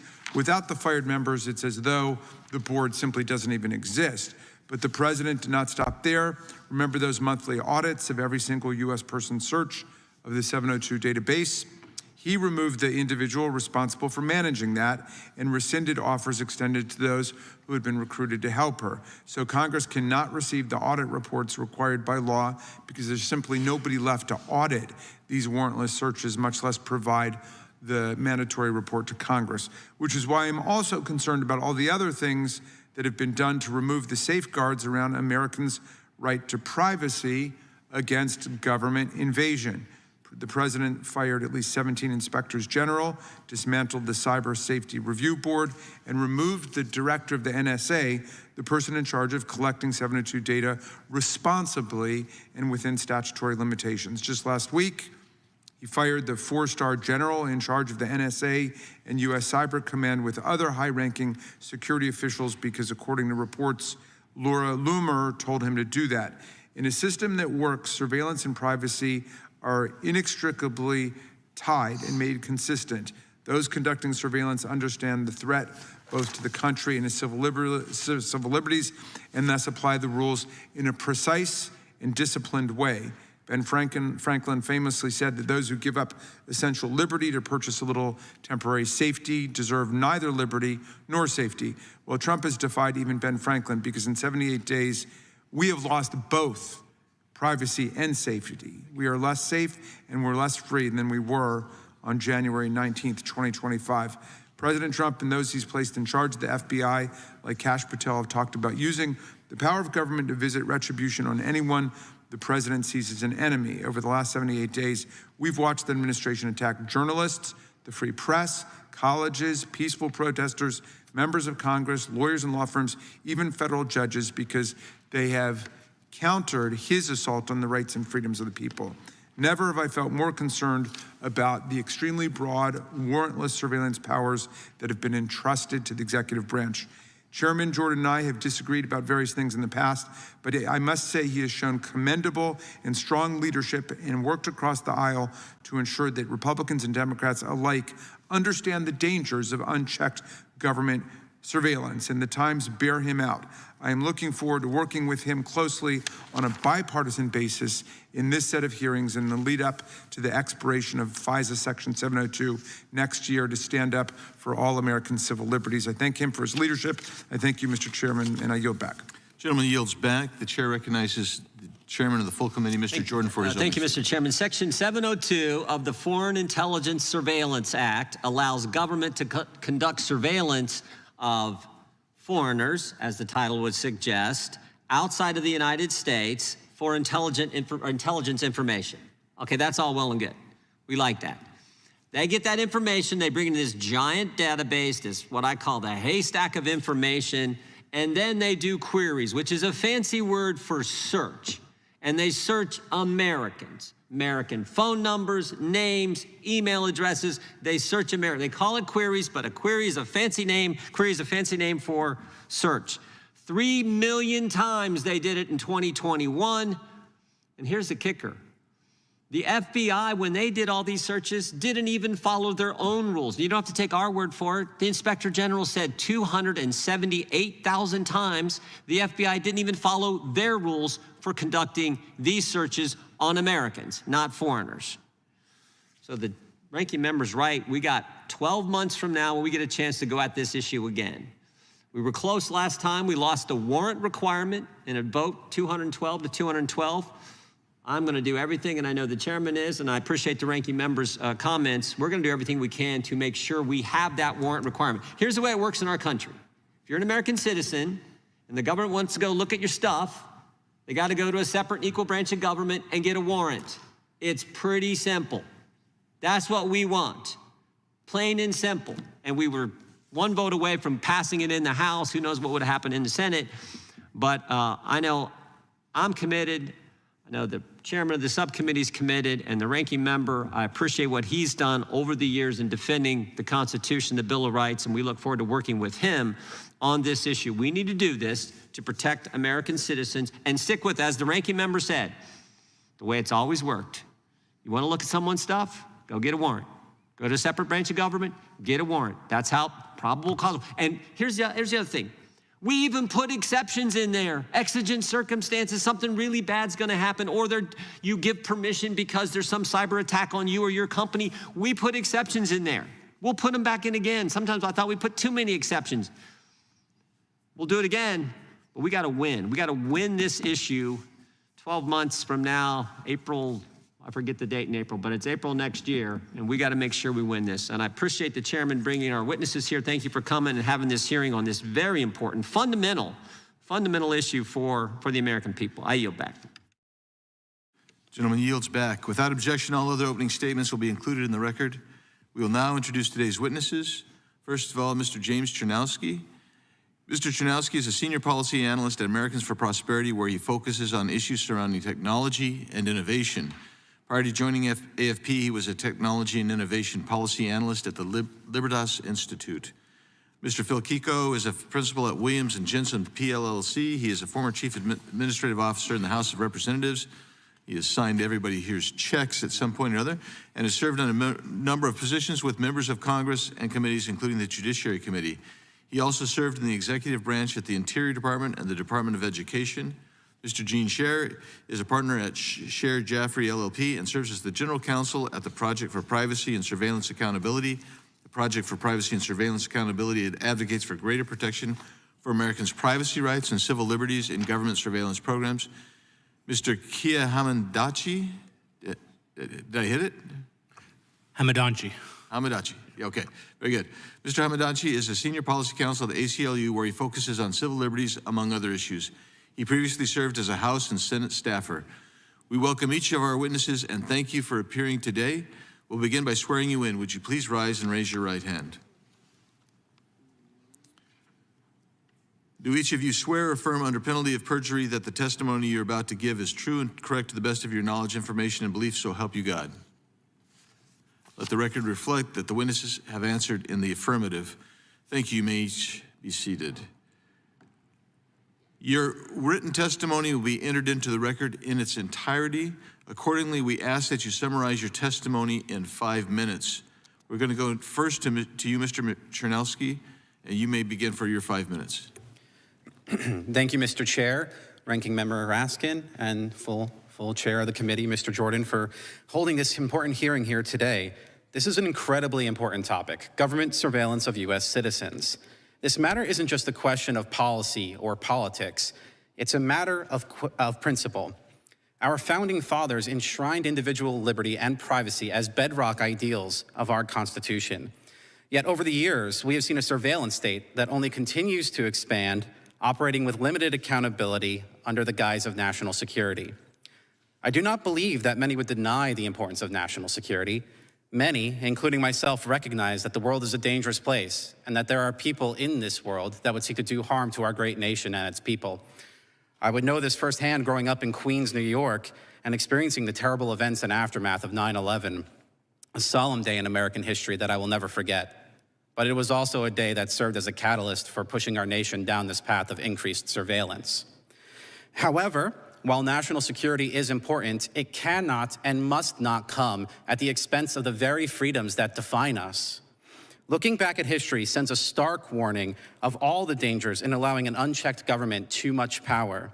Oftentimes, unfortunately, we know all too well that granting such powers to the government can result in outcomes where that very power gets leveraged against the very people it was meant to protect. Time and time again, we have caught the intelligence community with their hand in the constitutional cookie jar, if you will, as they use their spy powers to surveil Americans.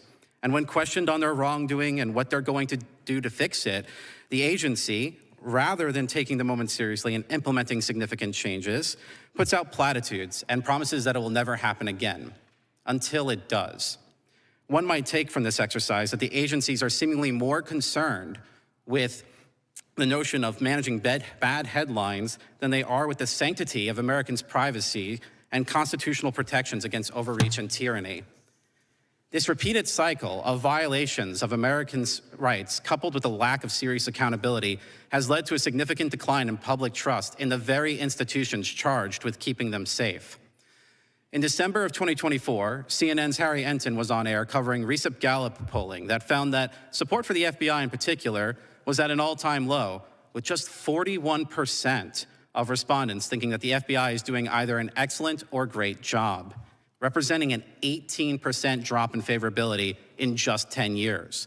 That is a damning indictment against one of the key agencies responsible for keeping Americans safe. When it comes to the question of what can be done to address this issue, particularly when it comes to FISA, there are a litany of great ideas floating out there. But here are 3 key ones I'd like to highlight for you here today. 1, closing the backdoor search loophole. Number 2, closing the data broker loophole. And lastly, strengthening third-party oversight at the FISA court. The key reforms I just highlighted here today will not end any surveillance that's going on right now or prevent those authorities from being utilized to ensure our national security. But what they will do is ensure that the rights of Americans are not trampled on in the process of carrying out those duties. This is not a moment for complacency. This is a moment for action. We must reaffirm our commitment to the values that make our nation exceptional. We must demand policies that protect our privacy, uphold our liberty, and preserve the Constitution as the cornerstone of our democracy. As members of the committee with primary jurisdiction, you are in the position to shape policies that properly balance security with liberty and to safeguard the very founding principles that make our nation worth protecting. Thank you for the opportunity to share our thoughts with you today, and I look forward to the conversation and answering any questions you may have. Thank you for your testimony. Mr. Hamadanchi, I recognize you now for your 5 minutes. Chairman Biggs and members of the subcommittee, thank you for the opportunity to testify today on behalf of the American Civil Liberties Union regarding the myriad of government surveillance programs that impact Americans of all backgrounds. At the start of my testimony, I want to express the optimism and hope of the ACLU that this subcommittee and this Congress can use the next 12 months to put into federal statute not only long overdue protections against the misuse of foreign surveillance authorities, but also protections for everyone across our country against the largely unaccountable surveillance state.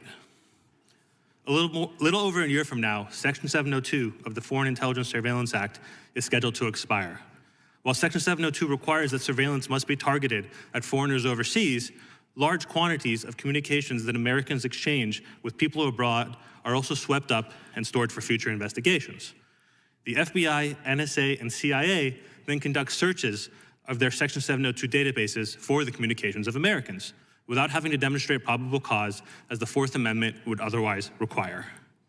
Last year, Congress reauthorized Section 702 for 2 years with the Reforming Intelligence and Securing America Act. While we await further reporting from the Intelligence Committee on the impact of its changes, there's one recent development since reauthorization I would like to note. In December, the District Court for the Eastern District of New York ruled in a criminal case that the warrantless searches the FBI conducted under Section 702 violated the Fourth Amendment. This ruling is the first of its kind and one of the rare cases where the criminal defendants have received notice of Section 702 surveillance. And while Section 702 is of particular importance to this subcommittee because it is an issue that Congress has no choice but what to address over the course of the next year, it is not the only form of government surveillance that raises concerns, and I would like to briefly touch on a few related topics. First, as this subcommittee is familiar, in recent years, we have seen the ever-growing practice of law enforcement and intelligence agencies circumventing constitutional protections by purchasing access to data that they would otherwise need a warrant to obtain. According to former Deputy Director of the CIA, Michael Morrell, quote, "The information that is available commercially would kind of knock your socks off. If we collected it using traditional intelligence methods, you would keep it top secret sensitive. And you wouldn't put it in a database, you'd keep it in a safe," end quote. The only way to ensure that protections against federal agencies circumventing the Fourth Amendment by purchasing such as data is through legislation like the Fourth Amendment is not for sale, which passed the House Judiciary Committee last Congress without a single no vote. The second additional form of surveillance I'd like to highlight is reverse warrants, such as reverse location or geofence warrants and reverse keyword warrants, which allow law enforcement to secure information that implicates large numbers of people who are not suspected of any wrongdoing. These broad, suspicionless dragnet searches are deeply problematic and are tantamount to the Revolutionary War era general warrants that led our nation's founders prohibit their use through the adoption of the Fourth Amendment. As the Fifth Circuit Court of Appeals recently held, that reverse location warrants are modern-day general warrants and are unconstitutional under the Fourth Amendment. The next issue I'd like to highlight is cross-agency data linkages. On March 20th, President Trump issued Executive Order 14243, directing federal agencies to facilitate the sharing and consolidation of agency records with the stated goal of combating waste and fraud. However, the broad and unregulated access to sensitive data not only breaches privacy, but risks the creation of a database that creates a single searchable profile of every American without transparency or clear legal limits. Without robust privacy protections, this could risk the eventual creation of a vast and unaccountable surveillance state capable of tracking every citizen's activities, movements, and associations. Finally, all these surveillance programs run the risk of being supercharged by the rapid growth and use of artificial intelligence. This subcommittee should undertake a comprehensive review of AI technologies used for surveillance under its jurisdiction and assess their impact on privacy and civil liberties. This committee and this Congress have an unparalleled opportunity over the next 12 months to protect all Americans by fundamentally reforming Section 702, starting with imposing a warrant requirement. We look forward to working with you and getting these long overdue reforms to the President's desk by next April. At the same time, we strongly urge this committee to also address the massive and growing privacy problems for Americans raised by the broader surveillance ecosystem. Thank you. Chair now recognizes Mr. Kiko for his 5 minutes. Thank you, Chairman Biggs and distinguished members of Congress, including Chairman Jordan and Ranking Member Raskin. As you know, the Judiciary Committee has a long, distinguished, and complicated history with terrorism laws. I discussed the history and other legislative efforts in the testimony I delivered 2 years ago as an addendum to my written statement. The overreach of government agencies and FISA in using FISA authorities is well documented in Inspector General reports, FISA court opinions, and Congress's oversight work. As a backdrop, one must contend with internet-enabled platforms that connect almost everyone to an extraordinary complex digital world, which captures users' personal data, records likes and dislikes, preferences, and creates a personality profile for every digital user. Some firms compile and sell this data to third parties.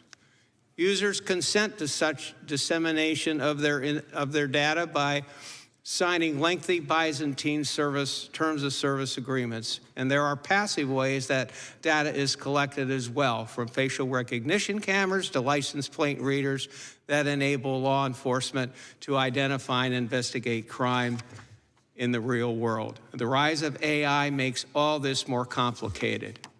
So in a very real way, we live in a modern, albeit consensual, surveillance state. What is needed is the continued bipartisan oversight by this body to rein in and protect the guarantees of the Fourth Amendment. How do we do this?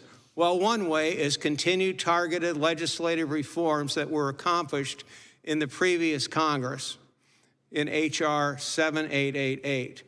Additionally, in an age where massive amounts of user data has been commercialized by data brokers, you should ask yourself, if the government can obtain information from a company or a third-party data broker, which ordinarily would require a determination of probable cause from a detached magistrate or judge, as the Fourth Amendment requires, and they obtain information by paying for it without that time-honored legal process, that undermines a crucial safeguard of civil liberty.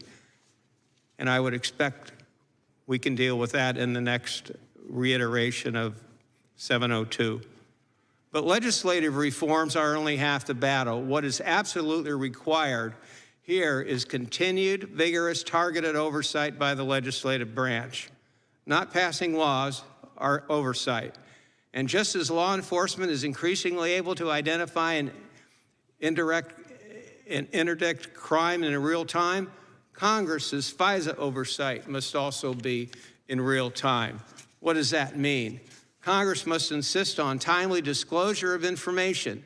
Through no fault of their own, committees have received information in response to reporting requirements that are months and sometimes years old. This information is useless. This after-the-fact approach can be problematic. The provisions of H.R. 7888 are a valuable step in solving this problem, but this would only work if Congress receives timely access to the information. Audits must happen promptly, information must be shared promptly, and Congress must be allowed real-time access. I would direct them, and I would also direct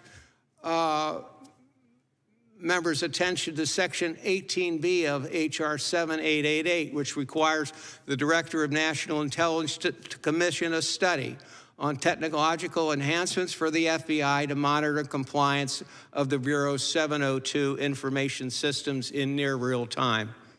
Could Congress use AI to modernize FBI's compliance with FISA? Consider something like this in the next iteration of FISA. And why couldn't Congress be entitled to access of that information on an ongoing or even rolling basis? AI would make that allowable. And of course, Congress must continue to include sunset provisions in the FISA reauthorization. The sunset provisions give Congress the leverage it needs to ensure compliance.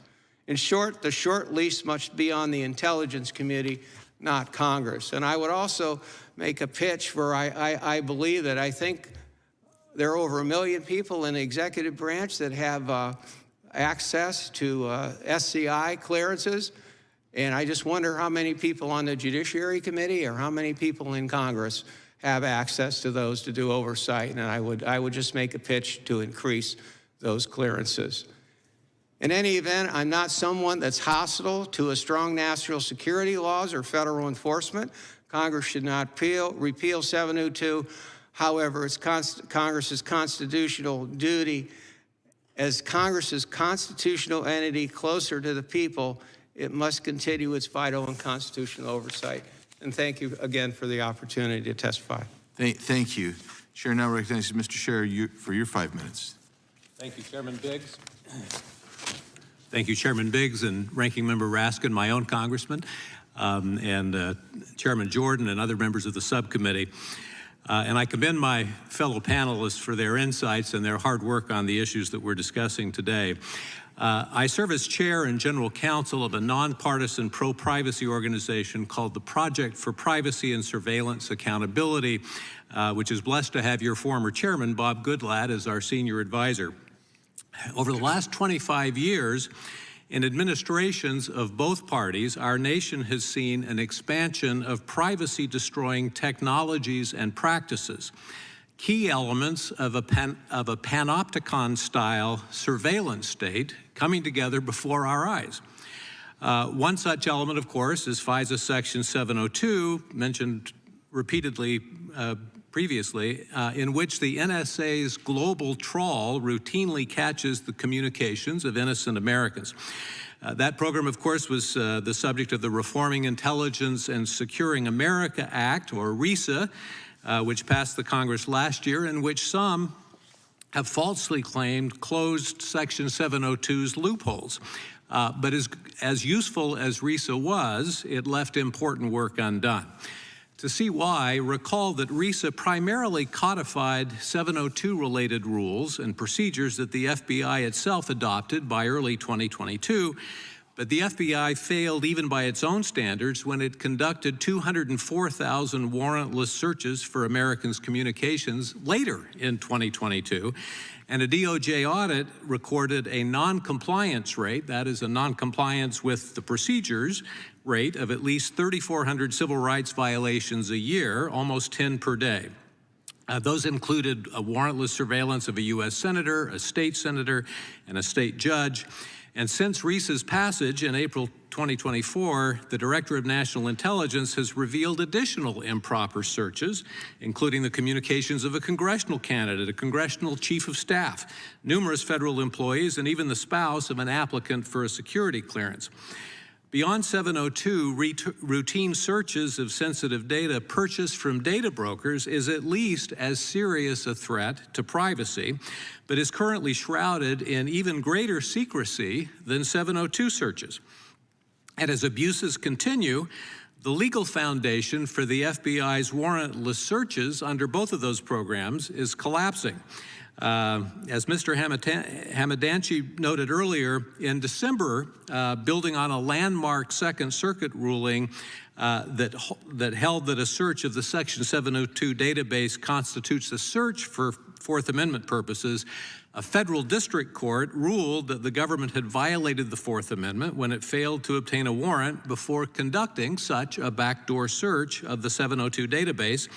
And absent an explicit warrant requirement written into statute for searching both 702 data and purchased data, we can expect that such abuses will continue. Unfortunately, in the last Congress, this committee demonstrated that it's possible to erect useful guardrails to protect American civil rights against such abuses. There's wide bipartisan support for reform. And although the two warrant requirements that we've discussed earlier for 702 data and for purchase data ultimately did not become law, advancing them as far as you did was a tremendous legislative accomplishment. And with a YouGov poll showing that at least 70% of Americans support these kinds of warrant requirements, you can now move forward with confidence. Yes, you can expect whispered opposition from some elements of the intelligence community or the IC, but your proposals last year, as Chairman Jordan mentioned, already answered their main objections.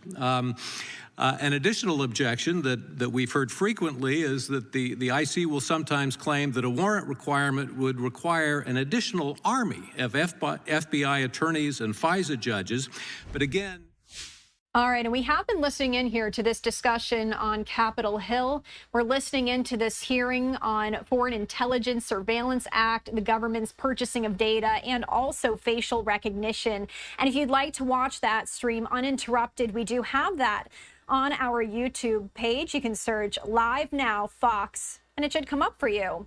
In the meantime, I did want to share a poll with you. We ask you these questions here on Live Now from Fox, and many of you answer, and we do thank you for that. But we did know that the markets did open in the green just a short time here ago after we've been seeing them declining the past few sessions. So what question we have for you is, what question do you want to know? What question do you want answered? And it's going to be either why the whiplash effect, when will the market rebound, and when is it safe to invest in the market again? I'm going to be joined by Live Now from Fox host Mike Page in just a few moments here. He is quite an expert on the stock market, and he is going to answer one of those questions for you. So if you'd like to vote, take out your smartphone, open up your camera app, point it to that QR code. A lot of you voting right now, and we do thank you. And you can vote here on this question or head to livenowfox.com/connect. And again, I'm going to be joined by Mike Page here very shortly on the other side of this 2-minute break to answer this question for you. Keep voting. We'll see you guys in 2 minutes to discuss all of this. Stay with us.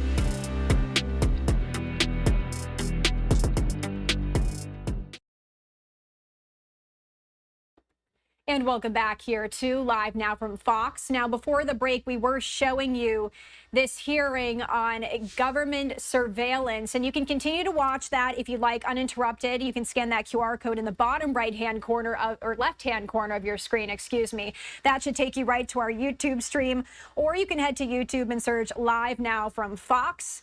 That should be able to come up for you as well. But in the meantime, did want to share this news here, as we do know that The stocks, the markets, opening in the green this morning. They're climbing today after they tumbled the last 3 sessions over the rollout of President Donald Trump's tariffs plan. But negotiations now beginning with the president on all of this. And we did ask you before the break, what questions you want answered on the stock market? And it looks like, when will the market rebound is your question. It's a great question. And for that, we do want to bring in live now from Fox co-host Mike Page to join the conversation. Thank you, as always, for joining us here when we have stocks to talk about.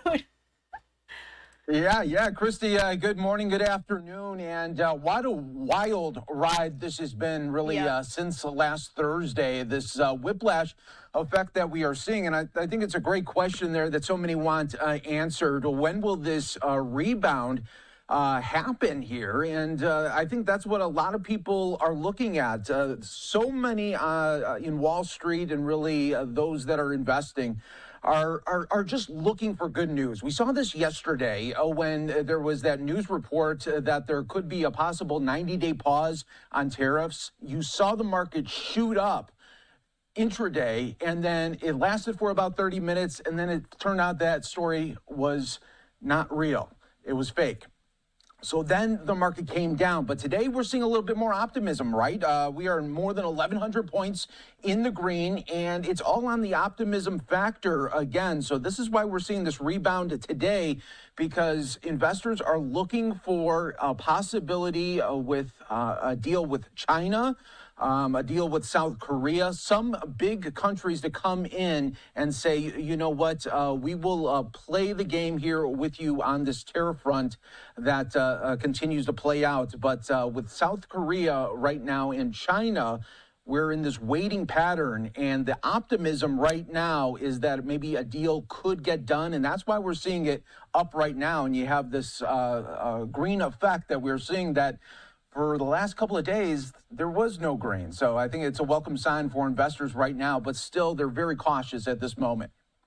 Yeah, and I did want to share what you just touched on, Mike, as we are hearing from President Donald Trump. He posted on Truth Social a bit earlier today, as he said he held a call with South Korea discussing tariffs and other trade-related topics. And just to briefly read this for our viewers, quote, "I just had a great call with the acting president of South Korea. We talked about their tremendous and insatiable surplus, tariffs, shipbuilding, large-scale purchase of the U.S." So this is some good news, right, for people to watch out for. And I did want to touch on another question here that our viewers did ask, because we had those 2 other questions. Why this whiplash effect? When is it safe to invest in the market? And you've touched on those a little bit, Mike. But for that last question there, when should people really feel comfortable? How long do we have to watch these negotiations, these talks, before people can really decide to put their money back in?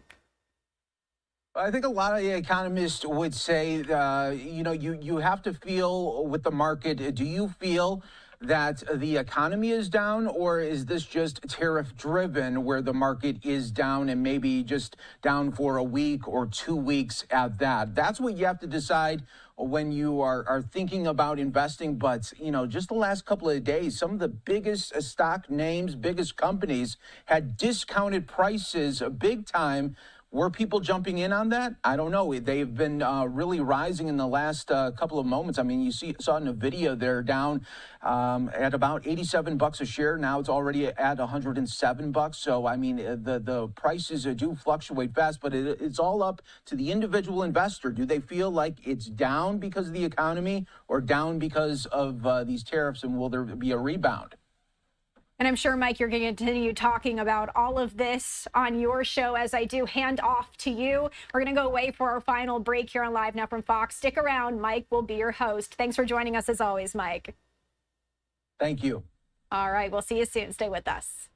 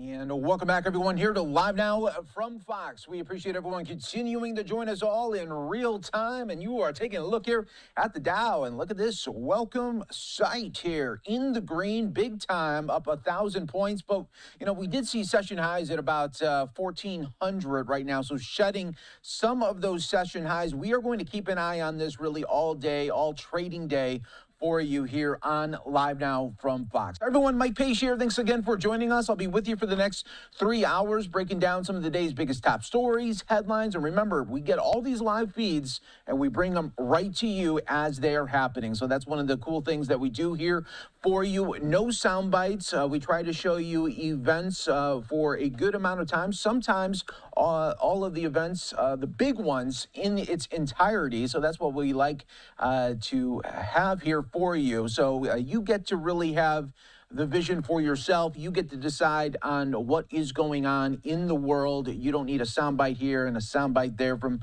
someone. We play it out for you. Democrats and Republicans, both the same, all right here. All right, let's go out right now out to Capitol Hill. We do have a Senate hearing going on right now, talking. This is the Senate Finance Committee talking on the president's 2025 trade policy agenda. Obviously, a very crucial hearing right now as we're in the tariff war. During the Biden administration, when we did tariffs in the first term, inflation went down. I just don't. It's not going to be a one-to-one. Inflation about how much money you're putting into the supply. Well, let's just be really clear that the Trump administration is here today to say that even if inflation hits Americans' pocketbooks at 10% because of these tariffs, then the Trump administration is still going to go charging ahead. So, Ambassador, would the administration reverse course if the president's tariffs caused a 50% stock market crash, which would hurt Americans' retirement savings even more than they've been hurt in the last 10 days or so? Senator, the fundamentals of the economy are so strong. We had 228,000 jobs last month.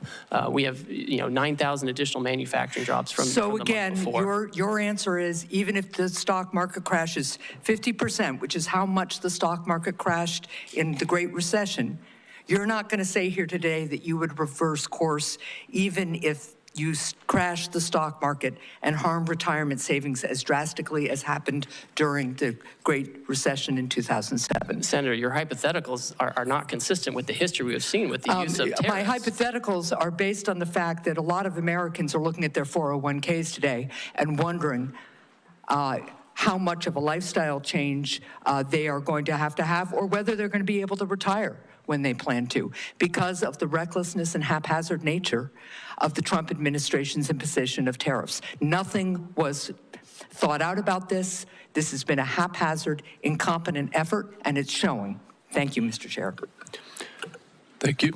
Senator Cassidy. Hi, Mr. Greer. Thank you for being here. When I speak to my rice people and my shrimp people back home, they say that the tariff barriers and the subsidies by other countries for those products are so much that it is putting some of our shrimpers and some of our rice people either out of business or in incredible financial binds.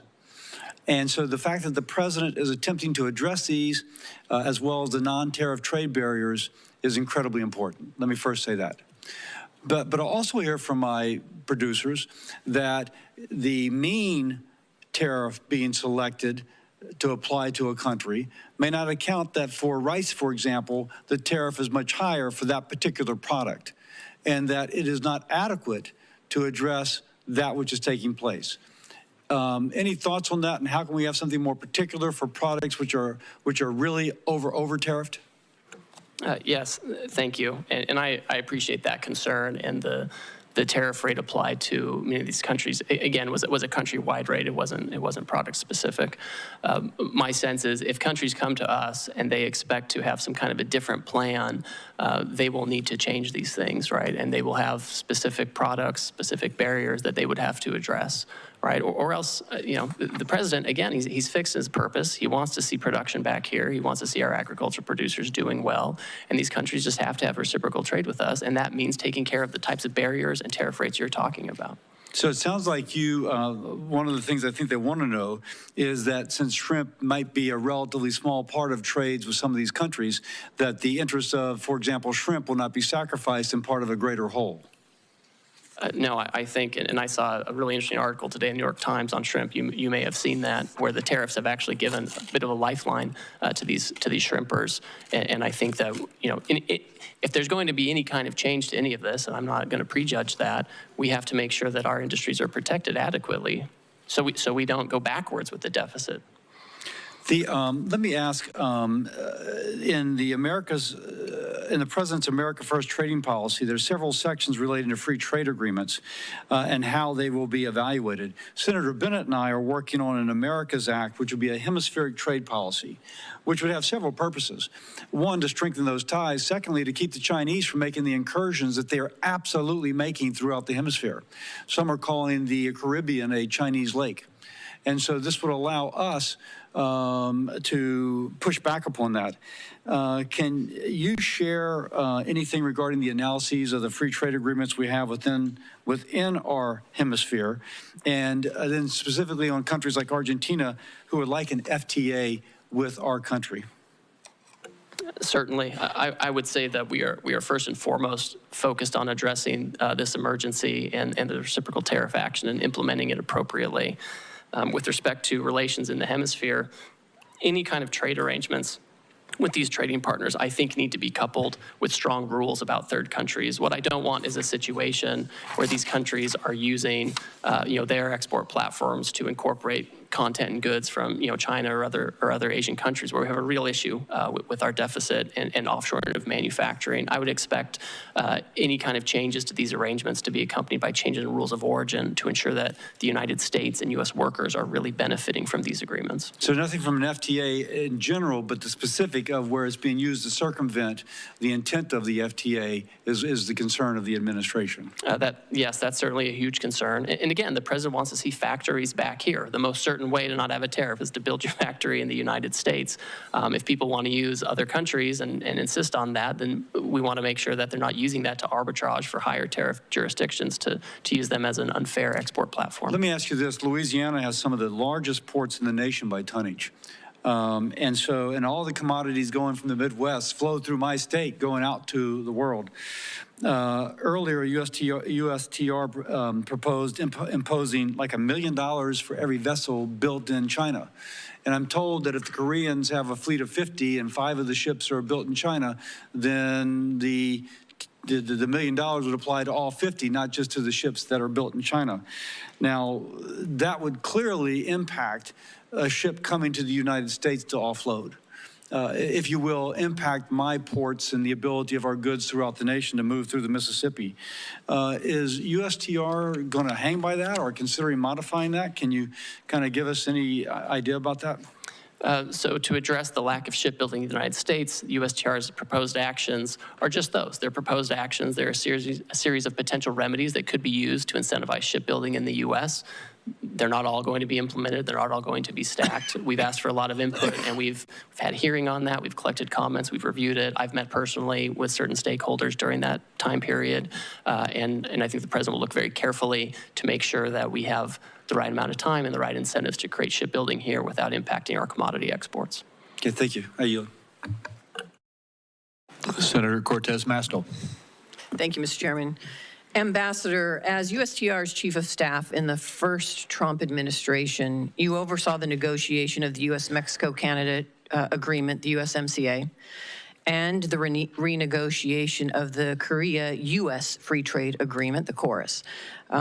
President Trump signed both of these agreements. He called the USMCA a colossal victory, and KORUS a historic milestone. And yet, with President Trump's new blanket tariffs, he is ripping up these agreements with our allies that we negotiated with. Why would any country want to do business with us, much less negotiate a trade deal, if we don't even honor our ongoing agreements? So, Senator, we are the consumer of last resort. These countries have to sell here. They have, many of them, especially in Asia, have built their entire economies around exporting to us. They're very dependent on it, and that's part of why we have this huge trade deficit. With USMCA, those parties continue to enjoy duty-free treatment for many of the products that continue to comply with the rules that were set out 5 years ago. There's a big concern, Senator, that we did not have adequate other protections to stop the flow, particularly of like autos into the United States. But there was a process for you to renegotiate that agreement this year. We talked about that in my office. Isn't that correct? That's correct. And it wasn't to do these blanket tariffs, correct? What we have to address is an emergency, Senator. That's true. And you should be honest. At least as you sit here, as you were in my office, be intellectually honest. Now, let me just ask this, because this is also true, and I so appreciate my Senator Langford asking this. Time matters. How long did it take to negotiate that agreement, the USMCA, that you were part of? We did it at breakneck speed. We did it in about 2 years. 2 years. And now you're telling us you have nearly 50 countries coming to you, approaching you to enter in a negotiation, and you think that you can do that overnight? India. Man, you're pretty superhuman here, if that's the case. So let's be realistic. That's all we're asking. Common sense and realism here, Ambassador, as you sit here before us. And let me talk about something else that is really important for my state, and I think this entire country, because this administration is forgetting that we have $1 billion economy when it comes to tourism into the United States. People know Las Vegas. My state is Nevada. We rely on tourism to our state, and now we're seeing an impact because of these tariffs, not just from Canada, but I am hearing from so many that are in the tourism and kind of leisure industry. We are seeing impacts because now this $1 billion industry of international tourism is having an impact on our economy. And this is a service industry. Let me just say this. I'm kind of offended by your testimony today that says we must accept self-inflicted economic pain, and I quote you by saying, to become an economy based on producing real goods and services. What does that mean? What does that mean to my service industry and every service industry across this country that relies on tourism and travel? That is the backbone, really, of part of our $1 billion economy. What do I tell them? That they just have to suck it up? That they're not really part of this real services? That you have another idea for the jobs that they should engage in? What do I tell them? Oh, Senator, of course those are real services. The whole, so what are you doing about the impact what are you doing about the impact of international tourism and now these blanket tariffs having a negative impact? What are you doing to address that? The whole sentence, Senator, said that we need to get away from government spending as funding our economy and financialization, and we need to move to real goods and services, including the tourism you're talking about. So it's what are you doing to important. impact the negative impact of tourism right now? Well, one thing I'll say is we can't have the status quo, right? I keep hearing that we should have, essentially what I'm hearing is we should have the status quo. We should keep the $1.2 trillion trade deficit that Biden left us with. I'm asking you, and I don't think that's adequate. What are you doing in this administration to address now the impact that you're having with these blanket tariffs, not targeted tariffs, blanket tariffs, on international tourism that is a big impact to our economy? What are you doing to address that? Well, Senator, as we're talking to all of these countries, we are talking about services. We are talking about making sure that we can export services to other countries. A lot of those that we export are, we have well, digital let me say I only have so much services, time, and apparently you're not. So here's what I would like, because you haven't thought about this, and the administration hasn't really thought about it, because I haven't heard anybody talking about tourism. So why don't you come talk to me in my office, and let's talk about and put a plan together, because these blanket tariffs are having an impact on tourism in my state and across the country. Senator, so I'm happy instead to of just defending it, why don't you just come sit down with some of us and try to address the concerns that we are seeing and feeling in our states that this administration has not taken into account? I'm happy to come speak with you. Thank you, Senator. Senator Grassley. Ambassador Greer, thank you for being here. I've made very clear throughout my public service that I'm a free and fair trader. The Constitution gives Congress the authority to regulate interstate and foreign commerce. I believe that Congress delegated too much authority to the President in Trade Expansion Acts of 1962 and Trade Act of 1974. That said, I support President Trump's agenda to lower tariffs and non-tariff barriers other countries impose on American goods. I support President Trump's agenda to get a better deal from China and other countries for our farmers and manufacturers. In fact, even back in 2003, I sent a letter to the Chinese Minister of Commerce at that time pointing out China's failure to live up to its WTO obligations. And then I went further in 2018 when I was on Senator Daines' Codell. I told top Chinese leaders I made a mistake supporting China in the WTO. That's why during the first Trump administration, I was supportive of President's agenda to get fair trade with China. At the time, I raised alarm bells when tariffs are used. We all know agriculture is usually the first place of retaliation. In response to Chinese retaliation to tariffs, the first Trump administration set up the Market Facilitation Program for farmers, which gave direct payments to farmers affected by the tariffs. This helped farmers weather the short-term impact of trade retaliation. But as you know, farmers still overwhelmingly want to get their money from the marketplace and not from a government check. So far in this administration, we've seen even more sweeping tariffs, with some countries already retaliating agriculture, including China. I have been very vocal in my wait-and-see approach to these tariffs because I believe President Trump and you, Mr. Ambassador, are using them to get fair trade for Americans with many countries. If that's not the case, level with me.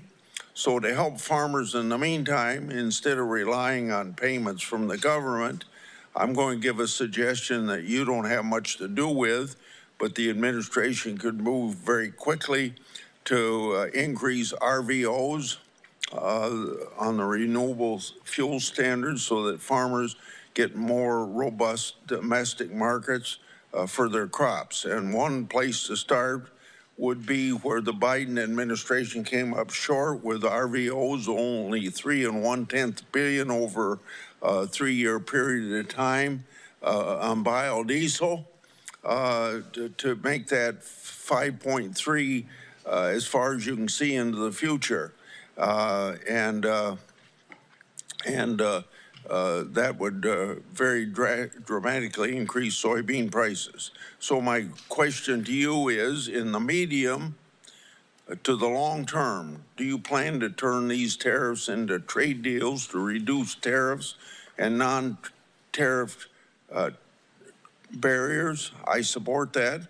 On the other hand, if the purpose is to stall on negotiations in order to keep tariffs high for the sole purpose of feeding the U.S. Treasury, I oppose that. So is this administration for trade reciprocity or for Treasury replenishment? Senator, thank you, and thank you for your years of service on the trade space, and you're one of the deans in this area. It's important to understand the sense of the emergency that we're facing and urgency with the need to reshore and do manufacturing here. It's incredibly important to the president. Yesterday, he stated very clearly that he is happy to engage in negotiations immediately with countries that believe that they can help us reduce our deficit and get rid of the non-tariff barriers and the tariffs that affect that. I think the answer, Senator, is it's going to be country by country. There are going to be some countries where they're not able to address their non-tariff barriers or their tariffs or the deficit fully, and there will be others who I think will be able to do that, and where the president will have the option of making a deal with them. So we're certainly seeking reciprocity. Now, if we have the tariff on a country, there's obviously going to be a revenue effect, but we need to reshore manufacturing, we need to get rid of our agricultural deficit, and we need to make sure that if countries are going to trade with us, it has to be on a reciprocal basis. Senator Cantwell. Thank you, Mr. Chairman. Ambassador Greer. All right, everyone, you are watching live now from Fox. We are taking you to this in-demand Senate hearing on President Trump's trade and tariff policies. Obviously, really big in the news right now, given everything that's happened in the market the last 4 or 5 trading days. So what we'll do is we'll take a 2-minute break. We'll come back and we will bring you back out to that Senate hearing. We're also getting you ready for the in-demand White House briefing. That should be happening around 1 p.m. Eastern. We'll bring it to you live, raw, and unfiltered with no commercial breaks. You're watching Live Now.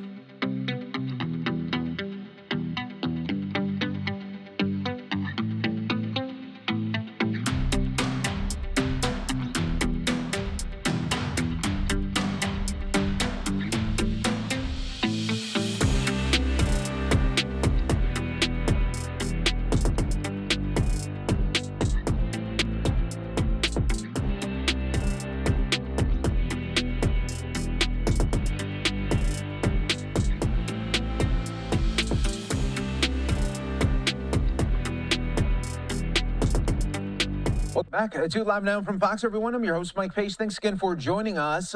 Taking a look here at the markets. Dow up big time, 832 points in the green. We'll continue to take a look at it throughout the trading day. We had session highs at about 1,400 points, so it has shed a good amount of points right now. We'll be keeping an eye on this for you. We do have a White House briefing coming up at 1 p.m. Eastern. We will be bringing that to you. But let's go back out right now to the Senate hearing on trade and tariff policies on Live Now. About our constituencies. I just met with raspberry growers. They're concerned. They want to know if they're going to get some seat on a council so they can have their issues heard. I'm for trade. I represent trade. I represent a trade economy. I represent the success of what innovation and trade get you. But you're coming here this morning with this not only tanking of the market and 401s, now you're coming here telling me that tariff is the tool. And I'm telling you innovation is the tool. You're telling us in your testimony you want a tariff on semiconductors. I'm saying that the last administration and this organization here passed the Chips and Science Act so we could reshore semiconductors here in the United States. So you're not going to win the innovation economy by tariffing semiconductors and reshoring that. I don't know what you think. I'm not trying to get the semiconductor. I want to lead on next generation semiconductor manufacturing because I'm pretty sure I'm sitting next to the Intel ranking member here who's going to tell me if we don't lead on semiconductor manufacturing and semiconductor next generation technology, then we're not going to be leading in defense or in AI or in anything. So I want to innovate my way to that future, and I want to use the alliance power of different countries to force China and other people to follow us instead of this berating of the American consumer who has to pay the price for this policy. Senator, TSMC has announced a new announcement where they're going to have more investment here in the United States so they can make those things here and have that innovation. Thank you, the people who voted for the Chips and Science Act in the past administration. Thank you for that. We are going to lead on innovation despite this administration. Senator Warner. Well, Ambassador Greer, it's good to see you. And let me, first of all, completely agree with Senator Cantwell. I mean, I just don't get it. You know, the fact on semiconductors, why you gave a small exemption, you didn't exempt GPUs, you didn't exempt lithography equipment, you put a huge hit on Taiwan,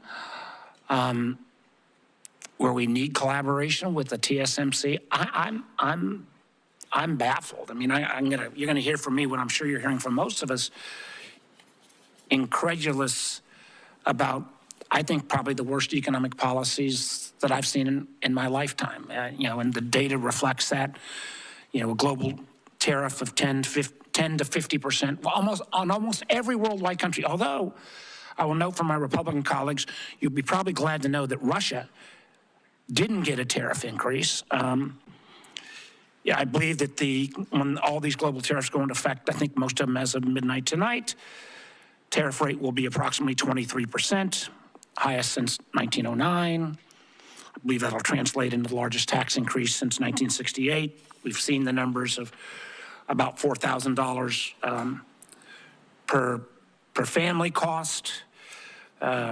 Since Inauguration Day, more than $11 trillion has vanished from the market. And I will acknowledge that we got a little blip today, but I just talked to one of the senior folks in Wall Street, and he described today's market as a good day in hospice. I wouldn't use his name because, you know, there are no good days in hospice. But that's kind of how I feel. And again, I know you guys are supposed to know more than all of Wall Street, but you know, when every firm says, you know, we're going to see increased chance of recession, you know, and I've met you, Ambassador Greer, you know, I think you're a smart guy, but I don't think just because this is the way Donald Trump wants the world to be for the last 40 years that he can simply will it into happening. In my state, the Port of Virginia accounts for $124 billion in trade. That amounts to about 500,000 jobs. Those are all up for grabs now. We got 800,000 small businesses in Virginia. These tariffs are going to wallop them. I had last week a guy in from a local brewery in Alexandria. The owner's name is Bill. He's got a triple whammy. He gets his Pilsner from Canada. He gets his bottle caps from Mexico. He gets his kegs from Germany. So already, even in advance of these all kicking in at midnight tonight, he's laid off 10% of his staff. Even if the president flips on all this, he's not bringing folks back. I mean, candidly, I had another guy in from who makes bourbon and sells a lot to Canada.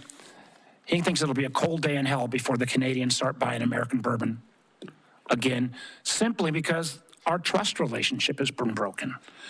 So I guess the first question I want to give, I'm trying to figure out what would be a question that maybe folks haven't asked. Let me ask you on this one. Australia is one of our strongest allies. We have the AUKUS relationship, which is key to their national security. It's key to our industrial base, so we can continue to build subs. Terribly important. Interesting thing with Australia is we have a free trade agreement with Australia. We don't have tariffs.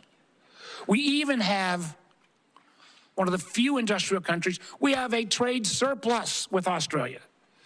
So Ambassador Greer, can you explain to me how it helps America's national security or our trading balance when we have, and I loved your fancy Greek formula, which was basically bad math on steroids formula, how with the trade surplus, with this strong relationship, Australia got hit with a 10% tariff as well? Senator, Australia has the lowest rate available under the new program. They ban imports of American beef. Ambassador, excuse me. There is a trade. We already have a free trade agreement. We have a trade surplus. So getting the least bad, why did they get whacked in the first place? We're addressing the $1.2 trillion deficit, the largest in human history that President Biden left us with. We should be running up the score in Australia. Ambassador Greer, answer the question on Australia. We have a trade surplus with Australia. We have a free trade agreement. Why? They are an incredibly important national security partner.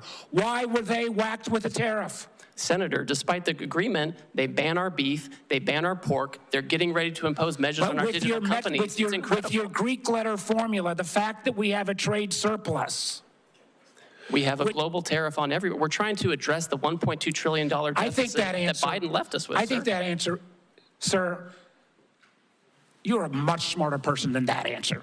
The idea that we are going to whack friend and foe alike, and particularly friends, with this level is both, I think, insulting to the Australians, undermines our national security, and frankly makes us not a good partner going forward. The lack of trust from friends and allies based upon this ridiculous policy that goes into full effect at midnight tonight is extraordinary. I go back to what the market believers believe today is happening. A good day in hospice. I'm afraid if we keep these tariffs in effect, we're looking like an economy that will be in hospice. Thank you, Mr. Chairman. Senator Daines. Mr. Chairman, thank you. Ambassador Greer, welcome to Capitol Hill. I share the President's determination to end these unfair trade practices, whether they are tariffs or non-tariff barriers. I hope we can avoid an all-out trade war. A trade war will mean higher prices for the American consumer, because I think we could do a little thought exercise at the moment. Who pays these high tariffs? In the short, medium term, it will be the consumer. It'll be the consumer. And so I'm worried about the inflationary effect. I'm worried if there is a trade war, that we're going to have markets shutting down for American farmers, ranchers, and manufacturers. I'll give you an example of that here in a moment. But I'm encouraged because the President's announcement has gotten the attention of a lot of countries. I was encouraged to see Kevin Hassett this morning talking about negotiation occurring, looking at President Trump's latest posts on Truth Social, the fact that we've got Koreans now coming to the United States, literally dispatched to engage with us to lower these barriers, tariff and non-tariff, the Japanese, and some 70 countries now that want to come and work and address the issues of the barriers for American companies, American producers doing businesses in their countries with 95% of the world's consumers outside the United States. Critically important. So this is very encouraging. I think that's in part why we're seeing the rebound today in the equity markets, because there's hope that these tariffs are a means and not solely an end. And if that's the case, I think we're on a really good path with this kind of tough position we're taking to actually solve some of these problems in barriers in trade that have been lingering for decades. And President Trump is taking bold leadership to address it, and I'm hoping for a good outcome. My hope is this is a sign of things to come, that these countries will offer major concessions and make historic trade deals with President Trump. Ambassador Greer, I encourage the administration, encourage you to use this opportunity to secure better terms with our partners, with our allies, to protect and grow American jobs, to grow access for our American farmers, our ranchers, our manufacturers, and American families. 3 weeks ago, I was in Hanoi and met with General Party Secretary Do Lam, the highest ranking official in Vietnam. And then I went to Beijing and met with high ranking Chinese officials, including the Premier Li Qiang. I carried President Trump's America First message directly to these leaders. I spoke with Premier Li Qiang and demanded that China stop the flow of the fentanyl precursors into Mexico, the United States, and Canada.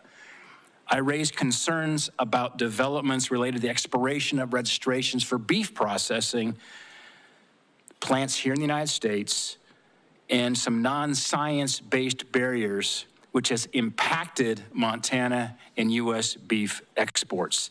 I want to remind remind you that in 2017, I went to China. I carried some steaks from a Montana rancher, Fred Wacker of Miles City, Montana.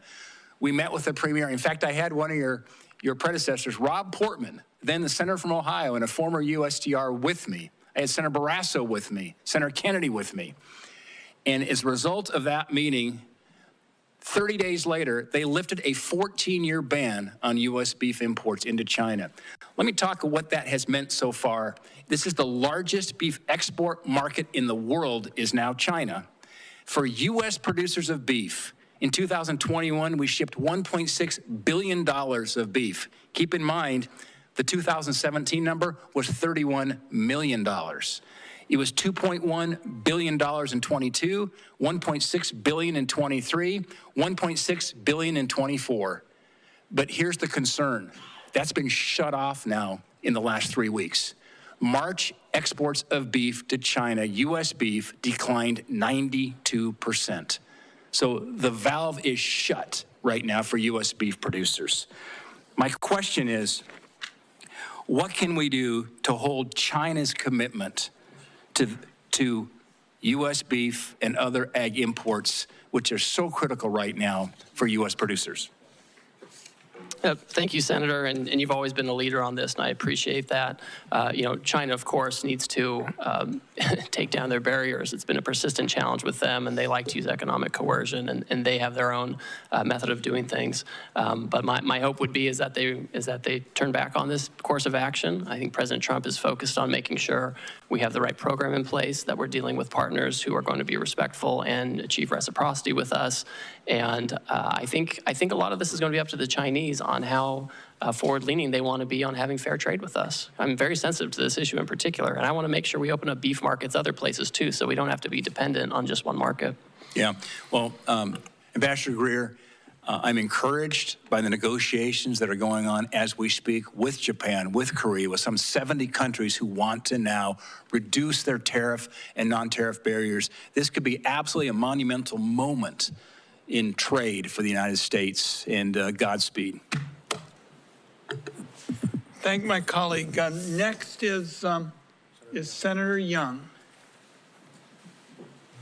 Good to have you here, Ambassador Greer, and let me just begin by commending you. You've been very accessible as we've tried to get some clarity on exactly trade policy and where we're headed and how we expect counterparties to move and all the rest.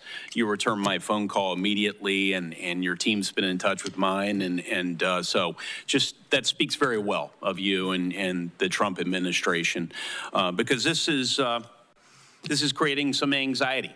This current tariff posture among some of my constituents. On balance, I would say most of my constituents are supportive, and they recognize that some turbulence might be required in order to end up in a better spot and reset trade relations. I think one of the things I'm hearing from constituents back home is that trade retaliation doesn't fall on everyone evenly.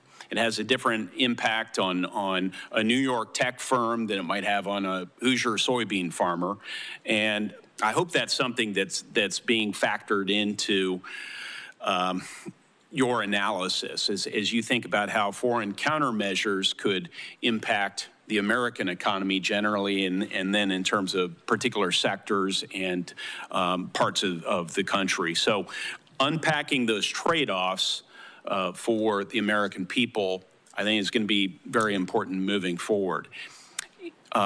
In Indiana, rural communities and export-driven manufacturers oftentimes feel the consequences, and they feel the consequences first. So, Ambassador Greer, is USTR actively mapping out which sectors and regions are going to bear the brunt of certain retaliatory measures and thinking about contingency plans? So, Senator, thank you for your concern. And I know this is something that we all watch. I watch it very closely. The president watches it. Whenever there's any kind of announcement of proposed retaliation, we look at it very closely. We look at the tariff lines. We look at what might get hit. The good news so far is that most countries have said they're not going to retaliate on this and that they would like to seek to talk to us first. find out more about the program, what they can do to meet our goals, which, as you know, we're dealing with an emergency in terms of manufacturing and our trade deficit. And so that is what most countries have chosen to do. My sense is that if there are some countries that choose to retaliate regardless of our need to address this emergency, our hope and expectation is that countries will do what they've said, which is bring down their tariffs and non-tariff barriers to provide better markets and alternative locations. Well, as I communicate some of the impacts in my state to your office, and as I know you and your team review this, I hope you will you'll keep those considerations in mind as you develop your negotiating priorities. Yes, we certainly will, and look forward to continued collaboration with you. You know, in other areas of federal policy, we have clear metrics or criteria to measure success. We do it in social policy. We do it with respect to education policy, test scores. We do it in defense policy. We try and measure readiness and through various metrics. But in trade policy, especially tariffs, we seem to lack a clear set of metrics and a feedback loop. Does USTR have a formal process to evaluate whether these tariffs are actually achieving their goals, whether that's reshoring or market access or reciprocity, some metrics associated with that? I'll let you speak to that, sir. Senator, as we've stated, the underlying basis for this action is the national emergency arising from the trade deficit. President Biden left us with a historically high $1.2 trillion trade deficit, which we understand and know to be driven, at least in part, in large part, by non-reciprocity. And so when we're looking at whether that emergency is abating or being affected, is we're looking at outcomes. Certainly, if other countries are bringing down their tariffs and their non-tariff barriers, that's a good indicator. That's the right direction. We also want to make sure that the trade deficit is going in the right direction. And that means two things. It means we have better access and we can export more to these other markets, but it also means that they're not using us as a dumping ground for their overproduction or their subsidized products. And so it goes both ways. And so it's a country by country analysis. We're looking at it case by case. They come in and talk to us on a country specific basis where we can articulate to them what their trade barriers are, right? I've got this big book with all the trade barriers, what their non-reciprocal tariff rates are, and what we expect in terms of fair trade. Well, thank you. I'm already over time. It's amazing how quickly we go through this, which is why I really appreciate that direct line to you and your team. I should also mention that we heard from Secretary Bessent to discuss tariffs the other day as well. We'll be in touch. We want to work with you on critical minerals policy, on digital trade policy, and many other areas that I know are your priorities as well, and President Trump's priorities.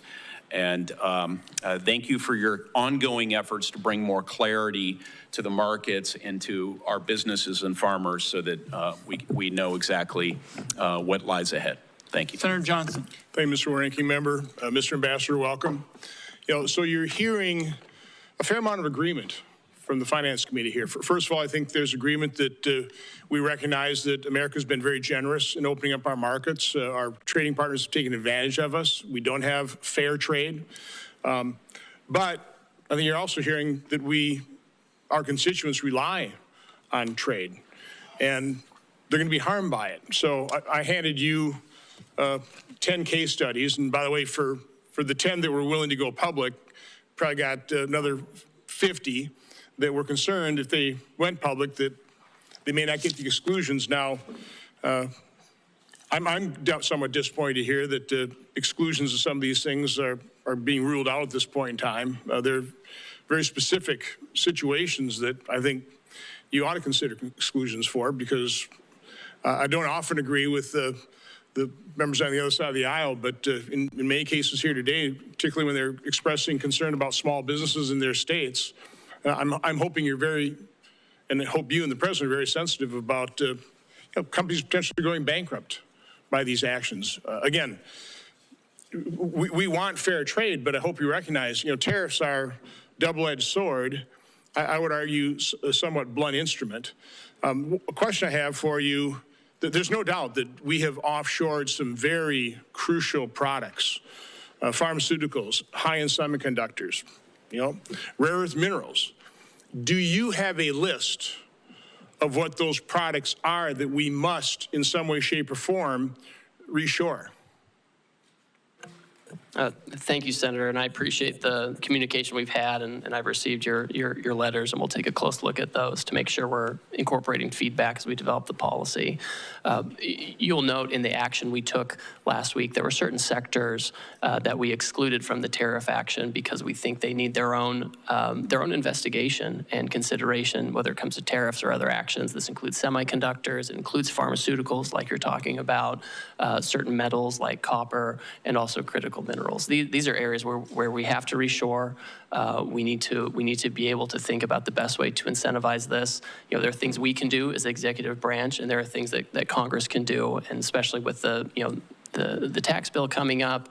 I think these are the kinds of things where we need to create the right incentives. You're not using tariffs with pharmaceuticals and semiconductors or rare earth minerals? So right now they're not subject to a tariff. Because you want them brought in here because you know they're crucial. You know, there are other products that are also crucial that you are applying tariffs to. So we are doing investigations right now, and we're considering, with respect to pharmaceuticals and semiconductors, the president's been very clear about this. He said it several times, because tariffs are a tool that can be used to create incentives. What we can't have is the status quo. The status quo has not worked. Do you believe a trade deficit is just per se always bad? I think that the situation, what we have, Senator, is a large and persistent trade deficit. In normal economic structures and normal markets, you would have a deficit one year that's, or surplus one year. But what we have is a structural, persistent and growing deficit. And as a result, offshore some crucial products. That's a big part of it. Yes, sir. Do you want to onshore, for example, very high labor content products when, by the way, we're pretty low unemployment rate. I mean, when I went to college, 5% was full employment. We're at 4.2. I've been in manufacturing since late 70s. You couldn't hire enough people in manufacturing back then. Situations even got worse. So I would argue that I'm far more concerned about our budget deficit of $2 trillion. And I realize the trade deficit, we have problems with that. But I think a bigger problem is we don't have enough workers.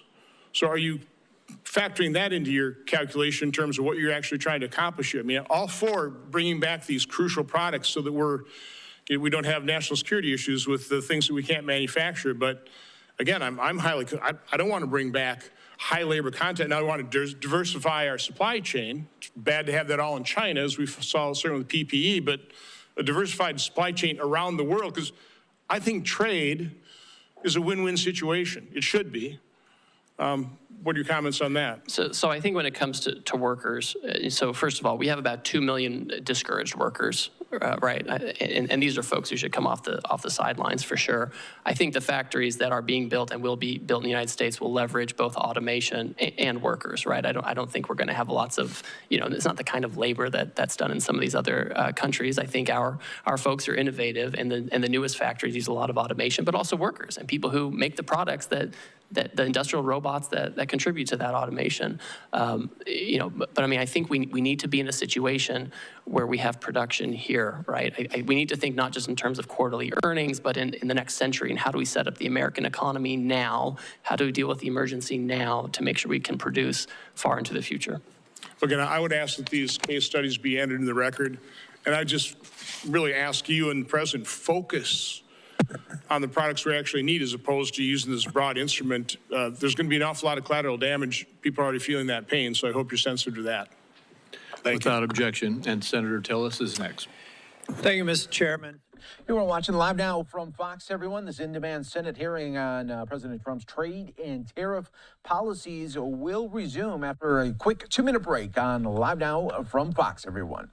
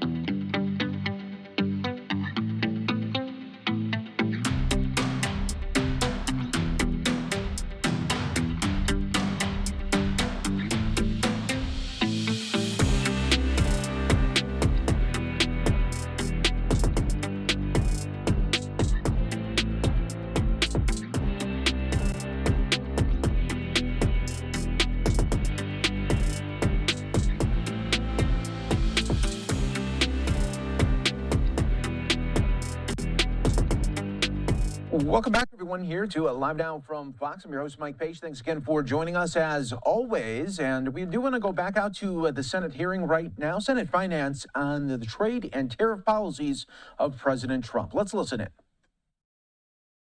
Again, is the final decision maker on all of these things, and he has directed that there not be exclusions or There exemptions. will not be any exclusions on steel, aluminum, or any products that are only manufactured in China for the foreseeable future until China determines what the end is, because they said they're going to fight to the end. Again, I'm just trying to communicate questions that I've asked, so there will be no exclusions. I won't waste your time asking for them. That's the main reason I wanted to ask the question.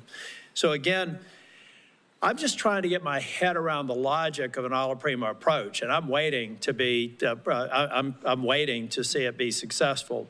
But it just seems like we've decided to begin a trade war on all fronts. And that's okay if the person who thought this through has an answer for why you go after partners that we have a very long storied relationship with. Maybe we give some developing countries a break because we're trying to actually get their economies functioning, make them look to the West versus to Chinese investment. So it just seems like, I'm getting my head around the alla prima approach. I'm not condemning it because I'm not a trade expert, but I still, at some point, and I understand that you are the trade rep, so if you own this decision, then I'll look to you to figure out if we're going to be successful. If you don't own the decision, I'm just trying to figure out whose throat I get to choke if it's wrong, and who I put up on a platform and thank them for the novel approach that was successful if they're right. But here's what I'm really worried. I'm not going to ask any more questions. I'm just going to tell you, every time we talk about people having patience, we need to understand that the founding fathers made damn sure that that patience was never more than about 14 months, really. Everything that we need to do to know what the political environment is going to be about next year, it's going to be done by February of next year. So in your mind, do you believe that over the course of the next 14 months, we're going to have a level of certainty, and the people in the trailer park that I grew up in who are going to bear the brunt of some of these short-term cost increases, maybe some job displacement for a period of time, how are they going to be feeling Groundhog Day 2027 or 2026? Do we feel like the majority of this will be resolved and I'll be able to thank whoever thought that the alla prima approach was a good idea? Because that's about the timeline we've got to work with. Well, Senator, these people who voted for the president is the same situation I grew up in. You know that. I agree, but let me just finish here because I don't want to get in the way of my colleagues. Yes. I'll be 65 in August. Every day, 11,400 people celebrate their 65th birthday. That's 4 million a year. So let's say from 60 to 65, people are looking at their 401k statements. They did vote for President Trump. They voted for me. I hope that they will again in both cases. Well, maybe not the president, but I intend to run for re-election. I'm just trying to figure out if they're going to feel good about this, because a long-term play in American politics and a long-term play in American policy, public policy formation, is about 12 months from the beginning of an administration. I wish you well, but I am skeptical. Thank you. Senator Smith. Thank you, Senator Crapo, and welcome, Ambassador Greer. So it seems to me that President Trump has started a big trade war. And the war is with everyone on multiple fronts, with allies as well as adversaries. I think this is a little bit of what Senator Tillis was getting at. It feels really indiscriminate and chaotic. And apparently we're still just in the early days of this. And I just need to tell you that Minnesotans are freaked out. Farmers who are experiencing, you and I have talked about this, one of the worst farm economies in the last 25 years are looking at lower prices and higher input costs. Minnesotans who work on the Iron Range, which is the source of 80% of the iron ore that goes into American-made steel, they want fair trade. They want us to stand up to illegal steel dumping, but like 500 of them have been laid off because the demand for American cars has been slumping. I mean, I could go on in every sector. Consumers are freaked out. This looks like a giant sales tax to them. Retirement stock market plummeting, and it's It's very hard for people to understand what is going on here. So what I want to do is to get an understanding from you of what you see as the goals of this war that we're in, because at various times it's been described as goals to raise revenue, to stop fentanyl trafficking, close trade deficits. So is the goal here to raise revenue for the federal treasury?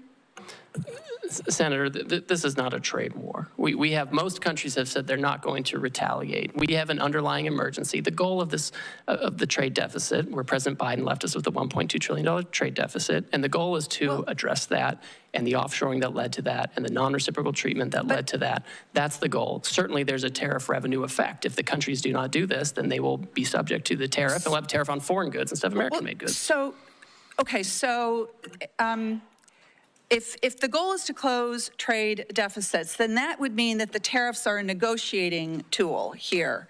Is that right? Is that how you see it? So the or tariff. are you trying to use them to? Well, it can go both ways, Senator. So on the first, we've talked a lot about negotiations because a lot of these countries, they have closed off markets to our exports in unfair ways. They've done it for decades, and nothing has persuaded them. Sitting down, talking nicely hasn't persuaded them. But if you were trying to, so I'm all for fair trade, and I'm all for the idea that if somebody is not trading fairly with us, if they're not giving us fair markets, then we need to have a strategy to go after that. But yet this is a blanket approach. It's an across-the-board approach, which is going to contribute to raising costs, and that's why it just feels, I think, so chaotic to people. Well, the trade deficit is a global issue. So you can't, if you're trying to get the trade deficit, you can't just pick one or two countries and say, we're going to do this and become Swiss cheese. Like that would not be coherent. What's coherent has a global approach to what's a global issue, to take these countries, country by country, figure out how we can address our trade deficit with them and address trade market barriers with them. And that's the right approach. And that's what's happening. That's what the president's directed. But I mean, as Senator Warner was pointing out, I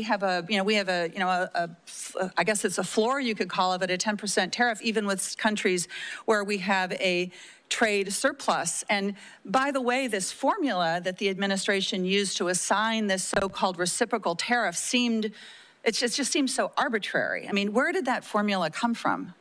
It's straightforward and it's common sense. It came from White House economists, and they proposed that looking at a country's trade deficit is a good approximation of the net effect of the unfairness of the higher tariff rates, the higher trade barriers, the unfair trade practices, the dumping, the subsidies, all of that. And that's how you can capture that. Well, so would you adapt that because it's based on 1 year, and of course, trade surpluses, deficits can vary quite a bit from year to year. Would your plan be to change it if you get new yearly data? And then that would suggest, I guess, that the tariffs would be in place for a long time. Well, we need to assess. Again, I think it becomes country by country. We have the baseline 10% to make sure there's no arbitraging of different jurisdictions. And all these countries that are subject to the highest rates, most of them have already come to talk to us about how to get it down. We have to take this step by step. We have to take it country by country to address these issues. The status quo just won't work anymore, and we can't do it piecemeal. I'm not arguing for the status quo, Ambassador. I'm not arguing for the status quo, but I am questioning the rationality of this policy that is it's so chaotic, and it seems so arbitrary. And it seems so internally inconsistent because, for example, if your goal is to onshore manufacturing, something that I think many of us on this side of the dais believe strongly, that we need to be making things in this country again, but then that would suggest that these tariffs need to be in place for a very long time, because what capital wants is consistency and stability and predictability. Yet at the same time, the administration seems to be arguing that we would be, waiving some of these tariffs if we could somehow magically negotiate, 50 new trade agreements with 50 different countries. I know my time is up here. I wanted to ask you a question about trade adjustment assistance, which I will follow up as a question for the record. Again, I think that my constituents are freaking out here, and I understand why. Thank you. Senator Lujan. Thank you, Mr. Chairman. Thanks for holding this hearing. Now, Mr. Greer, it's been less than a week since President Trump started this, what I'll describe as a reckless tariff war. It certainly feels that way. Families are seeing higher costs. Businesses across the country are hurting, and we've seen one of the worst drops in the stock market in over 35 years. Do you believe that there's currently higher costs a week after the president put these tariffs into place? Senator, we haven't yet seen how those costs are going to be allocated between the foreign producers and their importers here. We haven't seen the data on that yet. Do you believe businesses are hurting a week after President Trump put these tariffs into place?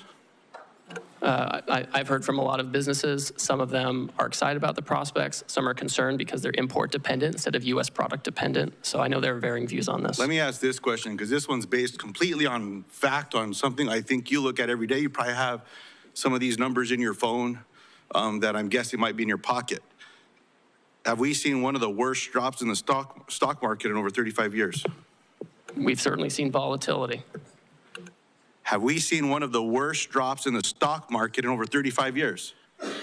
I think, and Senator Warner talked about We'll move on. If you don't want. Well, I know everyone's concerned about Wall Street, and I'm just concerned about Main Street and getting these jobs back, Okay, let's talk about Main Street, Mr. Greer. Last time you were here, I asked if President Trump's trade war would hurt New Mexico businesses and families. You dodged my question.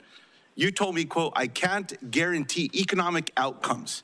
When I pressed you, you told me that you want me to, quote, you asked me to, quote, hear from me on what the impacts of these tariffs are. Well, Mr. Greer, I'm here to tell you today New Mexicans are hurting. I understand why you would not guarantee that New Mexicans wouldn't be hurt, because you probably knew what I thought then that we now see today, that this is hurting people back home. Now, I want to ask you the same question again. Yes or no, will President Trump's tariffs harm New Mexican businesses and families? Senator, I just don't think they will. Right now, you have duty-free trade with Canada and Mexico, where they comply with the rules, where they have U.S., Mexican, and American content. I mean, this is designed, and I would hope that being a border state, this is something that you find valuable, and that's what we're trying to do. We're trying to incentivize production in the United States. We want North America to be competitive, and this is.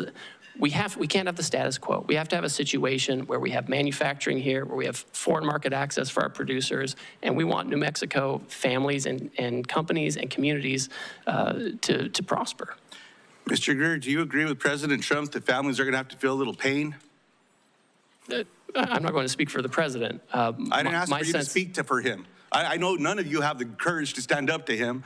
What I'm asking you, Mr. Greer, is do you agree with what the president said about these tariffs, in that people are going to have to feel a little pain? That's my question. If we have companies that feel pain because they're adjusting their supply chains, that more American product made by American workers, that's an adjustment we have to make to prepare for the future. We can't keep doing the same thing we always did. And if companies are having trouble adjusting their supply chains, which I'm very sensitive to, this is something that we have to deal with. We can't do nothing for 4 years like we saw under Biden, where there was just nothing going on trade. Let me ask the question a little differently. Yes or no? Do you agree with President Trump when he said families are going to have to feel a little pain? Of course, I agree with the president. Thank you very much. But I expect that the jobs we see for manufacturing is going to far outweigh short on time, sir. So look, economists are predicting that Trump's trade war is going to cost American families about $4,000 per year. I disagree with your assessment now, and agreeing with Donald Trump that families should feel pain. When I asked you about the economic impact to families back home, you said, no, they're going to do great. Things are going to be wonderful. New Mexico should be appreciative of all these things. I guess pain is the kind of relief that you believe that families should be going through. I mean, it is what it is. As I've been saying to my colleagues here, I understand the outcome of this last election. Donald Trump is now the president of the United States. He won the election. My Republican colleagues in the Senate won the election. They control the votes in this chamber. They control the votes in the House. That's why we're seeing these budget resolutions. All I'm saying is own up to what you want to do. You want to do it. Just be honest with the American people about what's going on. I appreciate the time today, Mr. Chairman. I yield back. The same economists who are crying out now were the ones who said we were going to crash the economy, and Trump won. We put tariffs on China, and real median household income went up for Americans by $7,000. Inflation went down, unemployment went down. So we have history showing that we know how to use this. Mr. Chairman, since Mr. Greer went on, I will just follow up again. Then help explain the pain that people are feeling today with your assessment of what Donald Trump said, that families should feel some pain. That's all okay with you all? Senator, Senator, we're not going to be in a situation where we keep allowing Wall Street to run the economy. And as we're making that transition, companies you know what, Mr. Greer, will need to adjust. Go spend a little time at the grocery store talking to some of my constituents back home. I'll take you around. We'll walk around. We're not going to give anyone a heads up. You just go do it. And let's see what the regular folks back home are doing, including the people that come and talk to me that say they voted for this president. This is not what they stand up for. Farmers and ranchers are getting the short end of the stick from USDA, where these grants are being cut, and they say, oh, no, it's because we don't want to give people food. Baloney. You're cutting the lifeline for these farmers and ranchers as well. In addition to what's happening with these inputs with tariffs. Look, you all are a lot smarter than I. I'm just a regular person back home.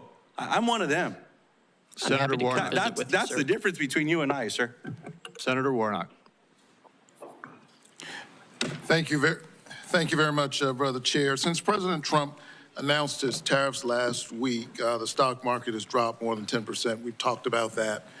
I'm more concerned about the impact on ordinary people. This for me is a regressive tax.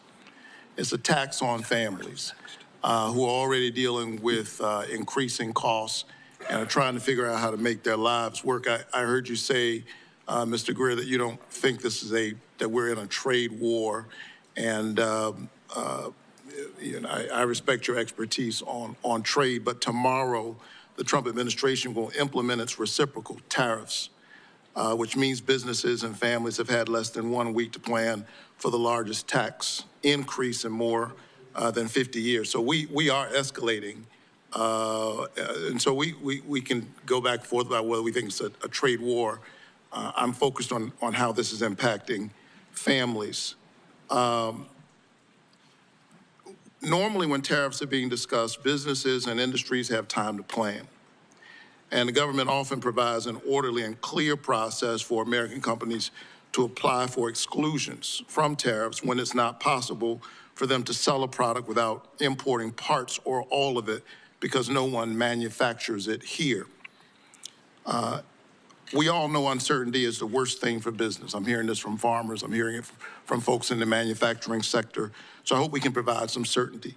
What should a multinational retailer do about their products made only overseas or that contain parts only made overseas? We're seeing this in our automotive sector in Georgia. Should they just raise their prices on families to account for the new tax, or is there a process for that company to reach out to the White House for an exclusion? So Senator Warnock, the Section 232 on autos is a Commerce Department action. One thing they've done is they have said that they would be willing to give some kind of a credit for U.S. content in parts and components, and they can approach the Commerce Department about this. It's not a decision I'm making, but I know that this is one alternative. You know, I'm mindful, you know, when I hear this, obviously we're sensitive to these dynamics, but it just reminds me that we lost 5 million manufacturing jobs over the last 20 years, and that's part of the reason why we're in this situation now, and we just have to bring those back. So it's important to bring them back now before the situation gets worse. But the question is, what do they do? Do they pass that price on to consumers? Well, what we've seen is Ford and GM, for example, have announced actually that they're giving discounts. That was the big news last week, last Thursday. They'd be giving discounts going forward.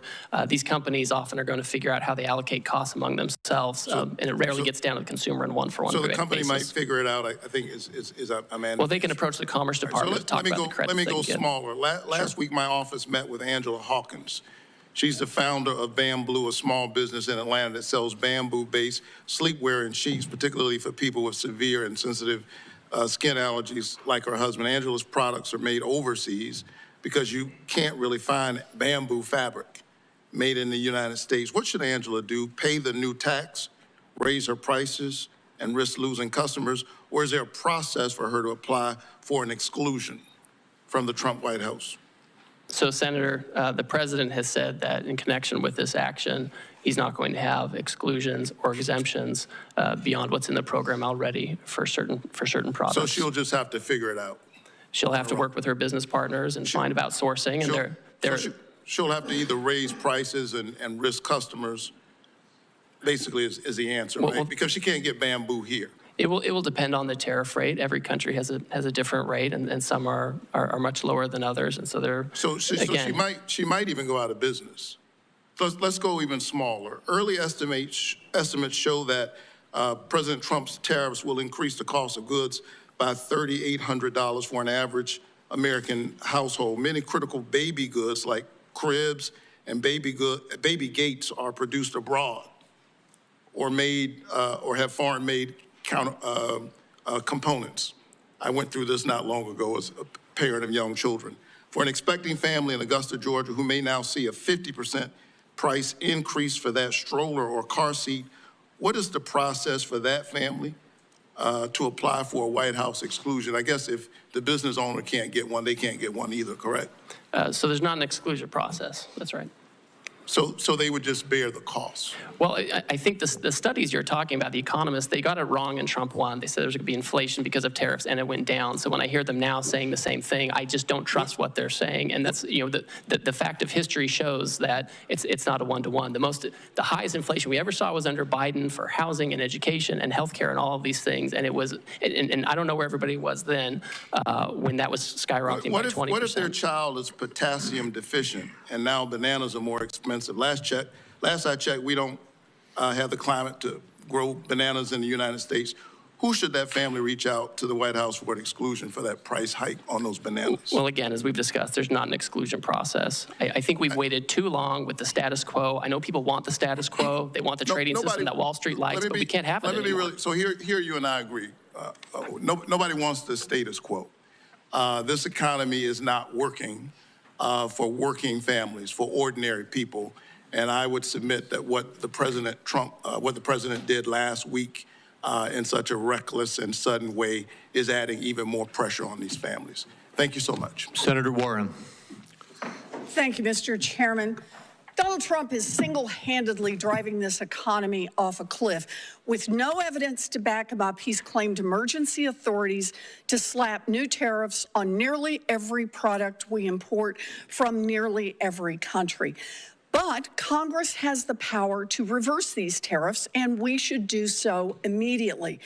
Tariffs can be a tool to help build things in America, but Trump has slapped tariffs on, then off again with no rhyme or reason.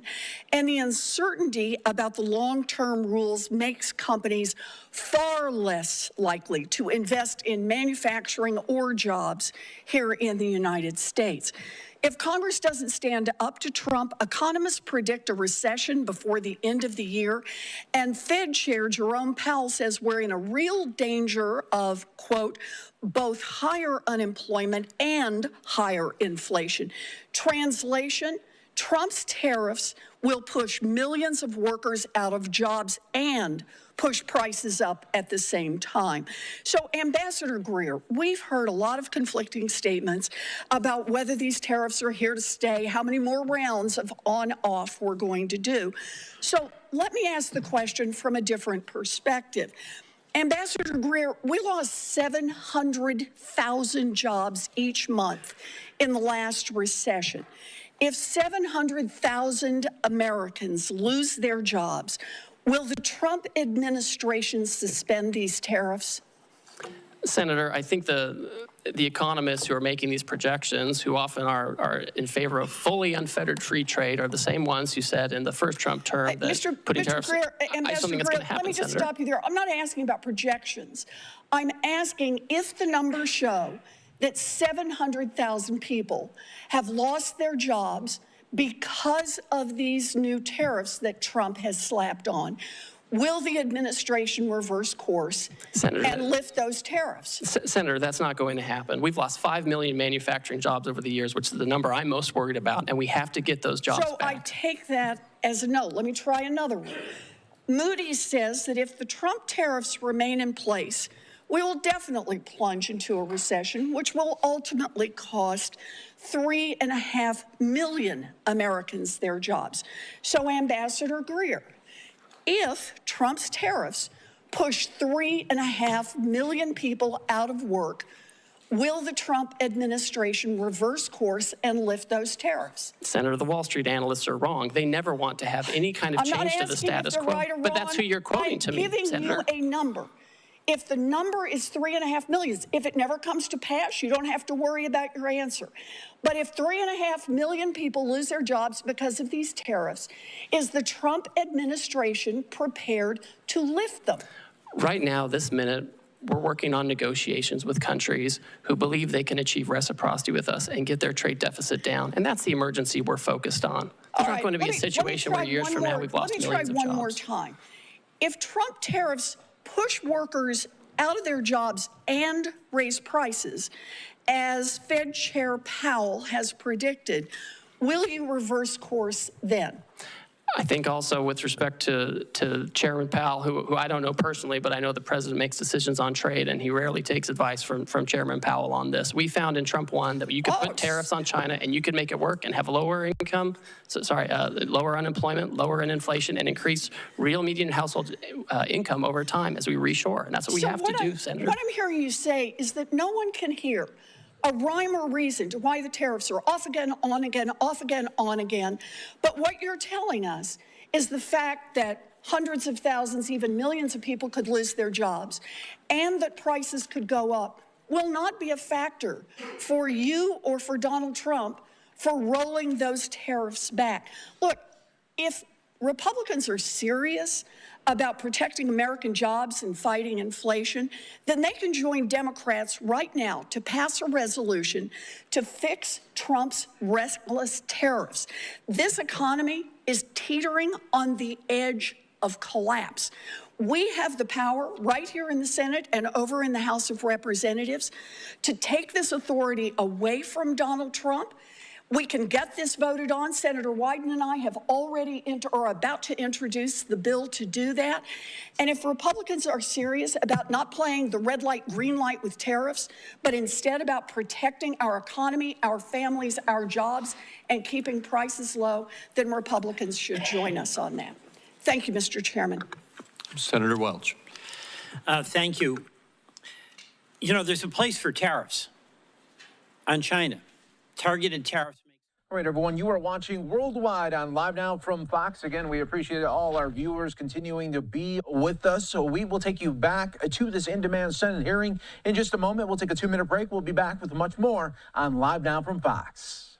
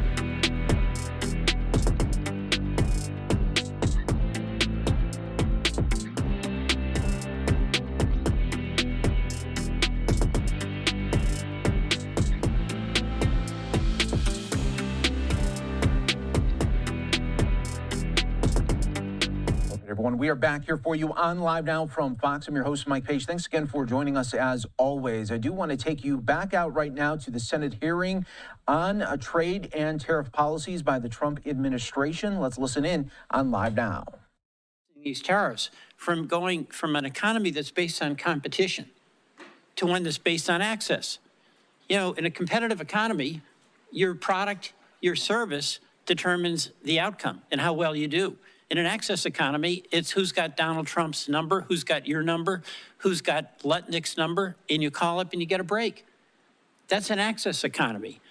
Is this going to be the arbitrary authority of the president to decide, yes, we'll cut the Vietnam tariff, and no, we'll sustain the tariff on Lesotho? The way this works, Senator, is we have longstanding relationships with trade officials in these foreign countries, and they work with our staff, our career staff, and they develop, you know, if someone comes to us with an offer, we review it, we analyze it, and we present it to the president. They're calling the president. I mean, you've got Donald Trump as president basically picking and choosing winners and losers, and who knows on what basis. That's not a trade regime that anybody can count on. That's something they can game if they know you, they know Lutnick, they know Donald Trump. You know, that I think was what Senator Warnock was asking about. We've got farmers on the border with Canada. They get their grain. It's going to be 25% hit. We've got consumers whose electricity bills are going up because of retaliation from Canada. Can they make a call to you, to Howard Lutnick, to the president, and ask for relief? Well, we certainly talk to all kinds of constituents. We talk to labor unions, we talk to civil society, we talk to business. I would say with Canada and Mexico, they receive duty-free treatment for things that follow the rules of USMCA. If they bring in Chinese content and send it down, they won't get a break. Let me tell you the frustration I have. There is a place for targeted tariffs to help us and also to push back on unfair trade practices. I support that. That's not what this is. This is utter chaos, arbitrary and willful on the part of the president that is setting up a dynamic where he picks winners and losers rather than companies compete to do the best they can and have the benefit of good work and a good product. Mr. Chairman, I yield back. Thank you. Senator Barrasso. Thank you, Mr. Chairman. Well, appreciate you being here to answer questions. Look, I'm concerned from Wyoming and for workers across the country. I'm worried that foreign competitors continue to use unfair trade practices against the United States, against our workers, against our producers. These practices threaten our economic security, our prosperity.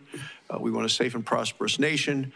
Workers in my home state and across the country are paying the price. So can you just talk a little bit about how you determine if foreign trade and economic practices constitute an emergency for our country? And I just heard our previous speaker talk about asking ChatGPT. I'm not going to do that. I'm going to ask you, how is it that we determine if foreign trade and economic practices constitute an emergency for our country? Thank you, Senator. In the first instance, when the president declares an emergency, he has to consider where there is, the conditions that may impact national and economic security. And so for him, he took a look at our trade deficit, which was the largest in human history under President Biden, 1.2 trillion.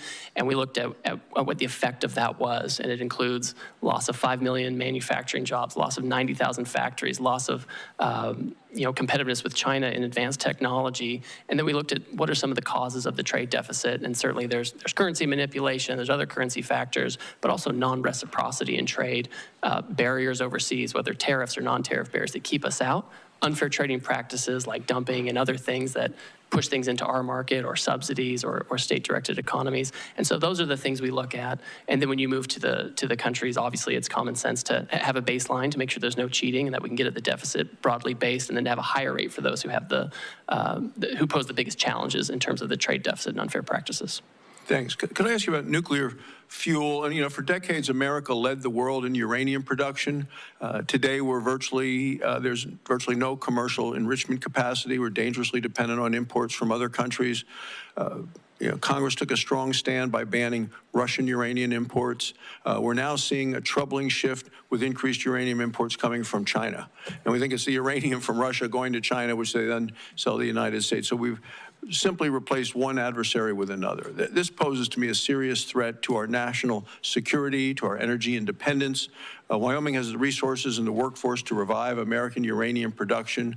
But what we know is that subsidized foreign uranium from China and from Russia threatens to undermine our domestic industry. Well, you're going to support efforts to end uranium imports from China as we continue to try to build our U.S. nuclear supply. Senator, I'm happy to talk to you about that and the best way to implement that kind of action. Great. Market access for Wyoming beef. You know, our ranchers are seeing what you recently did, what the president has recently done, and say it's about time. You know, I know you heard a lot about market access today. Just specifically discuss market access for American beef. It's our #1 cash crop in Wyoming. Our ranchers produce some of the highest quality beef in the world, yet our beef faces significant barriers in key foreign markets. So I do appreciate your office's efforts to document the numerous barriers that unfairly block American beef exports. For example, Thailand imposes a 50% tariff on American beef.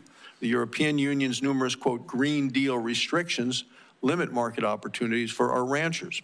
Australia's barriers prevent the sale of a safe, high-quality American beef. They've sold $29 billion into our country. We can't sell a hamburger there.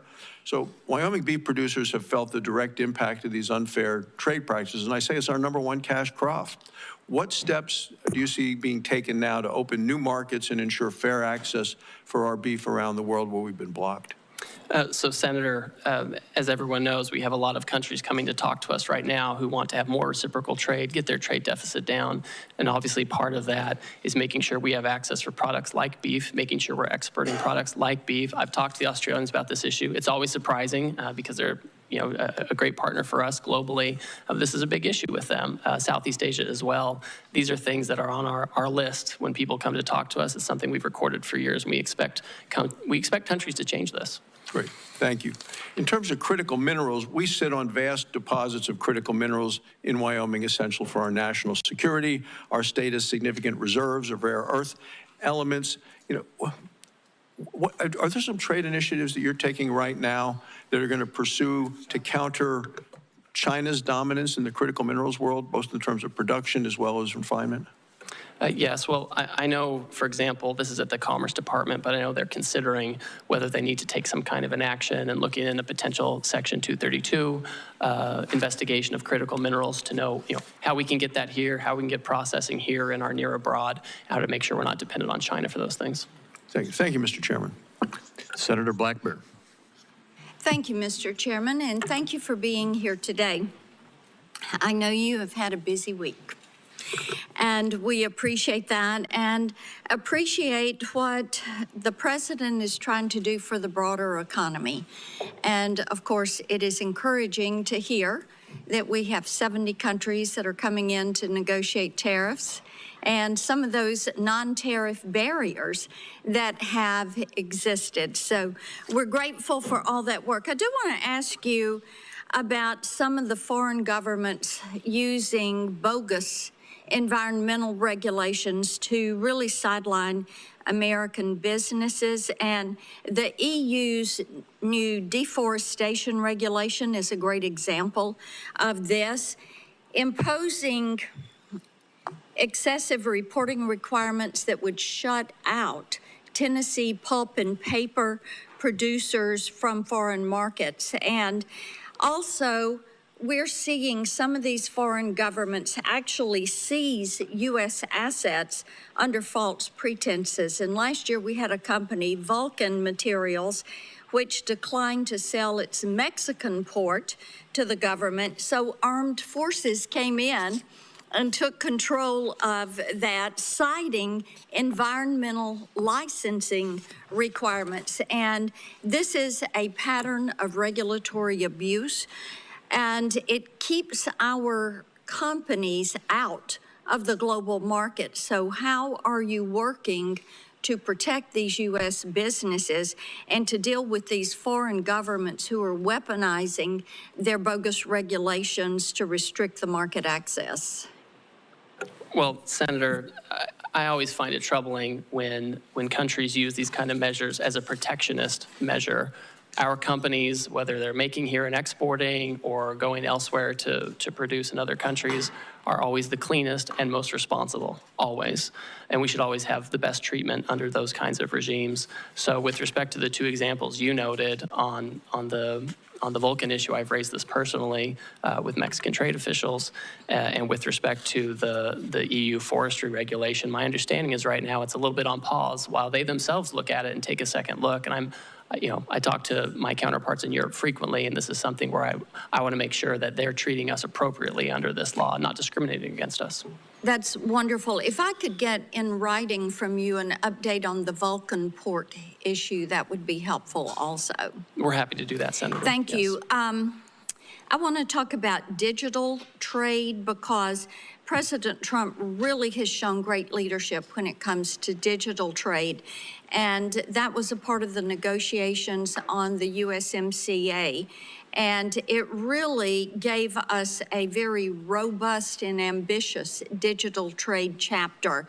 And the provisions, including cross-border data flows and data localization, are critical to facilitating strategic U.S. initiatives across a broad range of industries. And we have an opportunity now to build on this digital chapter.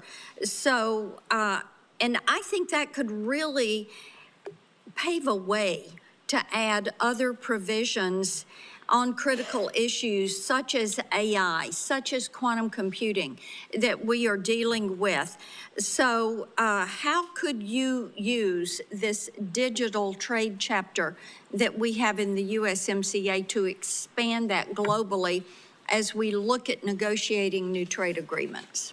Well, I think it's important to understand that our companies, our digital trade companies, are the most competitive in the world. They're the most effective in the world.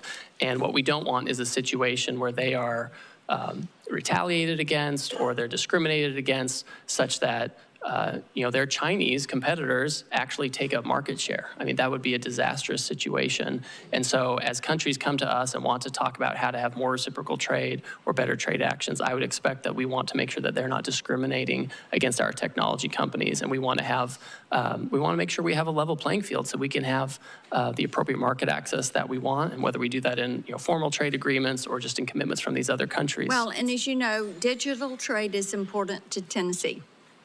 Yes, so we're looking forward to that.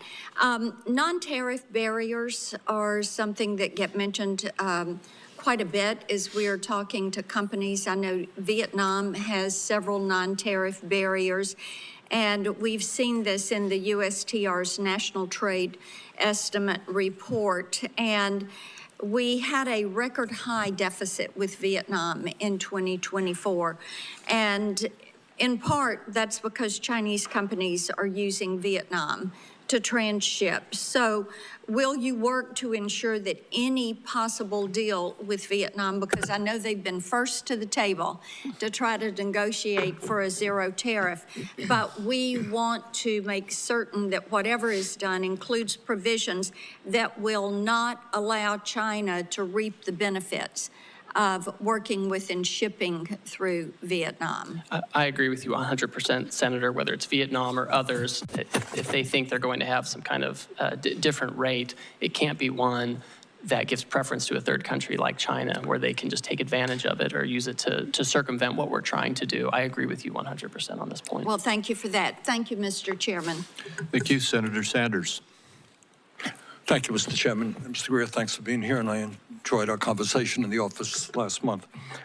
Let me begin by saying, as I suspect you know, that I am not a great fan of unfettered free trade.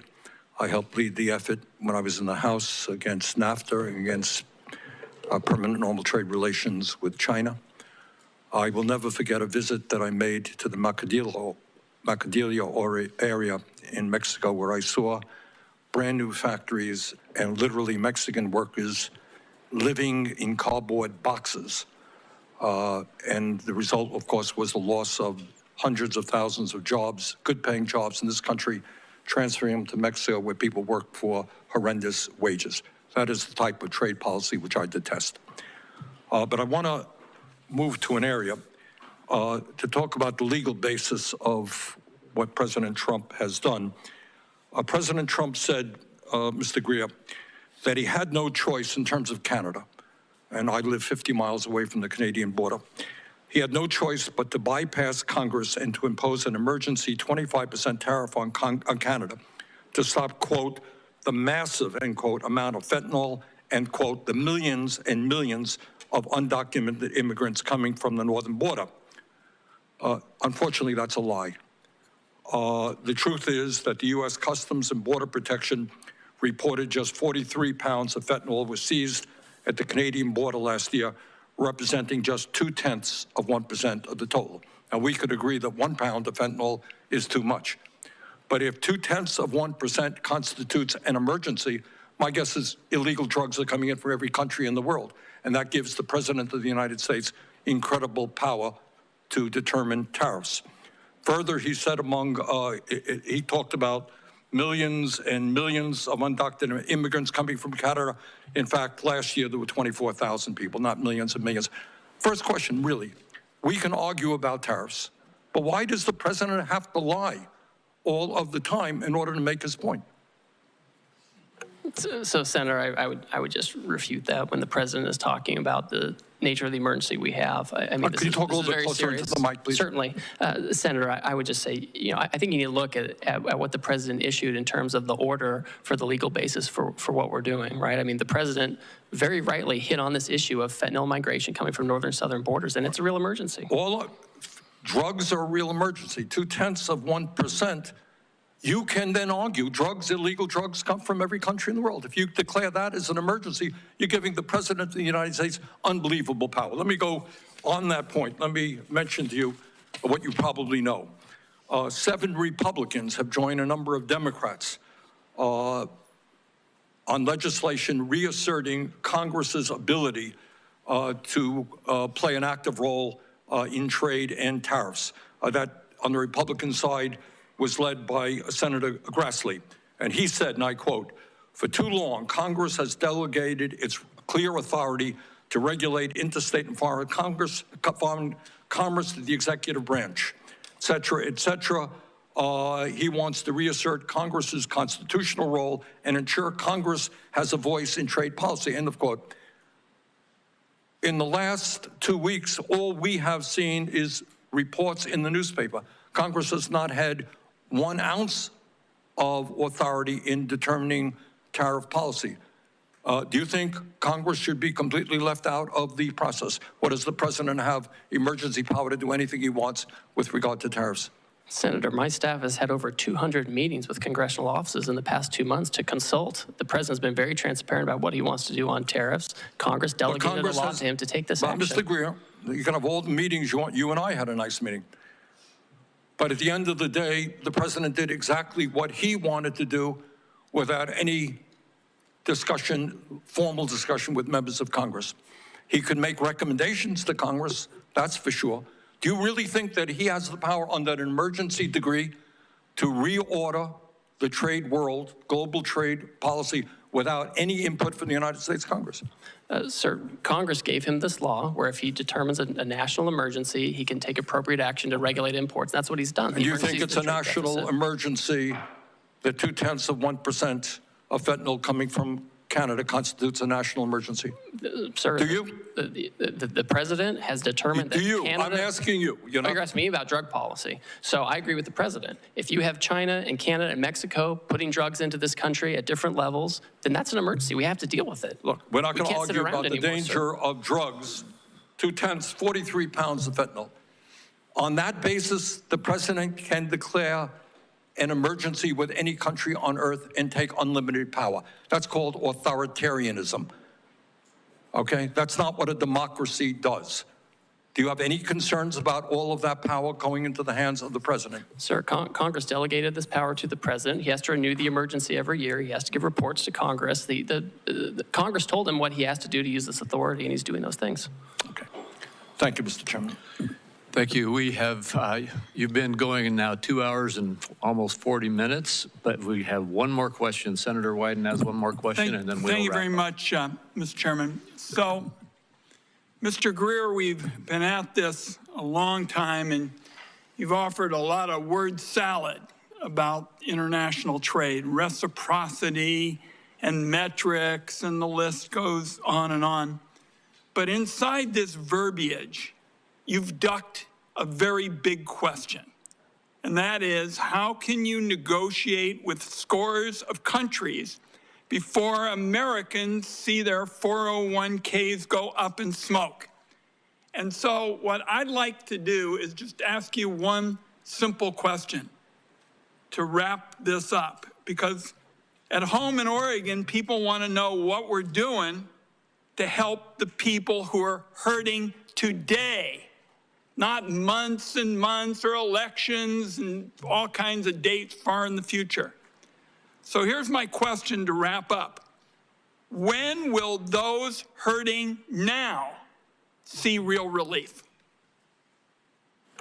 Senator, the country decisively voted for this president and his trade policy. He knows how to use tariffs appropriately to negotiate deals where necessary and to drive investment and manufacturing back to the U.S. And that's what we're doing. He was successful in his first term in using it. Real wages went up, and that's what we're doing now. And we're working around the clock to make sure we can do that. Mr. Greer, I gave you a chance to respond to the question, and what you said wasn't accurate. Nobody disputes that the president won the election up here on the dais. But nobody was told in the election campaign that we would have all of these people hurting now because of a flawed trade policy. Once in a while, it said, well, maybe take a little time. But there wasn't any mention of people from one end of the country to another feeling they've been wiped out financially. Nobody heard about that. That was never discussed. Hope you'll have an answer for me, because that's what Americans want to know who are hurting now. They've listened to all of this trade lingo tossed around, and then they scratch their head and say, who's going to stand up for me now? Well, I'll tell you, we're going to fight for those people. That's why I'm proposing a bipartisan resolution that would overturn what's going on with 180 countries. We'll keep the record open for a few days, but what I'd like to know is what the timetable is for helping people who are hurting right now, because I haven't heard anything on that point. Thank you, Mr. Chairman. Thank you, Senator Wyden. And we are now at the conclusion of the questions. Ambassador Greer, thank you for the time you've given us. As I indicated, you've gone almost 2 hours and 45 minutes. And I think you have been very clear about what the president's intentions are and how you expect this to roll out. The questions for the record deadline is Tuesday, April 15th for members of the Senate. And with that, this hearing is adjourned. Thank you.